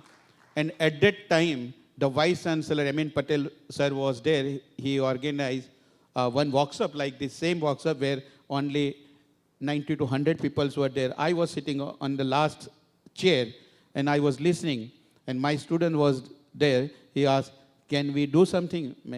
I said, yes, we should, but we have to think differently. And then after we have started this journey. The commercialization, as I said, in IITs, the structure is there. In state university, we don't have. Last week, I had chat with Kripal Singh. I think you might know. He is at iHub. He is working with me on some project, and he asked me, what is the policy Gujarat University is having for the commercialization of the products? I said, Gujarat University don't have. The reason is, we are having policy for consultancy. 30% can be given to university, 70% with the faculty. Then he immediately asked, what is the contribution or role, or how much the research scholar will get? I said, no, we don't have policy. Then he called me again, and he asked me to prepare a policy, and it is in draft phase. And definitely, we are going to give good solution to our government that the research scholars should get the benefit out of this work. Thank you. So we are going to establish. Yes. This is actually a very important point that you have raised. I think. It's on. Yeah. See, this is a very important point that you have raised, and a little bit, I think it's time that the colleges and the universities start thinking about it. in IITs also, like we were till 1990s, if you see, we were only education driven, like engineering karna hai, US chale jana hai, that's it. But then slowly, IITs were a little bit autonomy, to jaldi jaag gaye. Today, when a first year BTech or a BE engineering student comes in IIT, we don't only teach engineering courses, we teach management courses. We say that if you do this project in your engineering, we will help you to make it patent. The things have been streamlined. आपको patent के लिए जो आपने struggle बताया, शायद IIT में struggle नहीं है. वहाँ पे स्टूडेंट को गूगल फॉर्म भरना है. That's it. That is a Google form. What are the claims you are saying? What are the data that you are presenting? What is the invention? What is the discovery? Has this been done before or not? All those things. Do that. Get an approval from your supervisor, and that's it. This is as simple as that. Can I? Now, universities Before can do that. 2023, we also have the same policy. We have to just fill up the Google form, and then after we got the fund, and that fund is directly transferred to the patent attorney or the whoever person is working for us. But when the policy or the office barriers are changed, means vice chancellors are changed, then the policy is immediately changed. And at present, we are suffering less since last 2 years. I think I have to pay 10 lakhs rupees to my patent attorney because all bills are stuck up. This is the reality. So whenever the authority or the boss or leader having understanding, then only. Otherwise, it's very much a too difficult task for the researchers. See, I fully agree with you that leadership of officers, irrespective of faculties, they're independent of faculties. We have patent officers in our campus. So the students don't even have to depend on the faculties. Like as a faculty, I should not be running behind the papers and these things. We have an office which takes care of that. They talk to the industries. Like I told you, right? You have been involved with us for some time. When we make courses also, we ask the industries that what are the skills that you want the students to learn when they become ready for the entrepreneurship or the industry. We bring industries on board. Please come and teach our students. That kind of openness for homework. True. So maybe what I can also request is if you can put the mic out there. We have some faculties from IIT RAM also. We have some faculties from GBU. है ना, तो थोड़ा सा audience में भी नींद उड़ाई जाए. और इनको मैं पूछूं कि देखो बात समझ लीजिए बात क्या है. बात ये नहीं है कि एक इनोवेटर या रिसर्चर यूनिवर्सिटी में है कि इंस्टीट्यूट में है वो पैटेंट फाइल करे. आगे चल के उस पैटेंट के बेसिस पे आउट लाइसेंसिंग करके उसका कमर्शलाइजेशन जब करता है और उसमें से कुछ पैसे कमाने की बात आती है, तो क्या ये सीनियर मैनेजमेंट का मतलब ऐसा माइंड फ्रेम हो जाता है कि भाई मेरे ऑर्गेनाइजेशन का इंफ्रास्ट्रक्चर यूज़ करके आपने कमाया है तो आप क्यों सारा पैसा कमाएंगे कि क्या whatever को लेकर के. And we also have representatives from funding agency here, so we also have GSB team here. I'll want to quickly, maybe first IIT RAM, Dr. Bhalerao is here. So do you have a policy in place which allows faculty or researchers to commercialize? Sir, I'm very thankful to you to ask this question to me because the same question we asked to our management. And then सब दुखी यहाँ पे आए हैं दुख बांट लेंगे. This is a good platform so that our voice will be heard by them and they will implement the policy. 2 years back we submitted a document to them and recently also we asked them what is the status of that policy. So maybe in this BOG they are going to propose this and we will soon have a policy for IP for specifically for Okay, I just have a statutory warning, and that is this program is being recorded and is going online. So everyone be conscious about the fact. It should reach to the concerned person only. Thirdly, we also have Dr. Ghanshyam Prajapati is Assistant Manager Tech Transfer in STBI. तुम्हारे लिए इतना सारा homework मिल रहा है तुमको. और madam कहाँ गई? Jindal madam, doctor Jindal ma'am जो है जी, तो उनका गाइडेंस लेकर के हमको ये टेक ट्रांसफ़र और ये सब एनेबल करना है, रिसर्च कमर्शलाइजेशन, और ये मोमेंटम रहते रहते करना है. तो आईटी रैम का जवाब आ गया. जीपीयू से I can see doctor Priyanka, but faculties I can not see them. अभी तक नीलम मैडम थी और बहुत लोग थे ना. Priyanka ma'am, you would want to give a quick response to that? Sir, we do also have policies, but still it need to be approved from BOG. Okay, Yeah. okay. But then I hope you learn from the mistakes of everyone out here, state universities or IITs or IIT RAM or for that matter. Yes. Sir, I would like to say if there is a will, there is a way. So together we can definitely grow. So despite of having so many hurdles, if you want to go, there is no one can stop you. So we had been trying about like filing. Initially, we were not knowing how to file a patent, what to write. We started doing it in 2021 when we thought of doing. When we tried, we got success. And gradually, we came to know about all these funding agencies, the support government is providing. And gradually, we received so much of fund. And gradually, we can go ahead to commercialize the same. So despite of having many pros and cons, like we could do it. So I say that everyone who wants to go ahead can just put down their ideas and True. This also means a lot of advisory and advocacy on behalf of the Tech Transfer Hub of STBI, because I think तुम देख रहे हो market कितना बड़ा है ना? ये तुमने अनमेट नीड है और बस अब दुकान अपनी चल पड़ेगी, राइट? तो हम आपको काम देके जाएंगे. बहुत बढ़िया, बहुत बढ़िया. Research support guidelines to align it with the DBT guidelines so that now we do not claim any stake on the patents that the investigator is filing, or neither do we ask them when will you file it, when are you commercializing it, when will you get money out of it, and you share that royalty with us. So those things are all removed from our guidelines. And however, after we did all those things, we also did a second thing, and that is since we are funding agency for research, all the IP that gets filed, we thought that we should take an initiative to also try and transfer these technologies to relevant companies.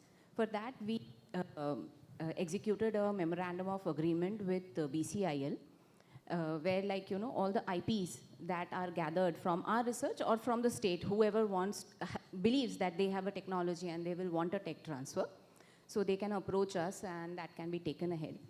When we did it, so I know quite a few researchers personally. I talked to them off records, unofficially. Someone told me that, Madam, आपने तो कर दिया, इसका जो fee sharing है, the kind of license fee that we get back from the company that will buy our technology. So 70% of it goes back to the researcher, whoever has contributed to the technology. ये 70% हमारे पास वापस आ जाएगा.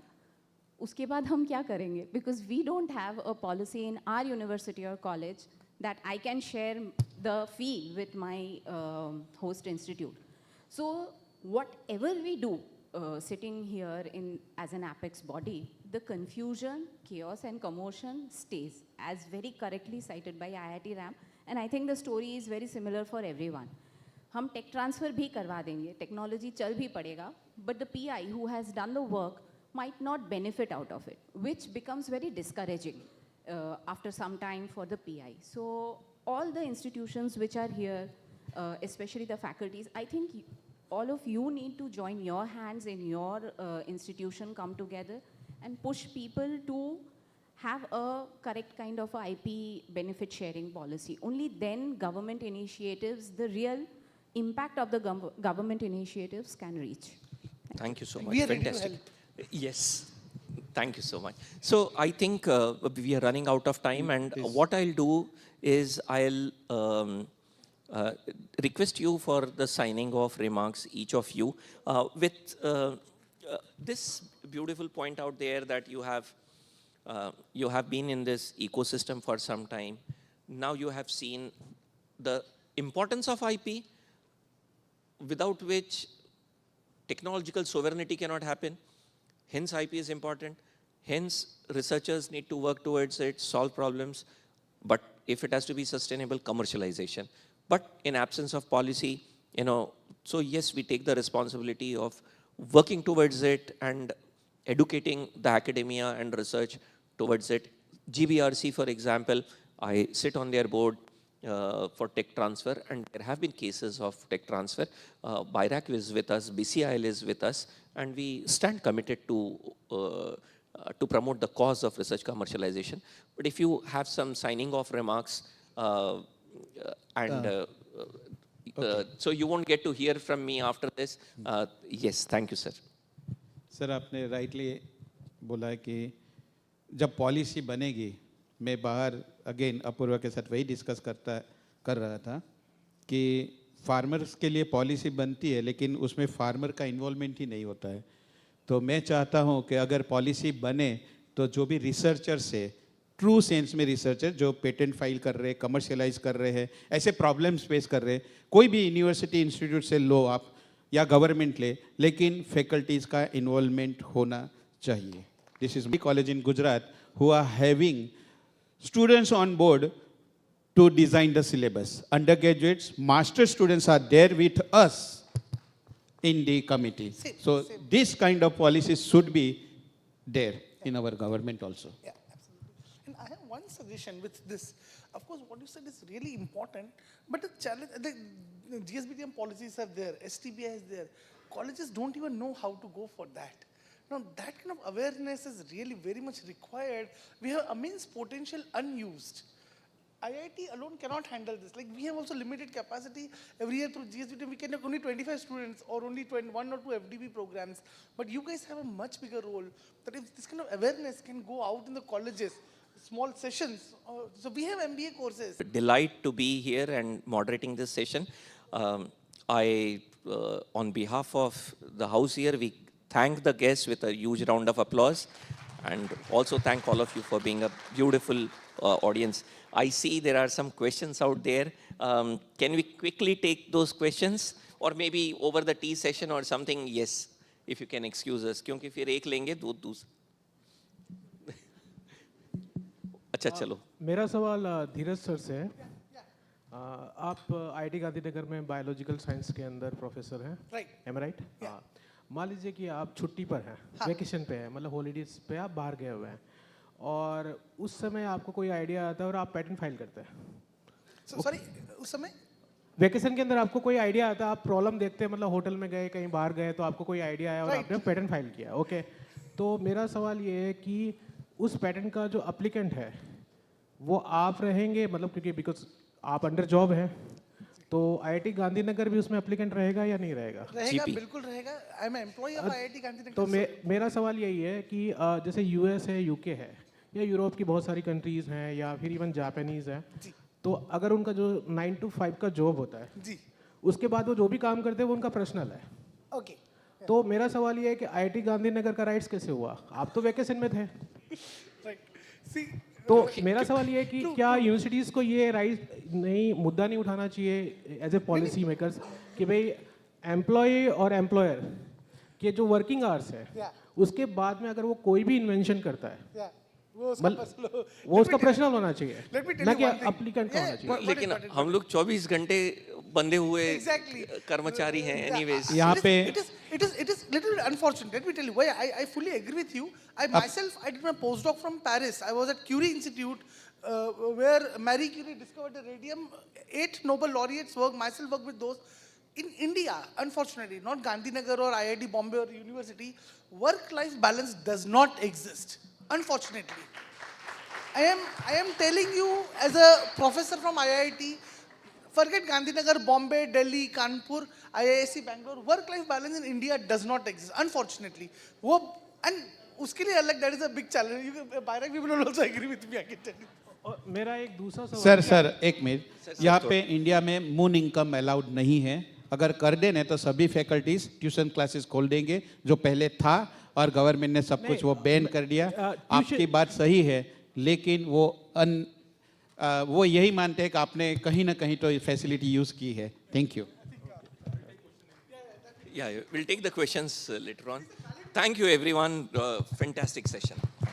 I request dignitaries to please be seated for a while.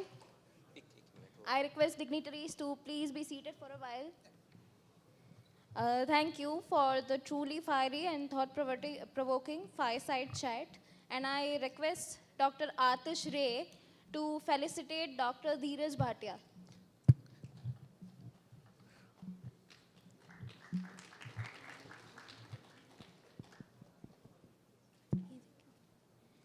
Now I request Dr. Gansham Prajapat to felicitate Dr. Hitesh Patel.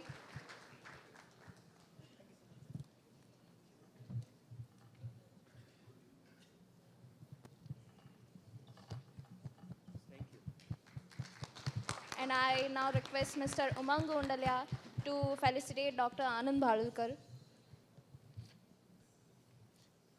कोई पूछ रहा था कि fireside chat में फायर कहाँ है? आप लोगों को दिख गया ना fire?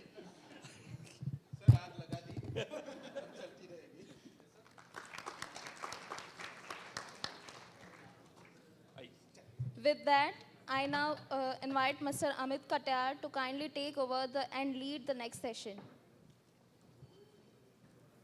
We are now moving to the session 2, which is for decoding freedom to operate, which is a critical aspect for startups and innovators as they move closer to product development and market entry. And effective FTO analysis helps innovators identify potential patent risk, avoids infringement, and make informed strategic decisions early in the innovation lifecycle. We are delighted to have Ms. Sneha Gandhi, partner at Oban and Associates, advocates and patent agents, with us for this session. Ms. Gandhi has extensive experience in FTO analysis, patent risk assessment, and advising startups and technology-driven companies on IP strategy and compliance. Following the talk, there will be a practical exercise on FTO case study. The case study material has already been shared with all participants, and we encourage all of you to actively participate to gain hands-on understanding. With this, I invite Ms. Sneha Gandhi to kindly take over the session. Please, ma'am. Thank you, Amit.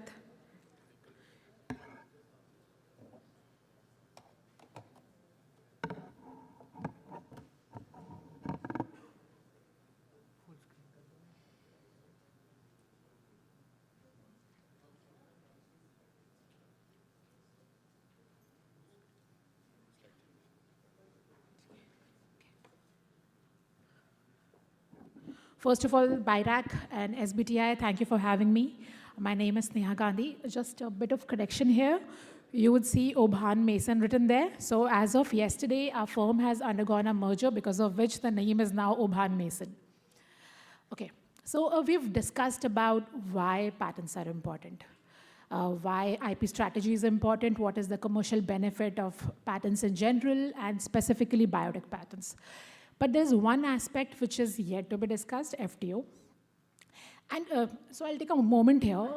I have about 16 years of experience in this field now. I've worked with companies, researchers, startups. So they are very clear about IP strategy. IP strategy honi chahiye, we have to have patents. But when it comes to FTO, it's like, pata nahi kya hota hai, kuch hota hai, usme bahut paise lagte hain, but it's not clear. Kya hai, what is this? So we are going to understand FTO. Hopefully by the end of session, you will have some idea of what is an FTO, kaise karte hain, what are the different tools which you can use to do FTO.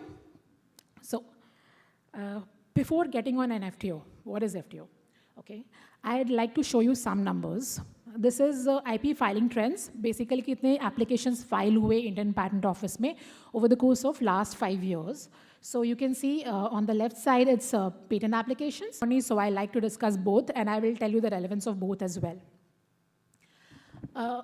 You see, in the year 2020-21, we had received about 58,000 patent applications. Now you see the number in 2024-25. The number was greater than 110,000. Similar trend for design applications. In year 2020, it was 14,000 plus applications. In year 2024-25, the number is greater than 43,000. Sectors ki baat kar le thodi si.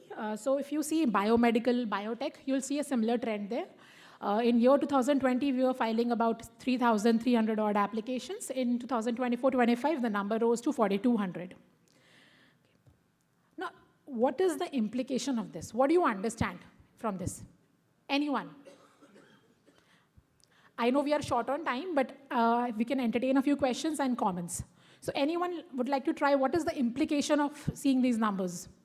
Anyone? Somebody said something, yes. There is increase in number of patent filings. Yes, of course. Second implication for you, what is the key takeaway? What do you understand from it? Yes, you were saying something. Yes, people are becoming aware. Thanks to Government of India initiatives, we are now aware of patent filing process and that we should have it. But there's one more implication which you may or may not be aware of it. Too many patents, too little freedom. What does this mean? A lot of people have secured patents for themselves. That means lots of people now have rights to stop others. So what you have left is a very narrow space to work upon, and it's quite possible that what you work upon is already protected by someone, and you may not be able to work in that space. So this is one implication which you have to be aware of. You have to know the risks. Risk के बाद क्या होगा and कैसे उसको avoid करना है. So you have a denser patent landscape, higher infringement risk. We are going to discuss the word infringement in detail now. And then इस infringement risk के वजह से हमें proactive measures लेने पड़ेंगे, and FTO is a part of it. So briefly, what is patent infringement? पैटेंटी की मर्जी के बिना, पैटेंटी के कंसेंट के बिना उसका इन्वेंशन यूज़ करना, मैन्युफैक्चर करना, सेल करना.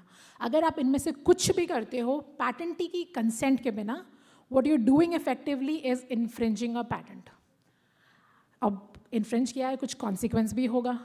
What is that consequence? First is lawsuit. I'm sure nobody here in the room wants to enter a lawsuit. किसी ने किसी को, anybody has had an experience with infringement suit? Anything?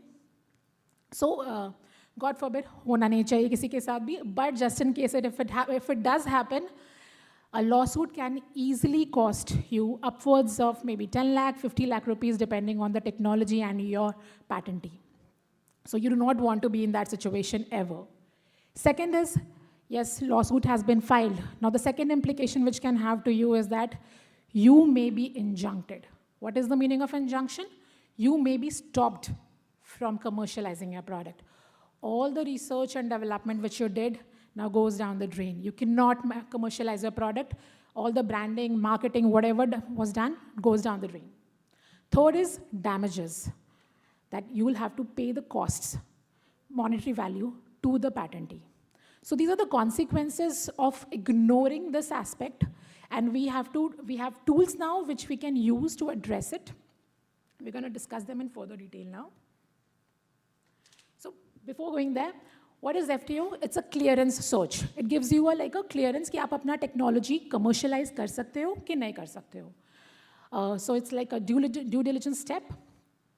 What it actually tells you, do you have freedom to produce and sell without infringing anyone's IP? What it helps you in achieving is, first is, as we've spoken about it, avoid any costly patent litigation. It also helps you in attracting investors and partners. So imagine you're going to a venture capitalist, or imagine you're seeking a funding. If you show an FTO, and I have been told as well by a lot of incubators as well, that the one thing which investors ask for is FTO. कहाँ है आपका FTO? Do you have freedom?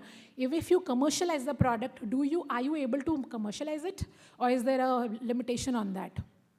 Third is, it helps you in reducing the R&D cost. So we've talked about how funds are a problem and how it can deter, not having those funds can actually deter research and development. And imagine itna research and development kiya, and then because there was no freedom to operate and you were limited you were not able to do it, you did not do it, all the research and development money is not put to good use.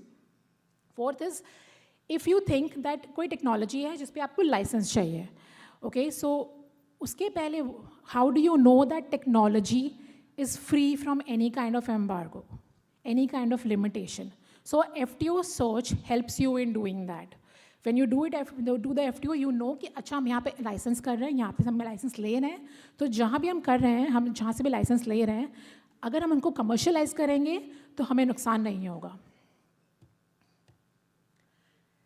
Okay, so one common misconception which is there is कि patentability search तो कर लिया हमने, तो FTO search की क्या ज़रूरत है? Patent तो मिल गया, इसका मतलब हम कर सकते हैं. Anyone? Is there anyone who thinks like that? So everybody's aware of that concept, I believe. So patentability, yes, you've done the patentability search, you are eligible for a patent, but that doesn't mean you also have freedom to operate. The question which we are asking in a patentability search is, can I patent this? हमें patent मिल सकता है क्या? And FTO में answer है, क्या हम इसको commercialize कर सकते हैं without infringing any patent rights? So as I said, patent होने का मतलब ये नहीं है कि आपके पास freedom to operate भी है. I'll take you through a quick example here. This is an example of a syringe. Okay, so I'm an inventor. I worked on a technology. I came up with a design, unique design for gasket, which is attached to the plunger. So gasket is number 3, plunger is number 4, barrel is the 2, and cap is on 5. This is a simple syringe. Invention is in the gasket design. Okay. Now I am going to commercialize this syringe. I need a freedom to operate. I need to see whether I'm able to commercialize the syringe. Can I do it now? So we see that, yes, I do have a patent on the gasket and plunger. The barrel material, which it was known in the market, बहुत time से चल रहा है. We know it from like 50 years now. However, there is a coating which is to be applied on the inner surface of the barrel. Now there is a patent on that, because of which you cannot use it. So ultimately what happens is, you do not have freedom to operate for the entire syringe. So even if you have a patent on the gasket and plunger design, that doesn't give you a commercial right, that doesn't give you a right as such to freely go ahead and manufacture that syringe, because you are ultimately going to infringe the coating ka patent. Can I move forward? Any questions till now? I know we are short on time, but I think we can entertain a few questions here. Okay. Yes.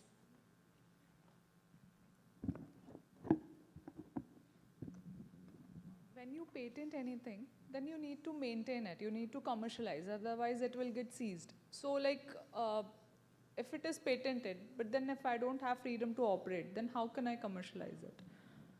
So first of all, just to clear one thing, you do not need to commercialize to maintain the patent. You may have a patent, you may choose to not commercialize it. Can you please repeat your second question? And so like, how will I then maintain the patent? Then what would be the use of my patent, basically?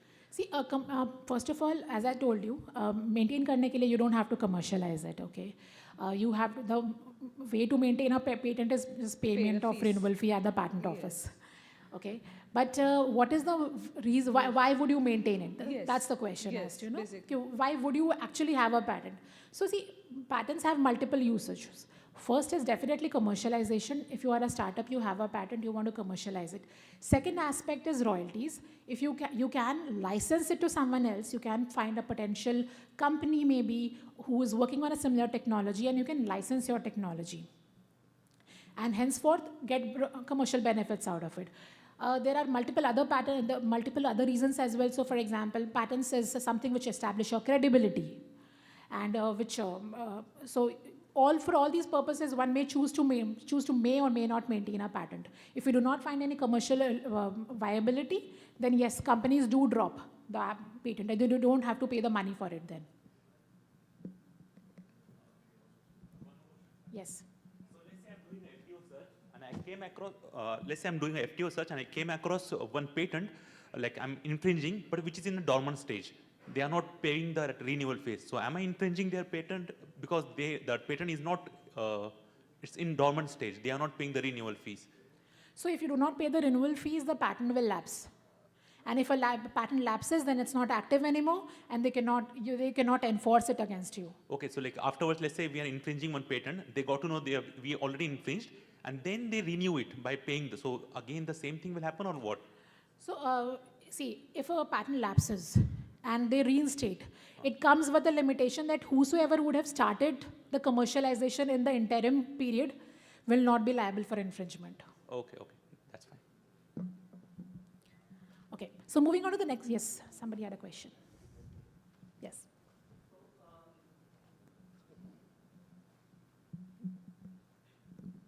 So patent search is easy. We can do that patent search.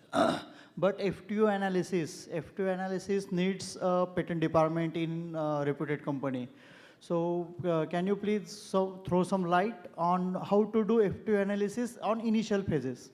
So I'm going to discuss that in detail right now after this. Great. Thank you. Okay.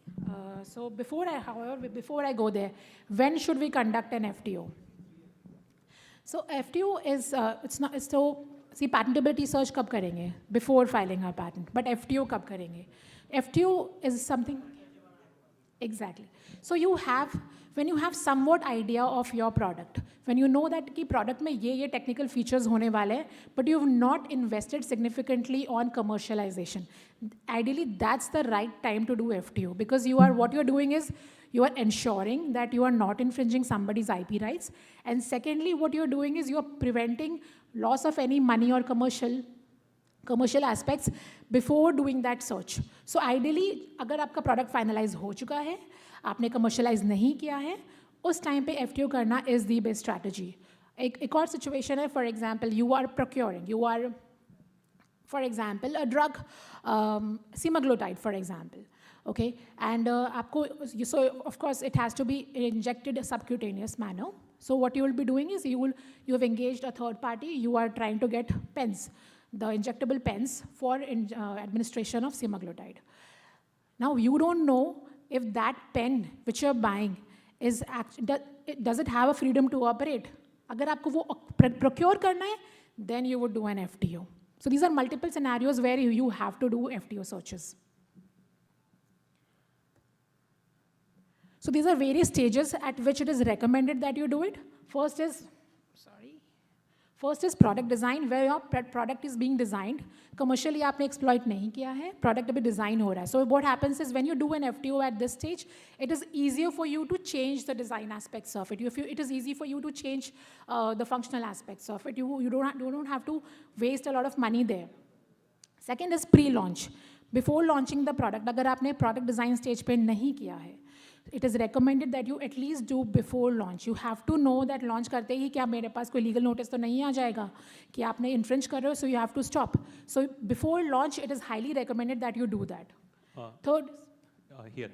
So one more question, like I want to ask, since you are saying that before pre-launch we have to go for FTO search, that will be the final FTO search. So let's say I have filed an application for my patent, which is like today, and maybe tomorrow you are gonna do FTO search. So tomorrow you are not gonna get the process patent ka in the, like let's say my patent application is undergoing, and it will not be visible in the FTO search. But once you are commercializing the product, and then my patent get accepted, but I filed my patent, let's say 1 year before. So in that case, that FTO is false, right? The FTO will not cover the... Actually, that's one of the limitations of FTO, yes. Okay. That's one of the limitations. If an application is not published yet, you will not get to know about it.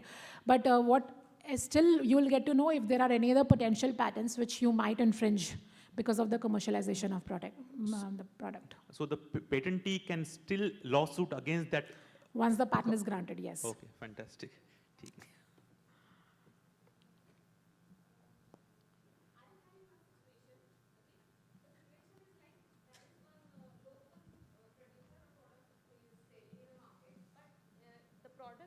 Is not on website, or I can say this is not in public domain, I can say, but it is known to person surrounding. Okay.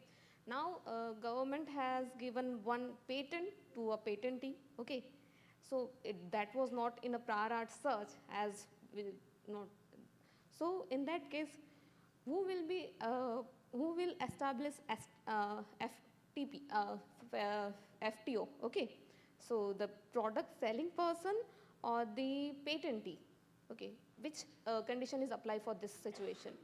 If one has assigned a patent for the product a local person is selling. Okay, so I'm understanding that local person who is selling doesn't have a patent. Yes, he doesn't have a patent. Yeah. So see, FTO उसको करना है जिसने product commercialize करना है.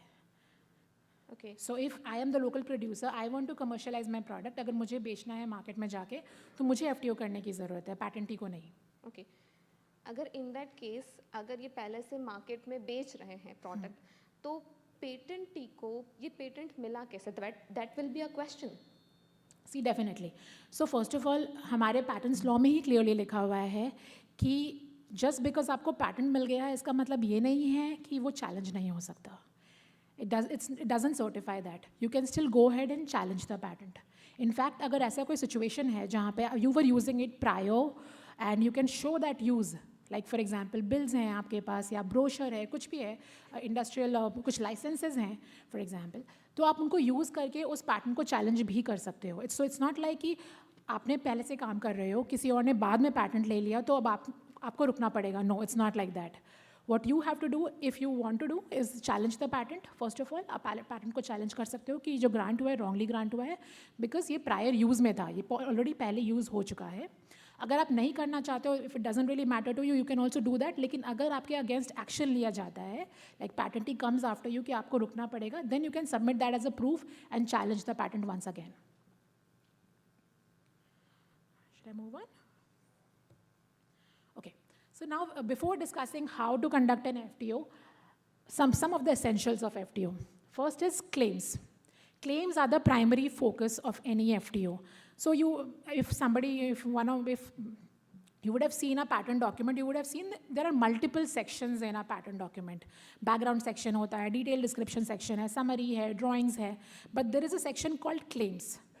This is the portion which defines कि आपका कितना intellectual property है जो आपका है. What is the boundary of your intellectual property? So it is the claim section which is relevant for you to conduct an FTO search.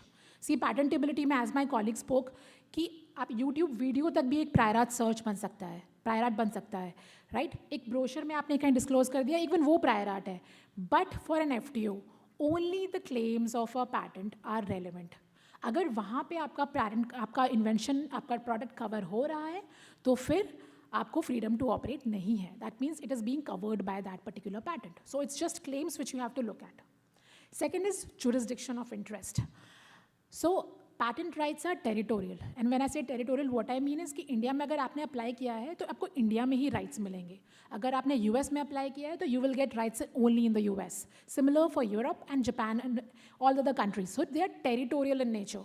If you want to commercialize your product in a particular market, say for example US, you have, अगर आपको freedom to operate चाहिए वहाँ पे कि मैं US में इसको market कर सकूँ, so what you will have to do is you will have to see whether or not there exists a patent in the US which may prohibit me from commercialising the product, not in India.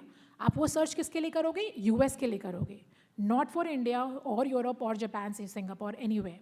So they are very very territorial in nature. You do not, wherever your product or market of interest is, that is the jurisdiction where you have to look. Third is legal status. So to answer your question, it is the first rule of FTO is that only an active patent can actually prohibit you from commercializing your product. A lapsed patent, withdrawn, abandoned, they have no role to play because of course the patentee cannot enforce them in a court of law. So what is important is that the patent has to be active. Active का मतलब है या तो वो pending होना चाहिए कि उसकी there are chances that it will get granted and it may become a barrier for you. Second is if it's a granted patent, then renewal fees should have been paid to maintain the patent. Only if it is an alive patent, then only it's relevant. So for example, somebody applied for a similar technology, a patent for a similar technology in 1980s. It's not relevant to you anymore because it's not active anymore.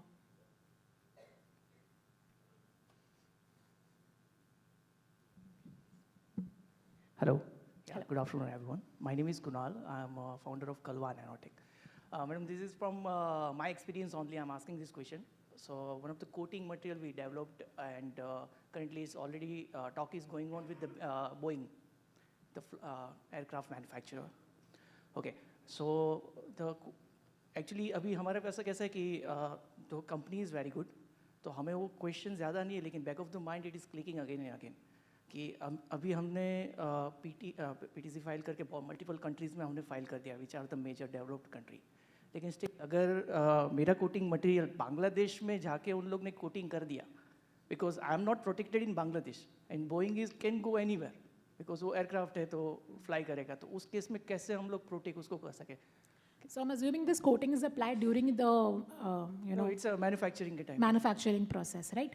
So yes, if you do not have a patent in Bangladesh and it's being used and commercially it's procured in Bangladesh from illegal sources, like you do not have consent there of the patentee, then वहाँ पे infringement नहीं बोला जाएगा, because you do not have a patent there. Only if you have a patent there तभी होएगा. So what should I do? It's like what is the best solution? So for this? where are you manufacturing the coating composition? So currently one is in Sweden. Sweden, Yeah, okay. Nordic. Okay, so it's being manufactured in Sweden, but you anticipate a possibility of this being used in Bangladesh. Yeah, because it's now public document, because it's already published. So they are having they can reverse engineer it. Or like Okay, that. and do you know of any defendants? Where are they manufacturing? No, it's like in completely assumption, like in, because back of the mind we are clicking this question, because currently it's like a deal is going to be big, that's why. Okay, so the way of addressing this can be, you have to see that, so whosoever your potential competitor is, first of all, so there you have to have a competitor who is capable of manufacturing that kind of coating composition, right? So you'll know of at least 5 or 6 companies whosoever can manufacture it. I'm assuming that right now, I'm not talking about counterfeit products, but potential companies who can manufacture them. So ideally what we would recommend in such cases is that you see wherever they are active, specifically for example manufacturing wise, wherever they have manufacturing sites, you at least secure a patent in those countries. So if at all it comes to a point where they are using it somewhere else, at least you are able to target the countries where it's being manufactured and you can stop them there itself. Okay. Thank you. Yes. Some of the patent claims used words like may or maybe in their claims. So what is the meaning of that, and how FTO work on that patents? So in India, you won't really find may in claims. So yes, we do use words like optional, but whenever optional is being used, there are 2 possibilities of having that composition. So for example, you have a composition says A, B, and optionally C. That's your question, right? So how do you interpret such claims? So in this case, there'll be 2 embodiments. First is A and B without including C, and then there's another embodiment which includes A, B, and C. So optional means you may have a situation where it's not there. So both the scenarios are possible if such a claim is there. But in India, you do not really get optional that liberally. Very few cases, Patent Office will actually allow the use of the word optional. May I haven't ever seen. Have you ever seen? Yeah. So yes. US patents. Yes, in US patents, yes, it's allowable, but then the interpretation is that both the embodiments are covered, with C and without C as well. So I want to ask, regarding that Kunal ka question, he's saying it's patent, let's say in Indian jurisdiction it's there. Let's say there is a guy who is in Bangladesh, he will go and file a new patent. As you are saying, it's a territorial. So if a new guy goes there and file a patent with his same knowledge, then he cannot claim it, right? So that's the beauty of it. Yeah. So when you get patent rights, they are territorial. But when patents are being judged, they are being judged on absolute terms. Okay. So, if the disclosure is happening in some remote area of some third world country, for example, even that disclosure is relevant to say that your patent is not valid. Okay. So when it comes to judging patentability, the territorial nature is not really the criteria. Then whole world is your playground. You can pick prior art from anywhere. So to answer your question, if you have an Indian application and somebody goes ahead and files an application in Bangladesh, your Indian application will be a relevant prior art for that Bangladesh application, and on the basis of that, you can challenge that one. Okay. And like, what is the limit of claiming in case of like patents? How much you can claim? Because let's say, like let's say like Kunal has developed like manufactured a whole plane. So can he claim the whole plane, including every part, or is it only a specific? So there should be a limit to the claiming. First of all, there are a couple of aspects to it. The more you claim, the more you lose. So in patents, the saying is more is less. The more number of features you add to a particular claim, the narrower you make your claim to be. Okay? So you would always want to go broad. So if to answer your question with regard to plane, he is working on an entire plane, but he would have a contribution in a particular aspect of that plane. He's maybe, for example, changed the shape so that aerodynamics change, and he's able to get better flying capacity or better speed out of it. Then he will be just claiming that particular aspect of the plane and not the other aspects. Because what happens is a potential competitor will just have to make changes to the other parts of the plane, and he'll still just get away from the infringement. Because for infringement, you have to match all the features which are there in the claim. Basically, it's like a combination. So if he's using, let's say, 10 components and he claimed all the 10 components, so if I change from out of 10, if I change only one component, he has a new component, so that will be a new patent. You may or may not infringe it, yes. Okay, thank you. So you would want to be broad. You will just claim that particular aspect so that only modification to that particular aspect is good enough to establish a claim for infringement. Okay, thank you. So yes, three essentials. First is claims, jurisdiction, and legal status of the patents. Yes, now coming to the meat a bit. FTO, how to do an FTO search. So it's a multi-step process. First is defining the scope of your product. So talking in terms of our previous example, syringe. So syringe has multiple components. It has multiple parts which are made up of different materials. They may have some additional components. They may have some function. There may be a manufacturing process to make it. So the first step is define the scope of the product.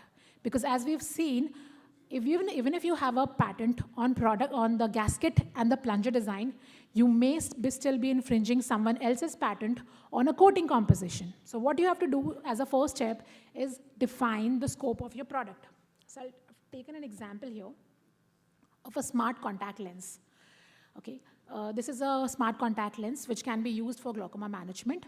What it does, it monitors the intraocular pressure, and then upon receiving the stimulant, it releases a drug which is called timolol, and then it has certain other features which are IOP sensor. It has a micro reservoir for controlled release of drug, and third is it has a wireless power and communication system as well. It's quite a complex system.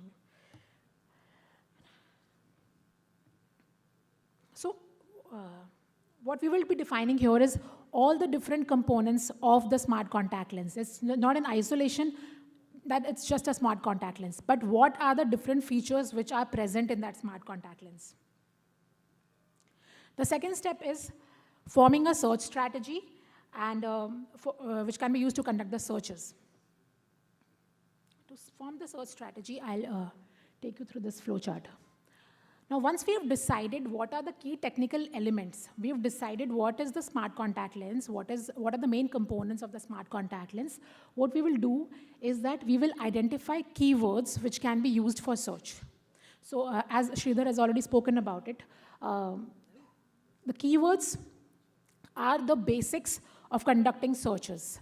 These are you can say selection of keywords is the most important step to do any kind of searches, be it patentability search or be it FTO search. It is specifically for a FTO search, it is very important that you decide the keywords as broad as possible and as of varied variety as possible, because anybody who's filing a patent claim may use any kind of wording to define a particular component. So for example, somebody is calling barrel in a particular claim, but somebody may call it a cylindrical body which is attached to a syringe. So there are endless possibilities which can be used to define a particular element. So what is really important here is to define and prepare a list of keywords which can be used to identify a particular component of the product. Second is identifying relevant classifications. So a lot of times you may miss out on certain keywords which you did not anticipate. In those cases, what happens is if you use an IPC-based classification, so we have a classification system which identifies a different category of inventions. Use that IPC system relevant to your product to do those searches. Third is identify major players in that particular field. For example, you're working in the field of mRNA vaccine, you would look at the players, the prominent players in that particular field. For example, Moderna.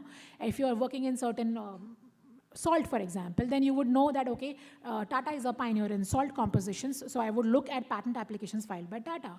So you will have to identify different applicants which are working in that particular field and go through their patent portfolio to see if you are infringing in any of them. So these are multiple strategies which you do to prepare a pool of relevant patent applications and patents which you may potentially infringe if you launch the product. The third is definitely conducting the searches. You can use a lot of databases. I've listed some of the free databases and some of the paid ones. We've done an exercise using lens.org, which is a free database, and you can run those searches using that particular database as well. It is usually recommended that you get an FTO done by patent professionals because of the kind of complexity it entails and kind of ambiguity and complex nature of the patent laws it is. However, saying that it is possible that a lot of times you may not have the fund or may not be willing to invest in the entire FTO exercise. So what these particular steps can do for you is that you can at least do a preliminary search to see whether or not there is an FTO, there is a freedom to operate for a particular product. I'll skip this one, but I'll take you through this one. So potential is, coming back to our example of smart contact lens. What could be some of the potential relevant patents? So first of all, any patent which talks about the material of the contact lens. You are using, you saw some hydrogel which can be used, which is giving very good results. You want to use that. However, it's a possibility that someone may have a patent just on a contact lens, including that particular hydrogel. It doesn't talk about wireless, it doesn't talk about intraocular pressure, it doesn't talk about in any aspect, doesn't talk about any kind of smart contact lens. It's quite possible. However, it only talks about a hydrogel which can be used for making the contact lens. Even that patent is relevant for FTO. Even that patent has the potential of stopping you from marketing your smart contact lens. So it's very important to understand what is the scope of your product, what are the keywords which can be used to see whether any particular scope, any particular aspect or all the aspects of your product are covered in an existing alive patent. Okay. The third step is risk assessment. So you've done a search. Now you will be doing, what you're doing is a claim comparison. I'll be talking about claim comparison in the case study, but before that, I want to take you through a risk assessment. What is risk assessment? First is you do claim comparison. You identify the claims on the basis of risk it entails. So it can be low, high, or medium. Low are the ones which it's very clear that you will not infringe those. So those are not really relevant for the FTO searches. Second is which are partially covering your product. So for example, the claim has 4 components and you're infringing, you are at least having 3 of them and an equivalent of the 4th. Okay. Third is high. You are falling within the scope of the claims entirely. So claim has 4 components and your product includes all 4 of them. Then there's a high risk that this is something which will pose an infringement threat to your product. Now, you've done that claim comparison, you've seen what is important, which are the patents which are covering your product, which are the ones which are not covering. How do you assess risk? So, and specifically a lot of risk comes from the ones which are not granted yet. So how do we address risk there? So a part of the post-FTO, part of the search or analysis, I would say, is that you see what does this patent really pose an infringement threat. We've talked about this previously. In patents, more is always less is always more. So you would want to have a patent for which is very, very broad. It covers a lot of it covers generally the technology in that space. And it's quite possible that your patents may not be granted in that particular way, that particular claim. Anybody who's prosecuted a patent application? Anyone? Anyone? No one. Anyone has a patent? Okay. Yes. So you would have seen that your patent would have gone, you would have filed certain broad claims, and then your claims would have been narrowed. You would have added further limitations into your claims, right? So this is a part of risk assessment process which we do, whether or not there is a good chance that the claims will be allowed as it is, or there are certain modifications which can be made to the claim during the examination of the patent application. So all of this is assessed to see whether there is a real threat. If you see that the claims are very, very broad, it's highly possible that it's not going to get granted like this, then of course the risk comes down and you can accordingly decide what has to be done. Third is, you see what are other players in that particular market doing. So if there is a particular coating composition that, like the way we've spoken, and there are multiple players who are using that coating composition, so there is a good possibility that they must be doing something to address the freedom to operate aspect. Either they are into litigation, or they have sought licenses. So a part of the FTO analysis is also to see what's the status of those other players vis-a-vis that particular aspect and the patent. Last one is insight on patentee. You see how litigation prone the patentee is. So, and not to offend anyone, but a lot of times you will seek a patent, but you may not choose to enforce it. You may not choose to do anything about it. Because even filing a lawsuit is not very cheap. It's an expensive procedure. You'll have to undergo a lot of commercial aspects to address, at least go after someone. So you will see कि हाँ ठीक है एक patent है वहाँ पे जो जिसको हम infringe कर रहे हैं. But what is the likelihood कि वो patent ही आपके पीछे आएगा? You know, there is a company who is known to be litigation, prone. कि वो अगर वो देख लेते हैं कि हाँ कोई somebody is infringing our rights, they will go after the company. But then there may be certain companies which may not be willing to do so. So a part of the analysis also involves to see how prone or to licensing or litigation the patentee is. If upon research we see the patentee is very prone to licensing, then of course you will say this is high risk, but there is a possibility of getting a license on this and addressing the risk. I'll quickly touch upon why is FTO important in medtech space and what are the key considerations here. So in medtech or a biotech space, FTOs become a bit more complex, and you have to consider a lot of factors while you are doing FTOs in this space. And this is something whenever you are doing an FTO search, you have to be mindful of. The first is we have a very complex patent landscape we can have a very complex patent landscape when it comes to a biotech or a medtech patent, because there are multiple layers to it. The first layer usually typically any innovator would follow is that you have to have a patent on the platform technology, the base technology. So for example, CRISPR-Cas9, there are foundational platform patents on the technology of CRISPR-Cas9. And on that particular technology, on that foundational patent, there are multiple product patents, specific patents by the innovator companies and others, which have been formed. So the landscape becomes very complex. It's possible that at the same time, you're infringing at least 10 patents.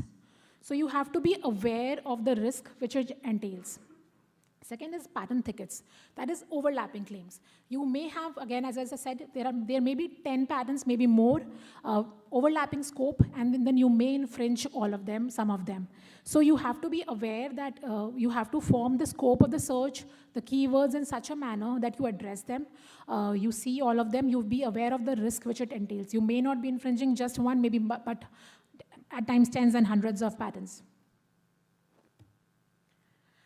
The second aspect which you have to be very clear and mindful of is that patentable subject matter varies across jurisdictions. So I'm just giving a simple example.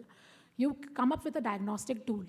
Okay, there's a diagnostic method, for example, of detecting an anomaly in a fetus by using mother's blood. now this is the process. You are able to manufacture, you are able to commercialize this diagnostic process in India. There's no problem because there is a limitation on patenting of diagnostic processes in India. However, when you go to some other country, for example, Europe, this is something which may be patentable there. A method of treatment. Method of treatments as such, not patentable in India, but outside India, for example, in the US, they are patentable. So just because you have freedom to operate in one country, you may not have freedom to operate in another country. And also you have to be aware that a patent, while it got granted in one country, it may not have been granted in some other country because of some other reason. Or you may have vice versa, is also true. You may not have a patent in India, you are able to manufacture the product. Somebody comes to you that, okay, I want to also market this product in the US. You may not have freedom to operate there. So all these factors you have to be considered while you are conducting the FTO search. So as we've spoken about it, and there's multiple subject matters which you can protect. You can protect product, you can protect the process, you can get patents for the kit, you can get patents for method of use, method of treatment. So all of these are possibilities which you have to be aware of. Now I come to the interesting bit here, I think. I hope everyone's up. These are designs. So not specifically for biotech, however, designs are very important for medtech space. You can protect your medtech products not only by patents, but also by designs. You can seek IP rights over that. And frankly, a lot of companies, startups, individual researchers are going for this kind of protection. Multiple reasons. Designs are easier to get, less cost intensive. You get in, you may actually get a design, registered design within a span of 2-3 months, vis-a-vis patent, which will at least take you a year if you have gone through expedited route. So a lot of companies, they're going for it. There are a lot of researchers, they're going for it. If you are conducting a freedom to operate search for a product, for example, a wearable technology like a smart ring, you have to be aware that it's not just patents, you have to be looking for any potential IP which can be infringed in designs as well. So here you can see we have design registration for a syringe. This is something similar to an insulin pen. The third one is a smart ring. Fourth one is a wearable sort of a device which can be used for tracking all your health records. So these are some of the exemplary aspects of designs which can be protected under designs law. So you have to be aware of these as well. So whenever you're conducting searches, you have to search for these too. Yes. So now you have the FTO search results. Now what? What are the strategies? What are the different solutions which are available to you to address that potential threat which is lingering over you? The first is change direction of research. So taking the example of CRISPR technology, you are aware that there is a huge number of patents which is available in that particular space, and you may not be able to use one or more of the technologies in that particular space. What you will do is change the direction. You maybe use some other gene editing tool or maybe make some other modification. However, it's not always possible to change the direction. Given the relevance and the ease with which CRISPR-Cas9 technology is being used, you may have to come up with certain alternative techniques of addressing that potential threat. What will you do? You'll go to the third option, which is licensing. You'll seek a license for that from the proprietors of the technology. There is one very prominent option which people often take is challenge the patent. You are not able to design around, you are not able to get a design license because the patentee is not willing to give away the license. What will you do? Challenge the patent. You can challenge an application. There's a provision for pre-grant opposition that you can challenge an application before it becomes granted. You can challenge a patent once it is granted. And basically, you can challenge it anywhere during its lifetime to ensure, if you are able to successfully challenge the validity of the patent, then of course, you are free to operate it. But then, the decision as to what course has to be taken will depend on multiple factors. What is the level of infringement? How is the patentee? Is it litigation prone, or is it licensing prone, or would it not like to do anything in that matter? Or you can design around. It will depend on a lot of those factors depending on the technology and product you are working for. To sum it up, what are the strategies which you can do to minimize the IP risk?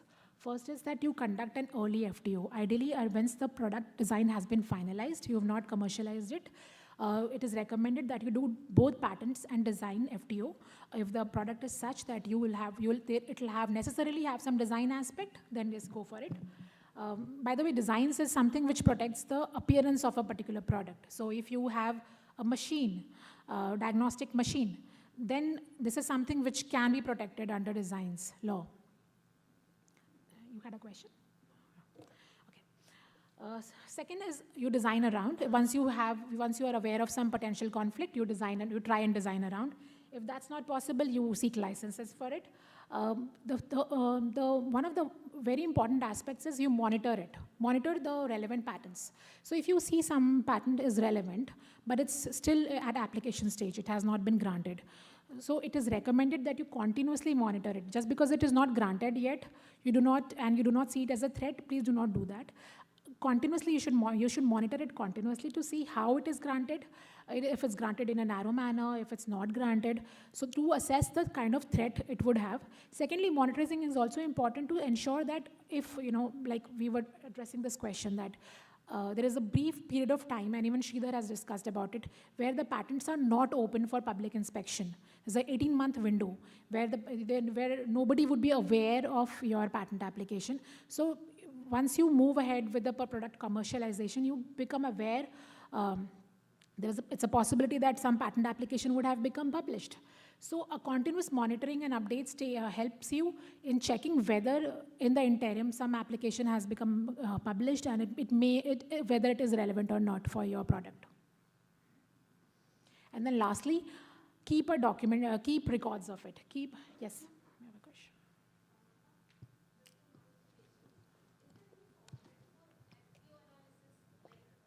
This kind of information should be in that document. Any format for that?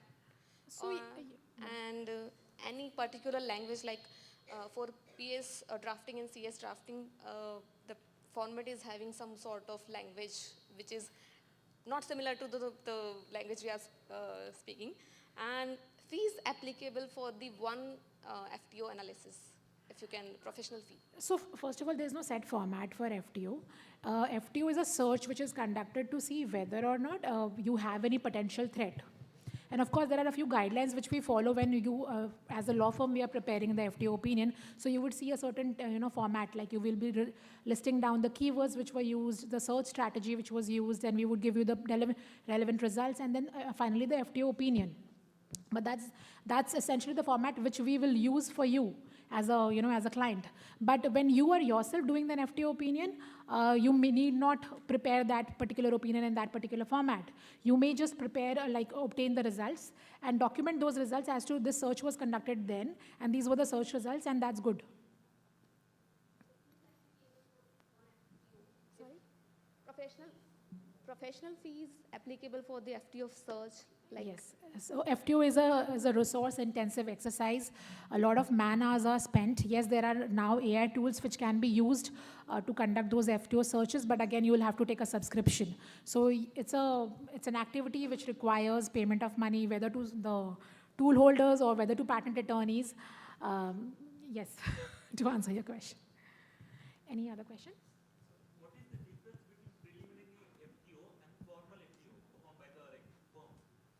So preliminary. FTO is performed from the firm is gonna cover all the patents available. So is there any chances of missing any patents? Let's say a new user is there for making a patent. So is that ever happen? Yes, there is completely a chance of missing, specifically the ones which are not published yet. So to avoid this kind of situation, what we do is we do a comprehensive search based on classifications, applicants, keywords. However, it is possible that if a patent application is not published yet, we will not have our hands onto it. So yes, if that is something which has been filed, there's a good chance that you will miss it. So let's say like another question, like in Indian patent databases, there are different patents available. So how it is different from Crystal Orbit, which is a paid database? So if I'm just gonna do let's say preliminary FTO search on the Indian patent database, that should actually cover all the Indian jurisdiction patent landscape. So while doing like a paid database, like let's say Crystal Orbit, so will that cover the same or it should add new ones? So no, the database remains the same. What changes is the search tool. Okay, try searching on Indian Patent Office website once. Okay, it's a different interface. Yes, so it's a very the interface is, of course, it allows you to conduct searches. However, it doesn't have those tools, if I can say so. Like for example, if you want to run a Boolean logic for a particular set of keywords, you will not be able to carry out those searches using that Boolean logic on the IPO website. And the way you can see the results, it is something which will not be available on the Indian Patent Office website. So yeah, and that is the value which these tools are bringing to you. They can help you do the searches properly. Otherwise, it's very difficult to do a proper FTO search on Indian Patent Office website. If you are lucky, yes, if you use your keywords, you may get a hit. That's definitely a possibility. But in general, you would not do an FTO on the website of IPO. Database remains the same. It's not like, because you see, ultimately all these databases are procuring information from there only, from IPO database only. So it's not like that Orbit would have extra data. What it gives you is the tools to search for that data. Because normally in Indian patent database, there are some patents we cannot simply download it. Yes. So in Orbit has that access to it. Yes. Maybe, yes. Okay. That is, yes. But otherwise, it's possible that because, data is quite old, if it's an old patent, you may not be able to retrieve it. And yes, they get their hands on by doing the manual, transcriptions of those patents. It's possible. But otherwise, the data, if you see the recent data which is relevant for conducting patentability searches, that would remain more or less the same, right now at least. Okay. Thank you.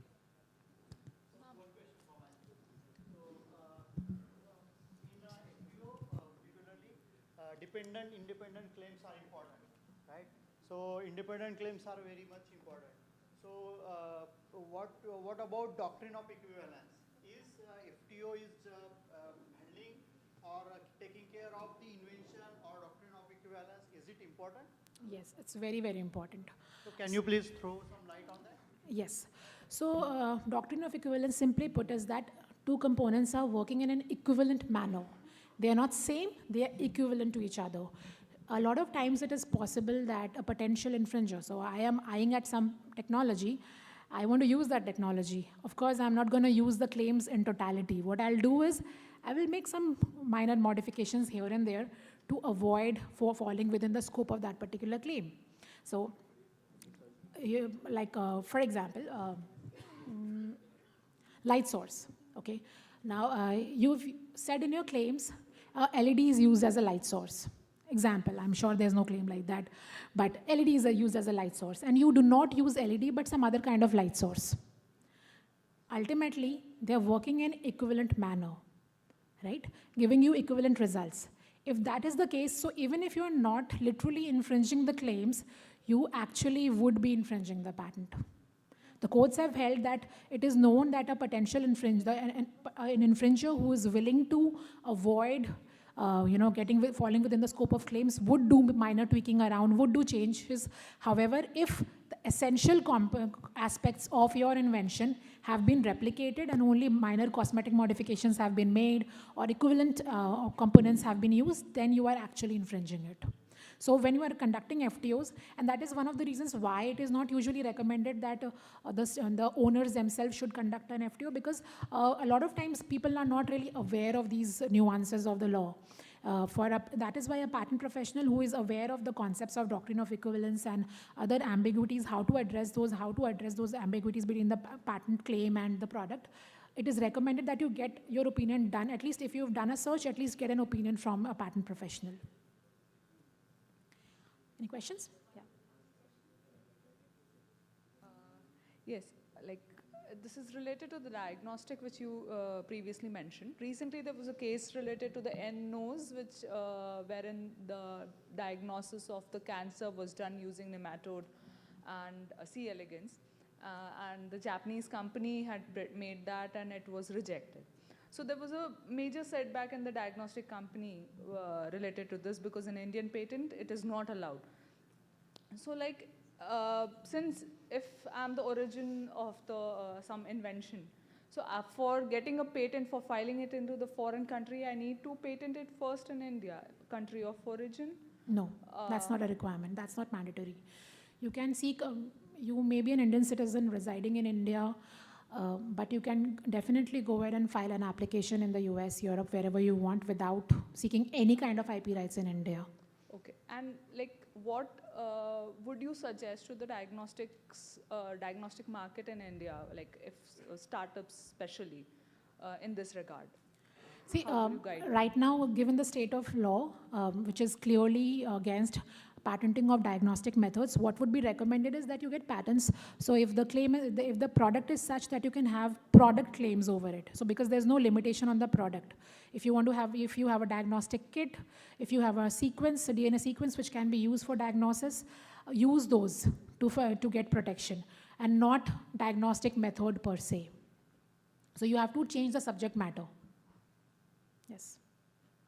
Ma'am, is it possible that any Indian patents, then other country looking which patent file in India, and which is no any infringement, and they start manufacturing of that product in their country?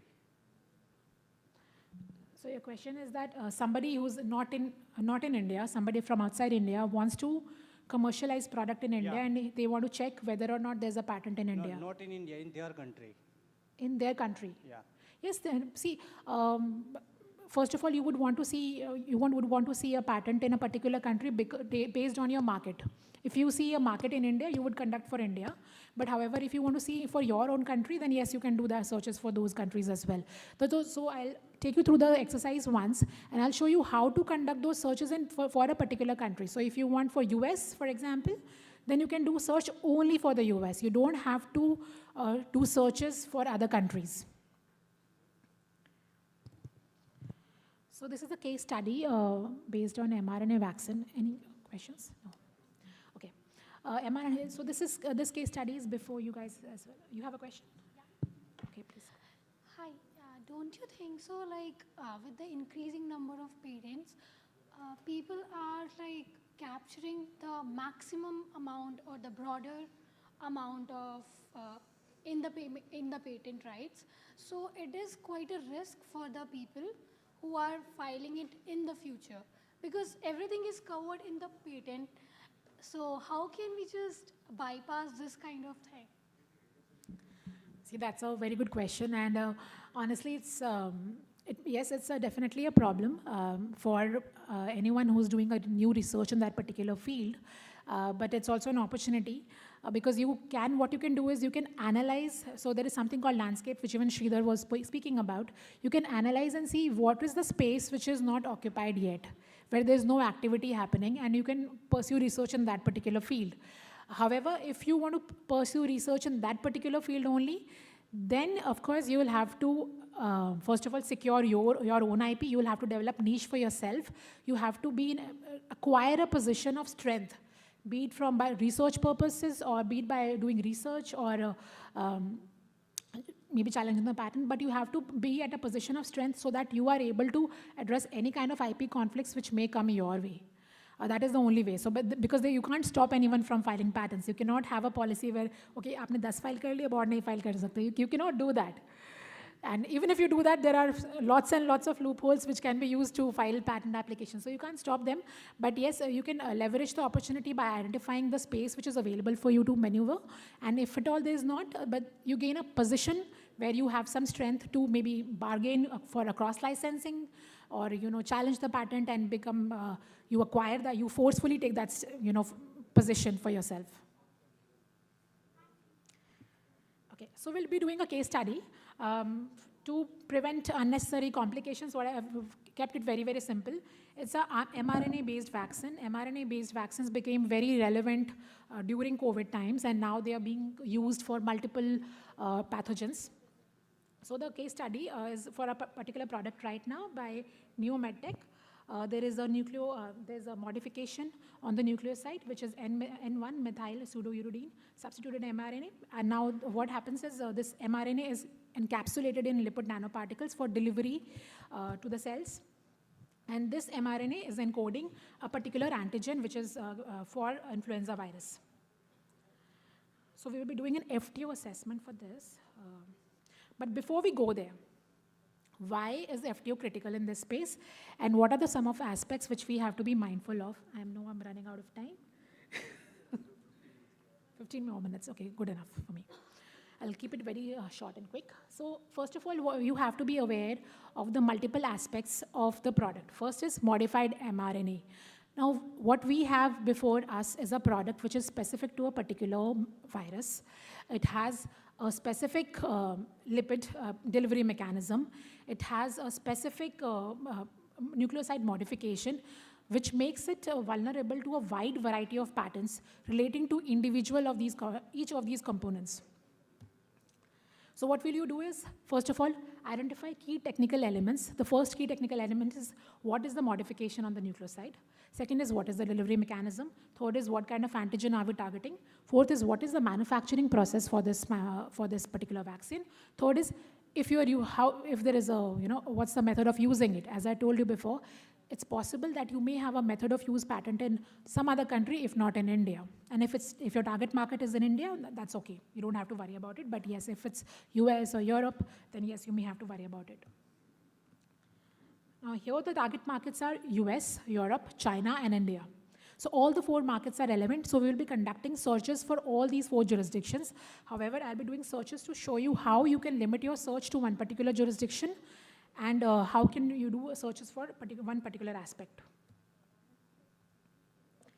So these are the search strategies. These are some of the keywords which can be used. I've not formed like an elaborate Boolean logic which we usually prepare for such searches, but this is just to give you an indicative idea as to what are those keywords which can be used. So if you see the first one is based on mRNA vaccine. It doesn't use any kind of other qualifier like a virus or maybe a nucleoside modification.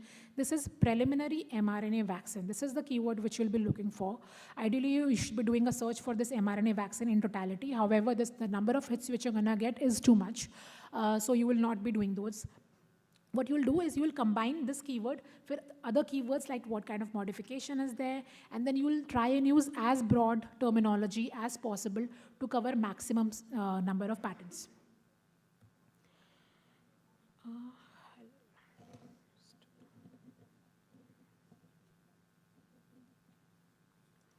I'll do a simple search. So this is the lens which we've used in the previous exercise as well.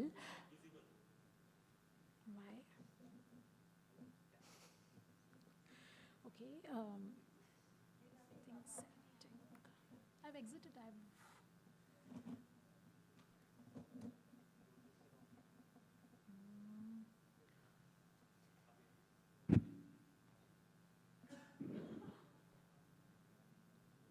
Is it visible? No, it's not. Still not visible. Can you please look into it?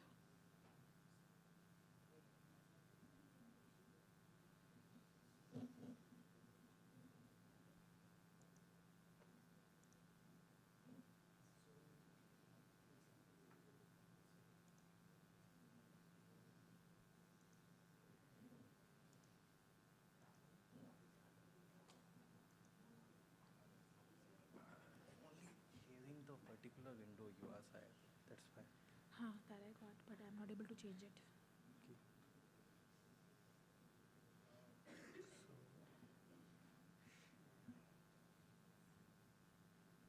So, extendable.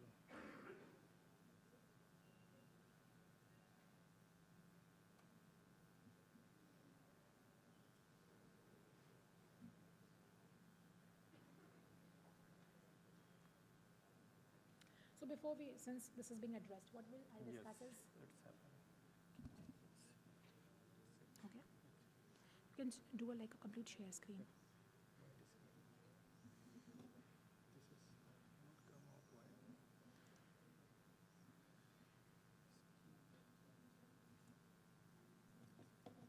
It's okay, I'll use it like this only.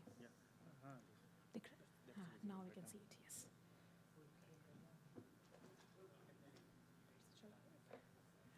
It's gone again, sorry.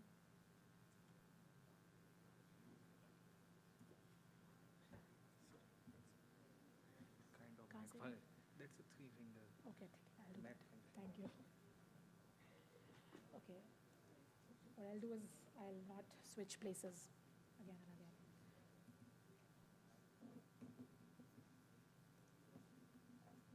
So I'll do a simple search for first mRNA, just to give you an idea of as to how you can manipulate the searches.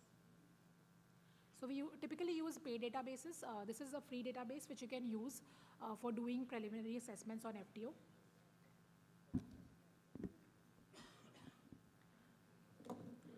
I'll just show you. This is the number which you have to look at right now. So if I do a simple search for using the keyword mRNA, the number of hits I'm getting is upwards of 250,000. And it's not reasonably possible for anyone to conduct that kind of assessment. So what you will do is you will form filters. You'll full screen, yeah.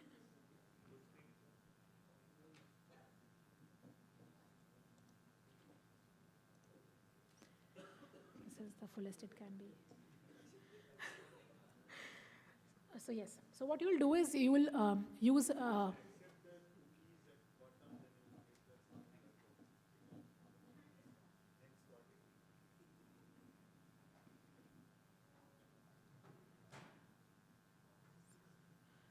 Sorry, I don't really use lens, so it's becoming a bit of issue here. Okay. So just by using the keyword mRNA, what we are getting is a broad list of patterns, and which is, it's not technically possible for you, or anyone rather, to do a further assessment. So what you would do is form search strings, which we have discussed in the previous session as well. You'll run those search strings on the database to further modify the search, further limit the search to number of to a lesser number. So what we'll do is simple.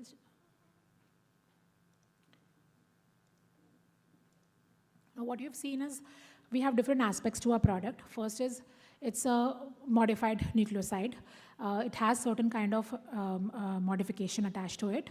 It has certain kind of delivery mechanism. So what we'll do is simple search mRNA. We will use AND operator because we want to limit the search. We will be using lipid. So this is something which will give me an idea of all the patterns in the space which use some kind of delivery mechanism, and basically it's lipid-based delivery mechanism for transportation of mRNA. And we'll do a search. So now what you get is a very less as compared to 250,000. You now get 6,000 odd simple families, way lesser group. Now, if I have to further limit this search result to get more relevant applications, what I can do is I can insert IPC-based classifications. I can use assignee-based keywords to further limit the search results. Now here, I'll also, while it's not recommended, what I'll also do is I'll add further limitations of anything which has something to do with nucleoside, mRNA and lipid and nucleoside. So if nucleoside, yes. So if you get, so anything which has mRNA, keywords like lipid, nucleoside appearing in anywhere title, abstract, claims, then that search will come in our search result. So now you see a further less number of hits which may be used for further assessment. Now, since we are doing an FTO, what we don't really require here is doing these searches without putting any further restrictions. So what we will be restricting with is the jurisdictions and the legal status of the patents. Patents are relevant for, patents are active for 20 years time period if maintenance fee is paid every year. So for conducting an FTO, you have to search for only those patents which are active. And to be active, you'll have to, and to look for active patents, what you'll have to do is look for the ones which were filed maybe 20 years before and not more. So any patent which was filed 30 years before may not really be relevant. So what you will do is you will limit the time period. Date range. Now we'll go with the earliest priority date to be on a safer side. And we will usually keep a window of like 20-22 years because there are various processes which allows you to file applications in multiple countries and because of which timelines change. So if you file a first application in the US and it may be getting expired maybe in January 2026, you may have an Indian patent which is not expiring in January 2026, but maybe in December or January 2027. So what we do is we keep a window of 2-3 more years. To be on safer side, I will do 2004,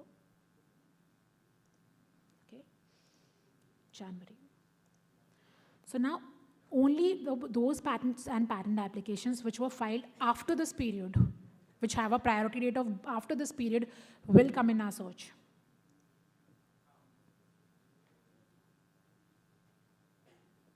Okay, so major activity in the mRNA space actually started post-1990. So with the number of results which we are getting is not substantially different. However, depending on the technology, if it's such that the research work is ongoing since quite some time, maybe 1980s or 90s, then you would see a significant difference. Now, considering that FTO searches are territorial in nature, and our target market is US, we will restrict. There's a tab called jurisdiction. We will use this tab, insert the jurisdictions of interest here. So we have US, we have Europe, we have China, and yes, I'm not sure if India comes. So now the number of patent families which you see relevant here is 293. If you remember from previous web page, the number of hits which we got were upwards of 590. And now what we have is 293. So these are the ones which are actually now relevant for you to consider to do the FTO assessment. And of course, this is just one of the examples of using the keywords along with the jurisdiction and the timeline. You may have to modify depending, and you of course will have to modify the keywords to cover as much as space as possible and identify as many patents relating to a particular field. Now, because of paucity of time, I'll straightforward jump to claim comparison, and this has again gone.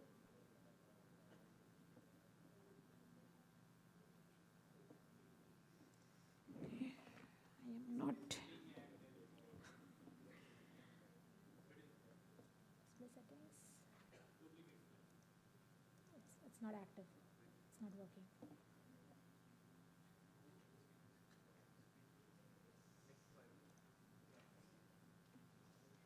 F5 is also not working.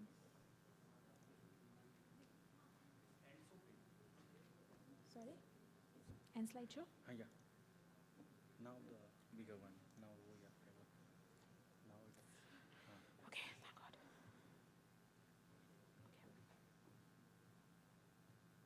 Okay, so I'll show you a claim comparison. Once you have seen the list of the relevant applications, what you have to do is, as we've spoken previously, we have to look at the claims.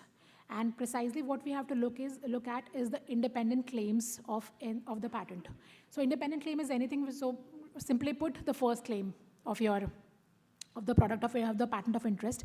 However, saying that it's possible that you may, depending the dependent claims, you will find some features overlapping, but what you have to see primarily is, are you infringing the independent claim 1, the primary claim of the application or the patent. So I've used an example here. This is a US patent. The date of patent is 21st of August 2006. And the actual expiry date of this patent is in 2027. We have to see whether or not this is relevant for the freedom to operate of our product. This is the actual claim which has been pasted. Now, I want everyone to just read through the first line. A method for inducing a mammalian cell to produce a protein of interest, okay? This is the first aspect which has to be looked at. Do we have this? Yes, the mRNA vaccine is used in humans, has to be used in humans against a particular virus, adenovirus. So yes, this first one is there.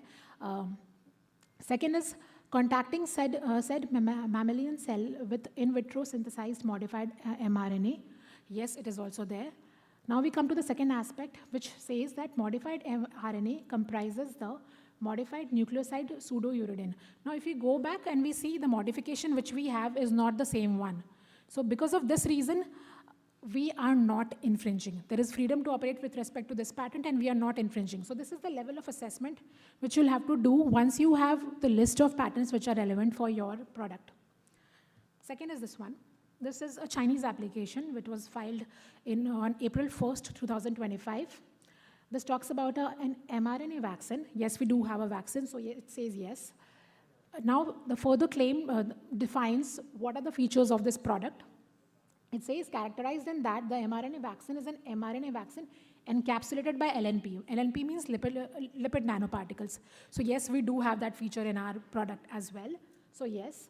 The third part is the mRNA part of the mRNA vaccine is designed based on the gene sequence of the avian influenza H5N6 strain. So yes, our vaccine is also against this particular virus.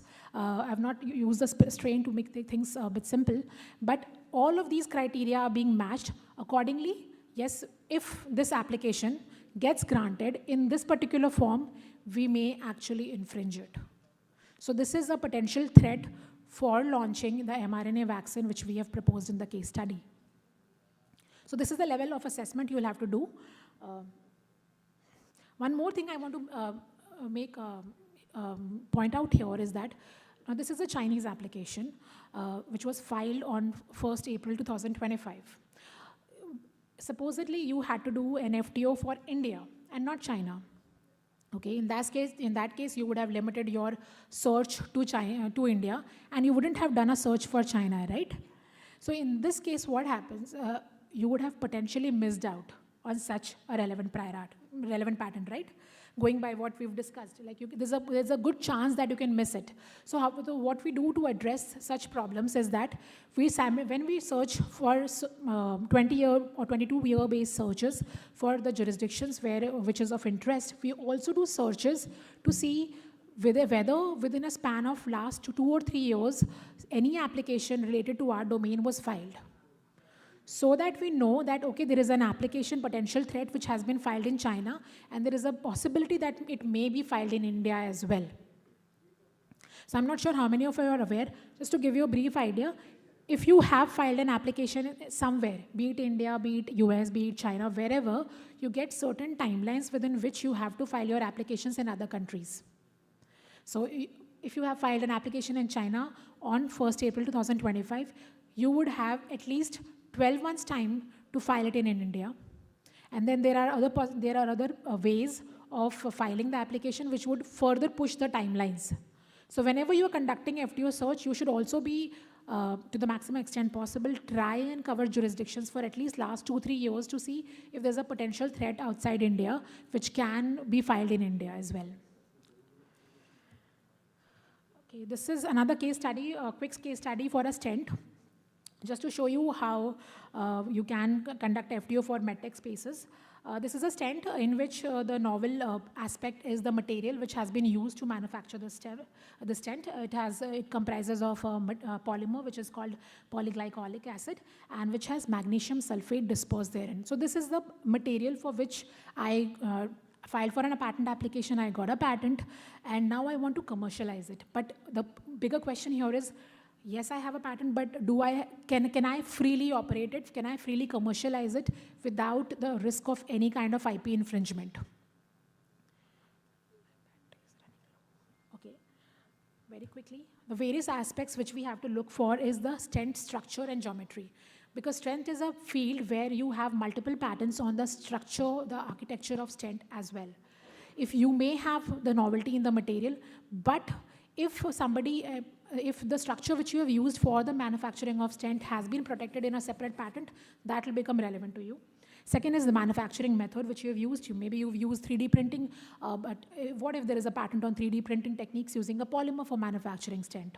Third is material of stent. If yes, you think that there is the material which you have used is novel, however, there is a possibility that there is a patent which broadly covers the polymers or magnesium salts dispersed in polymers. So you have to be aware of such patents as well, which you can infringe. And fourth is deployment mechanisms. So various keywords which you will be using for this kind of search is biodegradable stent, because the intent here is to the intent behind using polyglycolic acid is to make it biodegradable. So you will use keywords like biodegradable, you will use like polymer stent, you will use magnesium 3D printing, and all those, on the basis of those searches, keywords, you will identify a list of relevant patents. This is a simple claim comparison to show you how to do the claim comparison. I'll straightforward jump to the simple claim comparison. This is a claim, again a Chinese application filed in 2024. This claim talks about a vascular stent, and what it says is that the material of the vascular stent comprises a biodegradable polymer matrix. So it doesn't talk about polyglycolic acid. However, it talks about a biodegradable polymer matrix. So what it essentially covers is all kind of polymer materials which are biodegradable. So you may or may not use it ran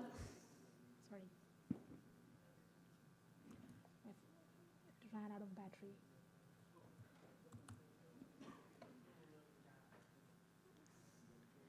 Okay, so the idea is to say that you have to do a proper claim comparison to see what if there is a freedom to operate or not vis-a-vis a particular application or a patent.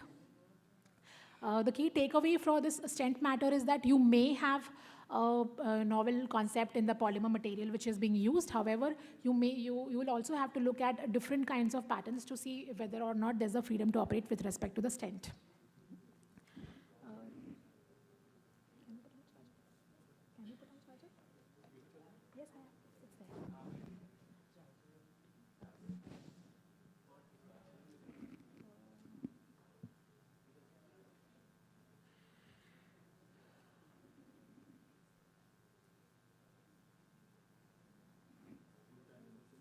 Yes, it's there. I'll just conclude it.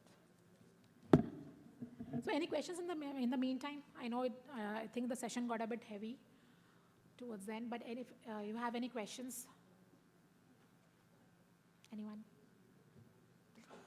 Or if you have any questions later on, you can of course reach out to any of us.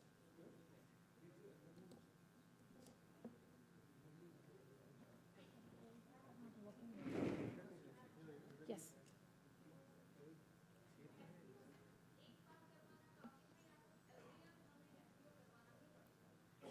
See, FTO, you have to do the FTO before the launch, ideally. And if you've launched the product and you have not made any changes to the product, there is no requirement of a further FTO. Because after launch, it's not really, you can update it, of course, to see if there's any relevant patent which is out there. But it is something which is completely optional, specifically if you have already launched the product. If you have not launched it, definitely you should get it updated. But if you are not going to do anything about it later on, you may as well choose to ignore it, for at least if you have commercialized it. Ideally, it is recommended that you should do it, but because of the cost it entails, and if you have already commercialized, you may not choose to go ahead with it.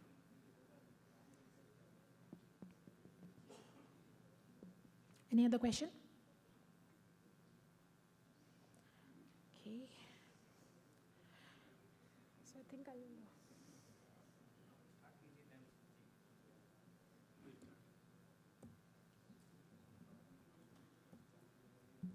Hello?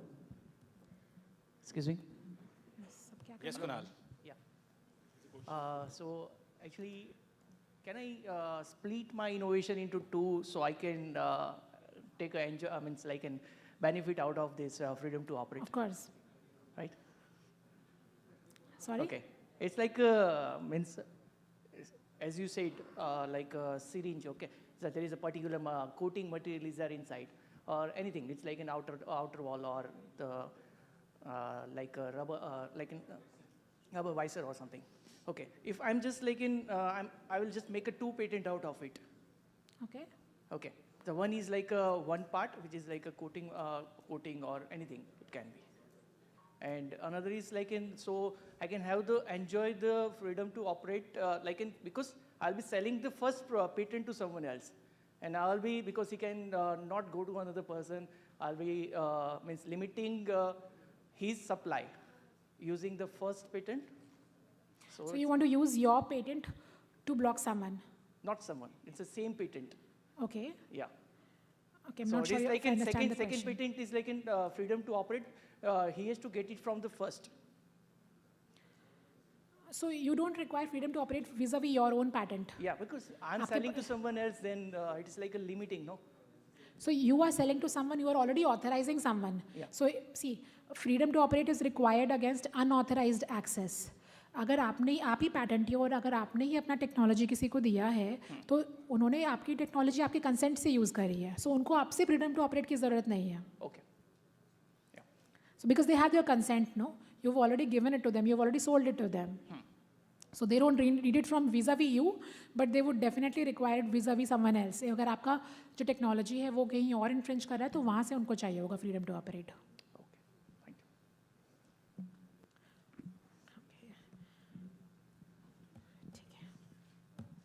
It's done.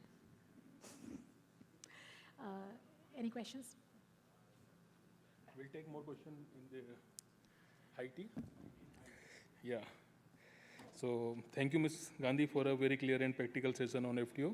The case study-based approach made the concept extremely relevant and actionable for our participants. We truly appreciate your time and valuable insights. So back to you, Ansyam.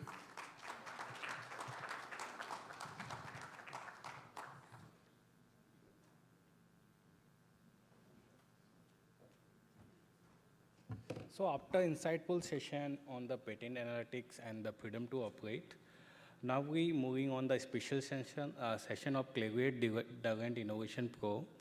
So this session will provide the participant with the practical exposure to how to structure patent data, analytics, and the visualization tool can significantly influence the decision-making, innovation, startup, and the researcher and IP professionals. Derwent is actually the globally trusted platform or the data used by the innovator, startup, and the IP professionals. And for that, it is my pleasure to invite Mr. Vatsal Parikh from the Derwent Innovation. Please.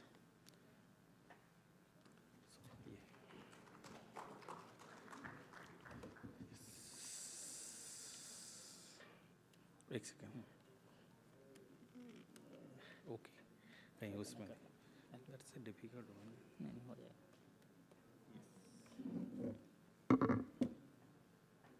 so this database, we have access of this database. We procure this database for the 1 year. Now any startup or any innovator can access the database from the STBI through the minimal fees of the 225 rupees per day charges on site and the 800 rupees off-site charges. So it costs huge for us, but now Innovator can access the database from the Savli Technology and Business Incubator. Thank you. So good afternoon, good evening, everyone.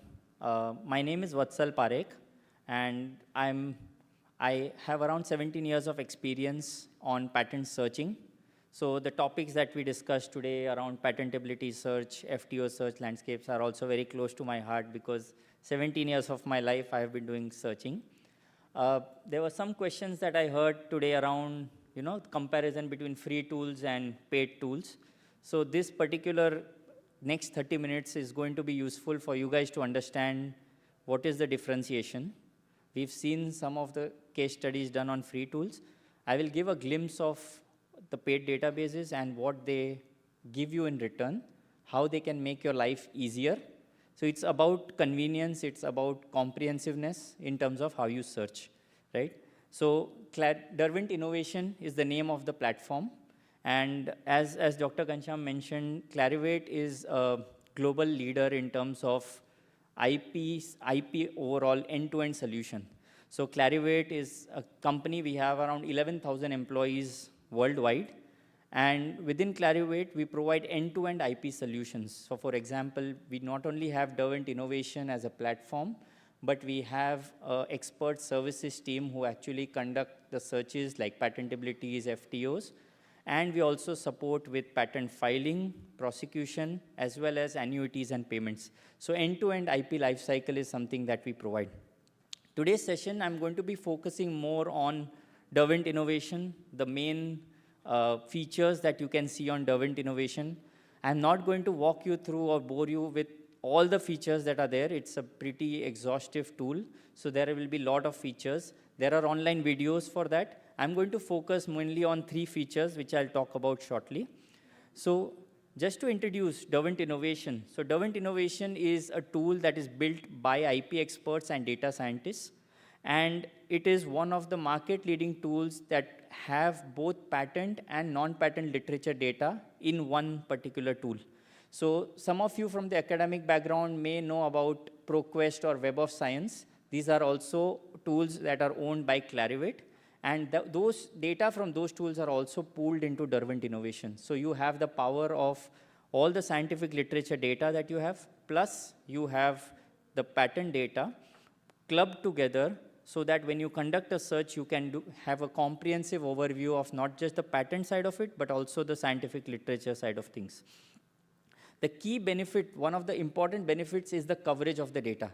So we've heard a lot of tips and tricks about how to do searching. Mr. Sridhar, Sneha mentioned about how to do an FTO search, how to do a patentability search, landscapes. These are all, I would say, skill sets that you can learn. There is a lot of learning curve associated with searching. It's an iterative process. You'll conduct a search. You saw there are 200,000 records. Then you try to reduce it to 250 or 300 records, and then you analyze. This is a continuous process. The key and an important thing is you can be the best searcher in the world, but if you're not searching in the right database, you are still bound to miss references. So even from an FTO perspective, if you're searching on a free platform and say, for example, you are looking to commercialize your product in India, if that particular platform doesn't have Indian applications on it, you are bound to miss those references from the FTO perspective, which will impact your decision making because you took a decision based on what you found, but you didn't find everything because you are not searching in the right place.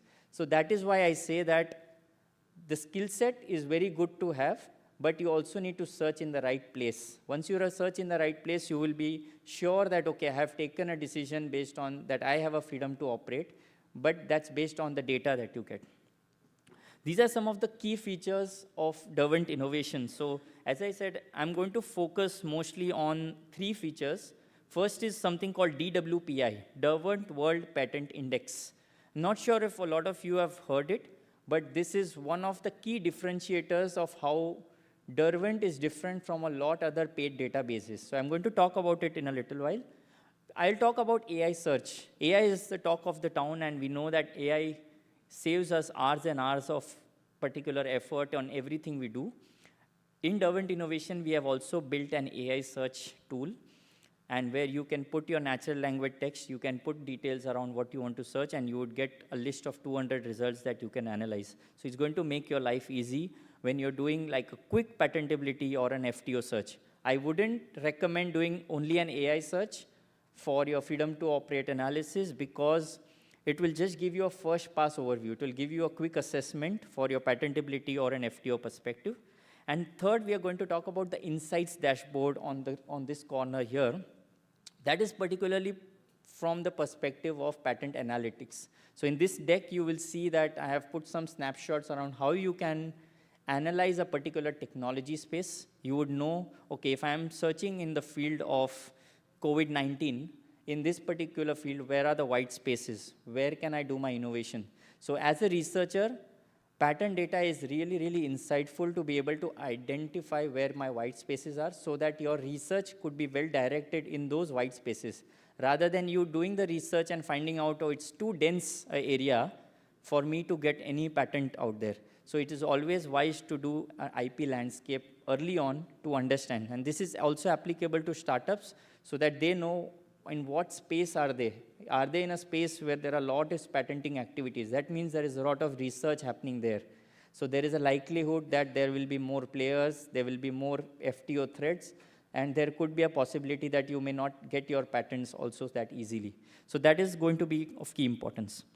DWPI, as I mentioned, Derwent World Patent Index. This is a data that is being used by 40 plus patent offices as well. So patent offices like USPTO, they get the data from us. And what it is I'll just give you an example, right? In a year, there are 3.6 million patents that are globally published, right? So imagine the number of patents out there. And I'm sure in this room, you may have tried to read a patent. It would have taken you hours to read one entire patent, right? So that is a real problem that you face, that it's not very written in a very technical language, which you guys are more used to reading, like a paper. It's written in a very legal language, and there is a reason to it. So DWPI makes that basically easy to read. So what we do is, as I said, patents are usually written or drafted in a way that they are difficult to understand. The claims, if you see, they will have words like may or may not, plurality of these, and there are a lot of extra words that make it very difficult. So what if I tell you there is a group of people who thought about this as a problem, and they thought, okay, let's make it easy for anyone to read a patent, right? So as I said, in the past, you would take 1 or 2 hours to be able to read one patent. But what if there is a set of people who read a patent for you and summarized it in a way that you can understand the gist of that patent in 1 or 2 paragraphs? That's what is the key differentiator of the Derwent Innovation Platform, because the DWPI data is essentially what does that, right? So DWPI relies on one key value that is further distinguishing from others, is it converts the techno-legal language into a patent document into English scientific language. So this is an example, right? This is an Indian patent, if you see. And on the left-hand side, you will see there is an abstract, and the abstract has a lot of things around comfort for vehicle. If you see, the title is Ergonomical Driver Seat for Spinal Pain Relief. That's the only title you have. On the right-hand side, for the same document, what I've done is I've extracted the data, the DWPI data from Derwent, and I put a snapshot here. And now just look at the amount of information you get about that invention in just this glimpse. So we have something called DWPI title. So the DWPI title will always be broken into 3 parts. It will talk about the main subject of the claim, the main use of the invention, and then what is the novelty of it. So just by reading one line, you will know, okay, is this patent relevant to me or not? How it's going to help you is, say for example, in the example that Sneha mentioned, there are 250 records you have to review. Imagine the time it's going to take to analyze those records. What this can help you with is it will give you a quick first pass. You can read through the abstracts and know, okay, is it talking about what I want to understand in this particular patent?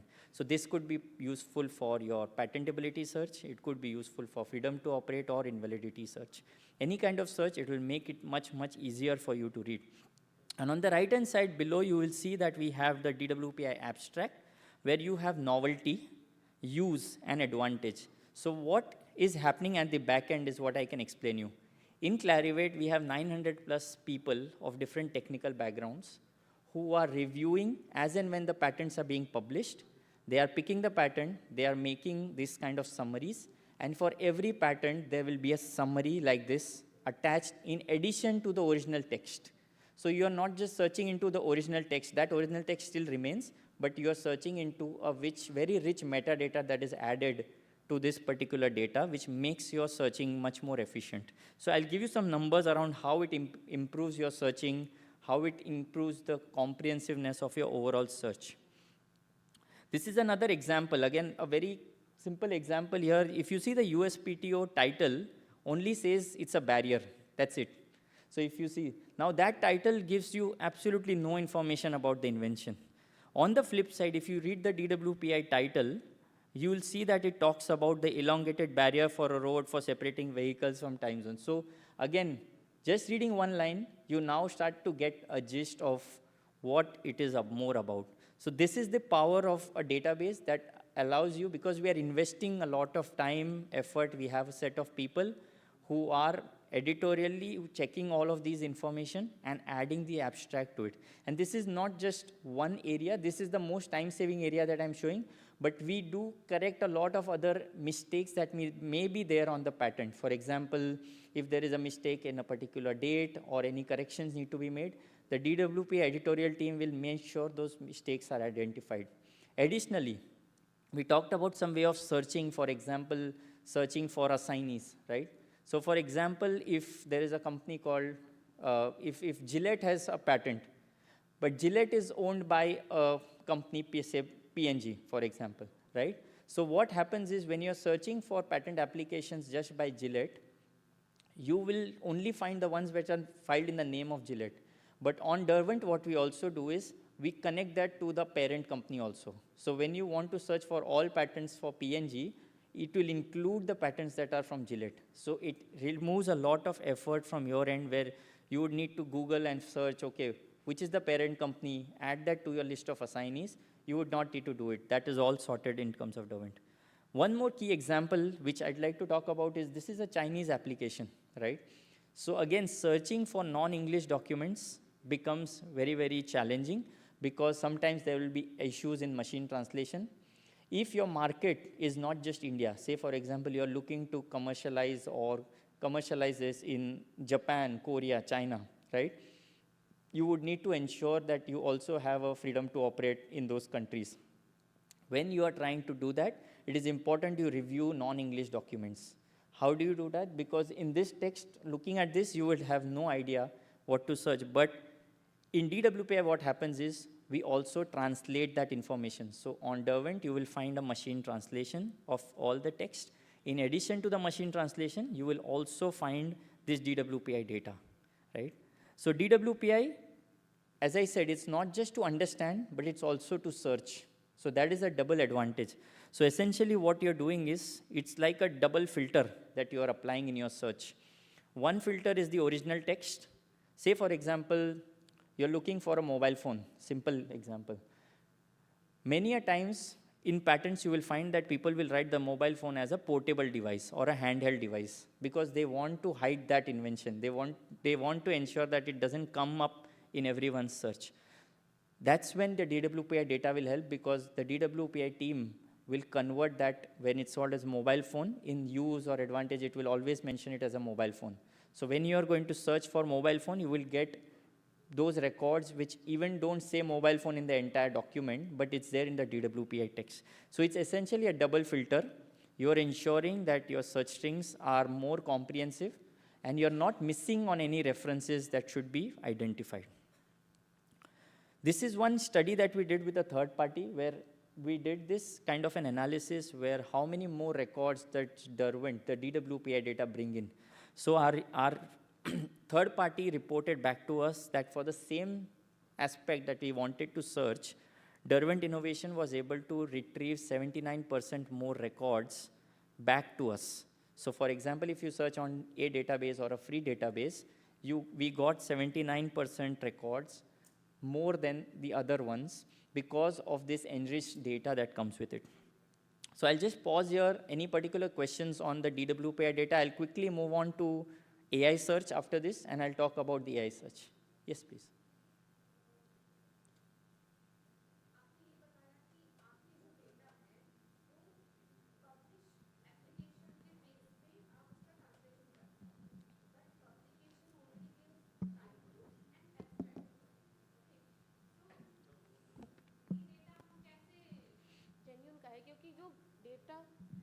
Grant होने के बाद आपको मिलता है वो contain करता है claims को एफटीओ कंडक्ट करने के लिए हमें क्लेम्स भी चाहिए So typically the data that you will get, like even for the publications that I mentioned, typically has all the information. So even if there is a US application or any US application that gets published, those will also have the claims. This will also have the description. Okay. So when we are procuring the data from each patent office, we are taking the entire data, not just the title abstract. So we are taking the full text, and that full text is being loaded on the database. And we have, like for example, for the Derwent, Currently, we do it for 75 jurisdictions. So 75 countries, whatever data we get at the publication stage, even if it is not granted, we will still utilize the entire text, including the detailed description claims, to summarize this invention in the way I showed you. Okay. कभी कभी क्या होता है कि कुछ कुछ patent amend भी होती हैं, टाइटल भी अमेंड होते हैं, तो आप हर एक जो डेटा प्रिपेयर करते हैं उनका रिव्यू भी करते हैं, उनको अपग्रेड भी करते Yes. हैं, ये कितने समय के बाद आप करते हैं? So there is a particular cycle जिसमें the amendment happens. It is different for different jurisdictions. Again, it is different. So what we do is internally, right? We don't do it manually. If I say we are doing it manually, I'll be lying because, as I said, there are 3.6 million records that are being put in. So we have been using machine learning AI for many years when we are doing this, because what it does is we have a group of 900 people who are dedicatedly editorial experts.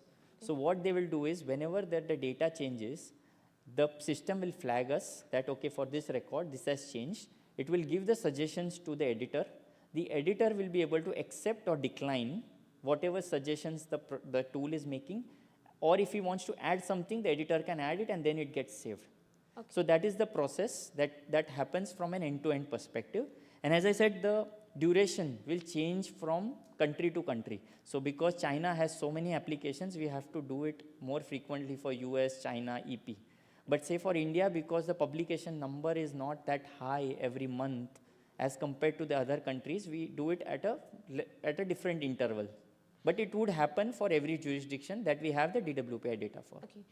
अगर किसी patent के term period खत्म हो चुके हैं, मतलब 20 years के खत्म हो चुके हैं, तो वो आपके पोर्टल से एलिमिनेट हो जाएगी? No, it will be there, but it will be showing as dead. Okay. So we have a legal status in the portal. Okay. And as I said, we can have a different session, where you can get a walkthrough. There are videos also that you can use. In this deck, I have put some links to it. You can see that the legal status gets changed, updated, whenever there is any update. So after it gets lapsed or expired, there will be a line called expired, but it will still be there on the system. Because from a patentability perspective, even the expired patents are useful. So from an FTO perspective, I understand that the expired patents may not hold immediate value, but patentability, you need everything to be covered. So all the patents, right from the ages when the patent was there, every data is there in the system. Yeah, thank you. Okay. Shall I move to AI search? Okay. So Derwent AI search, right? So as you know, at today's time, we have so many different AI tools that are available to conduct your searches. There is Perplexity, who has come up with a patent search tool. There is ChatGPT. A lot of you may be using other AI tools as well. But Derwent AI search, why it is different, I'm going to talk about that, because this is a tool which is specially built for patent data and patent searching. Now, one of the key and important things that I will do is, for me, and what I've heard in my experience is AI is all about how well you can train the system, how well you can train the algorithm, right? It is garbage in, garbage out. If your raw data is not clean, your output is never going to be clean. It will always hallucinate. It will have different things that you will see. Where we have an advantage is, I talked about the DWPI data. It is a highly curated data. We are using AI, the AI is being trained on this data itself. So that is one big advantage for us, because when we are training it on a very clean data, we are actually getting very good results out of it. Plus, internally, we have a team of 300 plus people who are searching experts. So we allocate some portion of their time to actually train that algorithm. So when they are conducting the search, they are actually telling the algorithm back, was it relevant or not? So we put yes, no, yes, no, yes, no, and then it trains it back. So that is how we have been able to obtain high level of accuracy when using AI search, right? There are two main criteria which I think it's important to address for everyone in this room about AI search, right? First thing, if you have an invention, like a fresh invention, or you have thought about something, my recommendation to you is don't feed it on a free AI-based tool, because in a way you are disclosing that invention to that AI tool. You don't know what's going to happen with that data, right? As compared to that, Derwent innovation, we have a clear outline, we have a clear guidance policy that your data will remain secure. So none of the data that you have in your system can actually be used to train our machine learning algorithm. Our training happens at our end. Your data will never be used. This is very, very important because I see a lot of people, they have an idea and they'll just put it on ChatGPT and say, is there something similar? But what you're doing is you are actually leaking that idea out and you don't know where it's going. There is no control over it. There are options available where you can say, okay, don't train using my data, but I don't know if everyone uses it, but I would still say be very cautious. Rather, do your search on your own with the concepts or use a reputed database where you can feed this information because your invention is like your baby, right? You have to protect it because otherwise if someone else will query the system and say, can I have an invention around this region? It may pick your invention and suggest it to the other person. So be very cautious about that. And that's what a basic principles is accuracy. How can we ensure that the results are accurate? And second thing is security. There are the two most important things. This is how the interface looks. Again, I'll go a little quick in the interest of time, but on Derwent Innovation page, you will have an option called AI search. Simply, you have to go there and just put the text that you're looking for. And on the next page, you will find this kind of records. So we give you like 200 records that you can see. And on the right-hand side, you will see like this summary or the abstract, just like you would see on Google, right? When you search on Google, you will find some relevant text being highlighted. Same thing happens in Derwent Innovation, where you can see the text on the right-hand side to see, okay, whether it's relevant or not. So you can take really quick decisions. You can get the DWPI title. All these fields are customizable. So basically, based on whatever you want to search, wherever you want to look, it is completely customizable. Quickly summing up for AI search, I can see there are three main use cases for AI. The first one is to do a preliminary or a quick search, quickly to understand whether my idea is patentable or not. So if you have an idea in mind, you can put it on AI search, see what kind of results you are getting. You will get an initial understanding. If you get something very relevant immediately, there is a possibility that something may be overlapping with your invention. Second thing is, in early stage, you can understand to determine the feasibility of the project. Again, similar to doing an early stage FTO search as well, right? Just to put some ideas over there about your product. So you can just pop your product features in it and see what kind of results you are getting. If you're getting a lot of results around the same region, that means the area is dense. You need to be careful from an FTO perspective.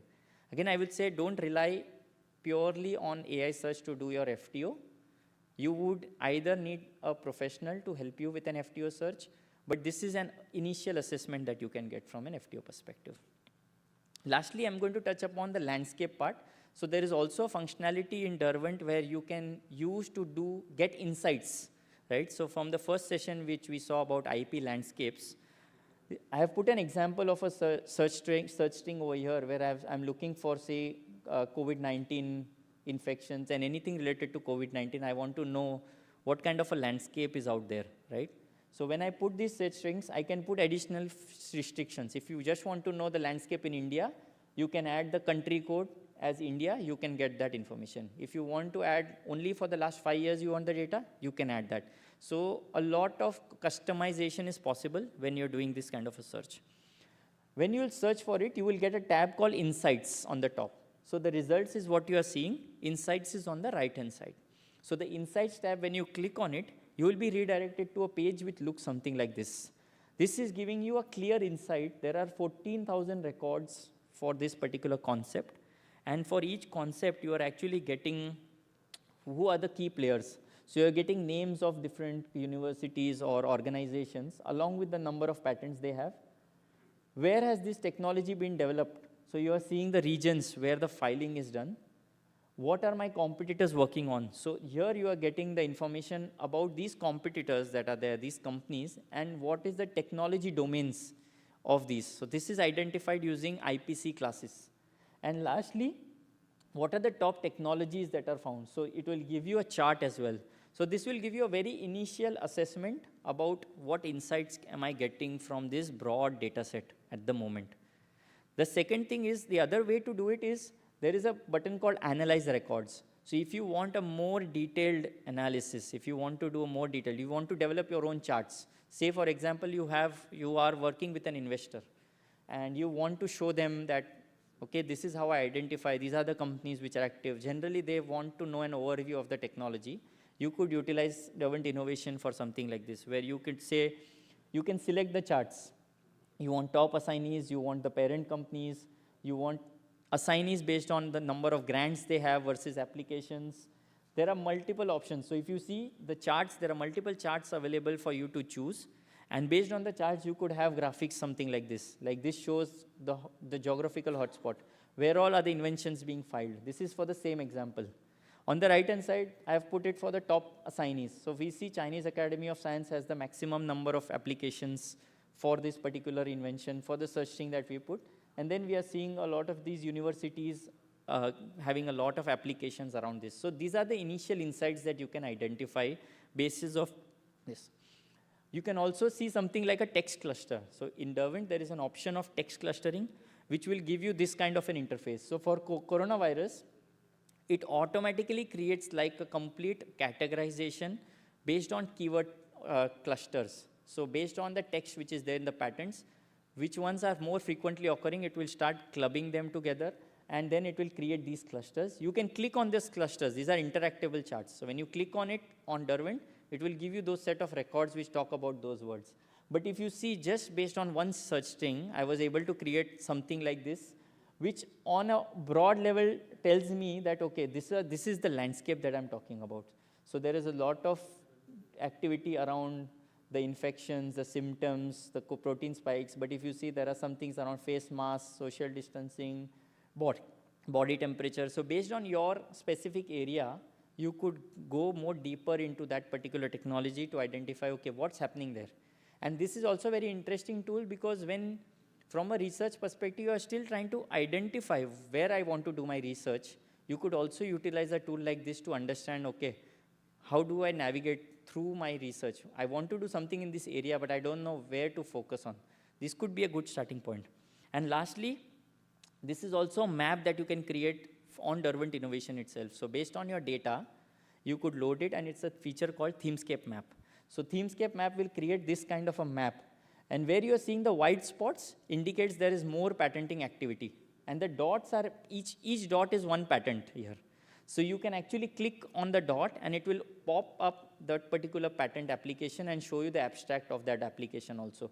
So again, an interactive chart, but you can see that what are the different hotspots and what are the different. So it can be useful for an initial white space analysis also, where you are seeing wherever there is white spots, it is indicative of the fact that there is more activity. Wherever there is more green area, that means this is the area where the patent activity is less. Again, very indicative, but this will be on your fingertips. Okay. With that, I'll just pause. There is this link that you will get along with the slide deck, and there are videos. There are a lot of videos, so this link will have several videos that you can go and actually get an overview of Derwent Innovation, user guide, all of things are there. And if you need any specific demo sessions, please do reach out to Sanvi, and we'll be able to arrange demo sessions also as needed. Thank you so much.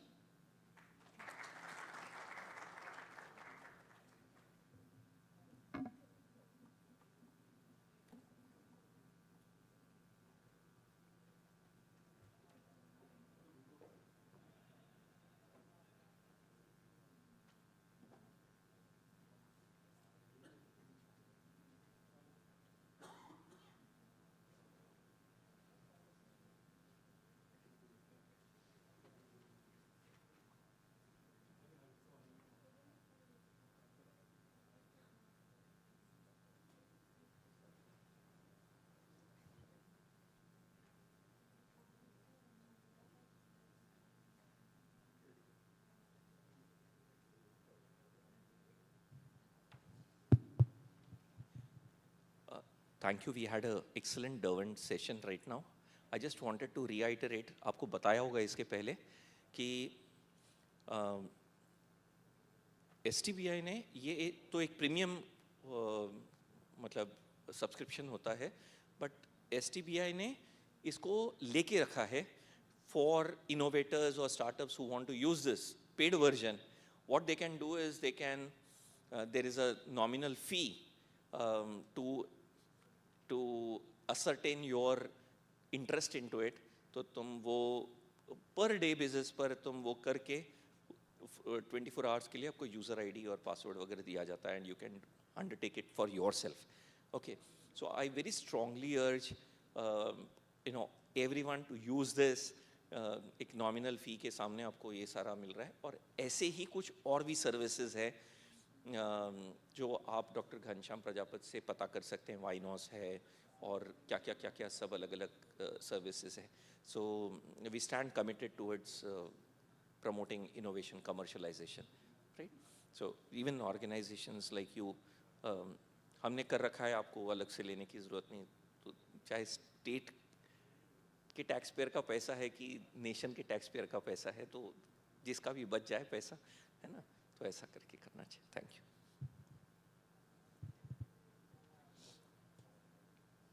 I request Dr. Vinita Jindal to felicitate Shri Vatsal Parekh.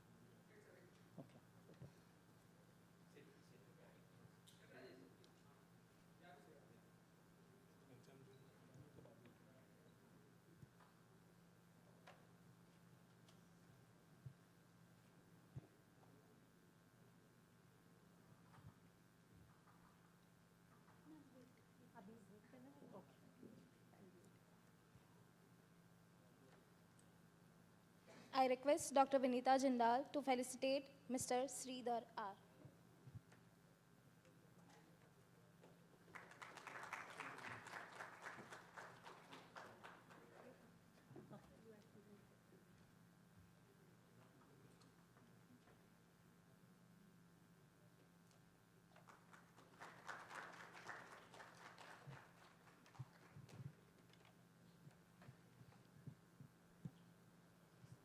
I request Mr. Amit Katyar to felicitate Ms. Sneha Gandhi.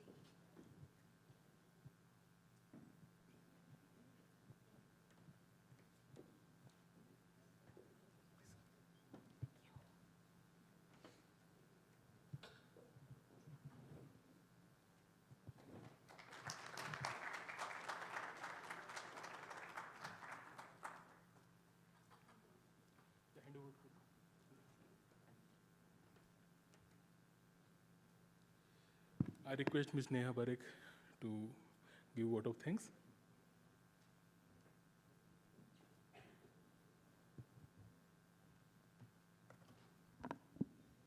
Thank you, Mr. Amit, for the kind introduction. Good evening, everyone. Hope today's workshop has provided valuable insights and meaningful discussions to all. As we conclude this enriching workshop, I would like to thank to all for your active participation. Before we close, I request all the participants to kindly submit their feedback form. The link has been projected on the screen and also kept on your desk. So please submit your feedback form, as your inputs are valuable and will help us for the future initiatives. And the certificate distribution will be taken after the conclusion of this workshop. I request all the participants to collect their certificates from the reception desk.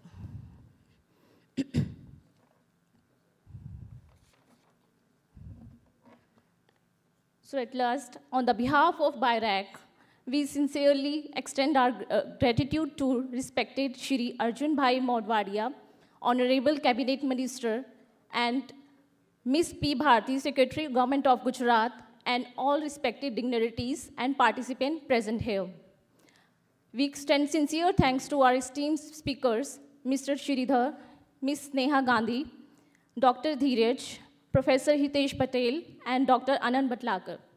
We also thank the team of STBI for their careful planning and seamless execution of the workshop. Our heartfelt thanks to all the participants for their active involvement, and enthusiastic participation, which made this workshop engaging and meaningful. Thank you all for your presence and support. We hope this workshop has been a valuable and enriching experience for everyone. Thank you. Wish you a pleasant evening ahead. You may now have a tea and use this opportunity for networking. Thank you.